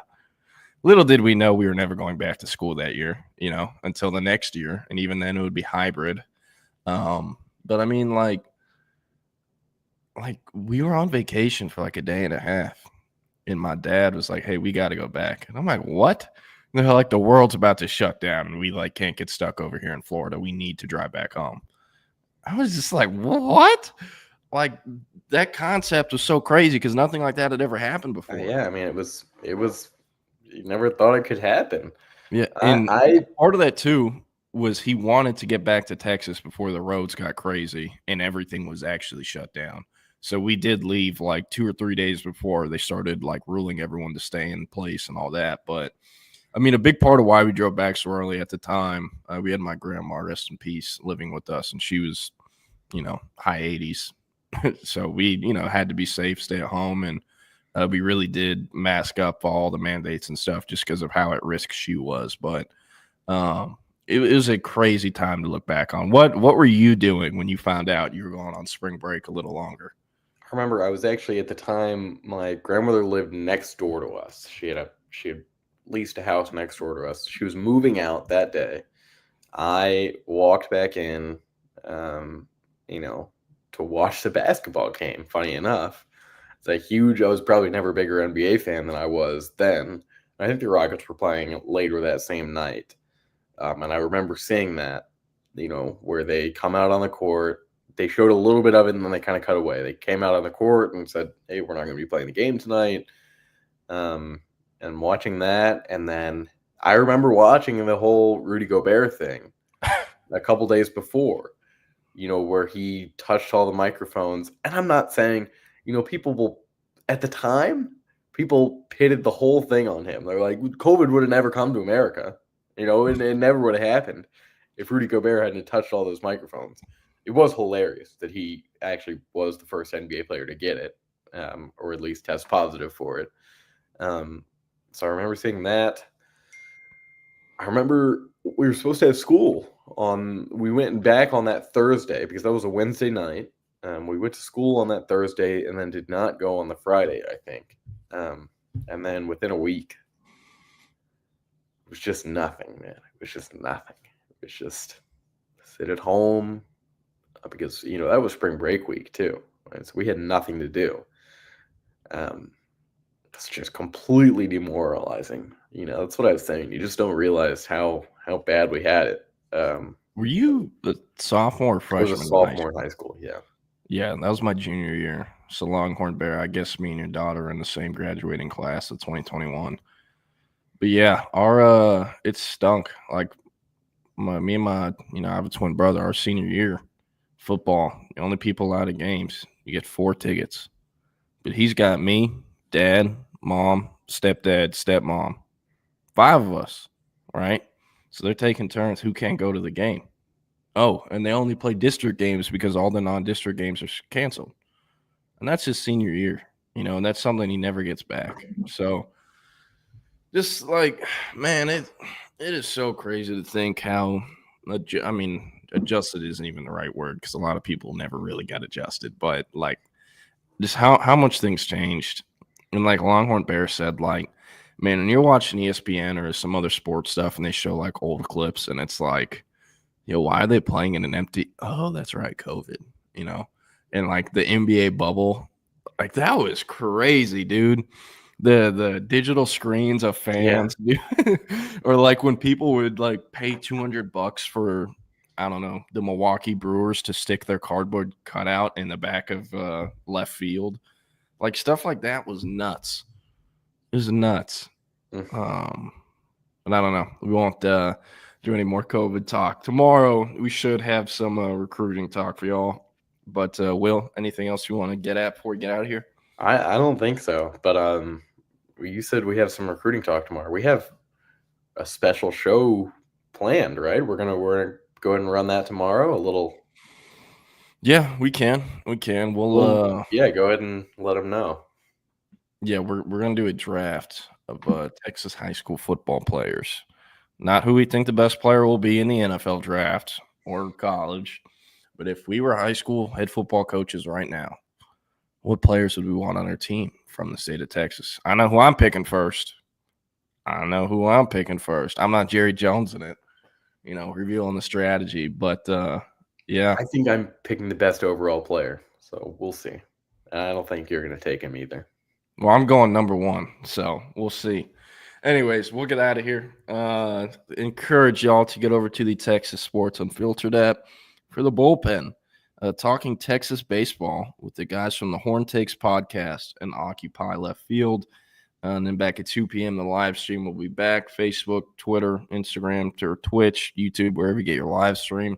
And, Chip and Zay will see y'all then. Y'all have a good one. Happy Tuesday.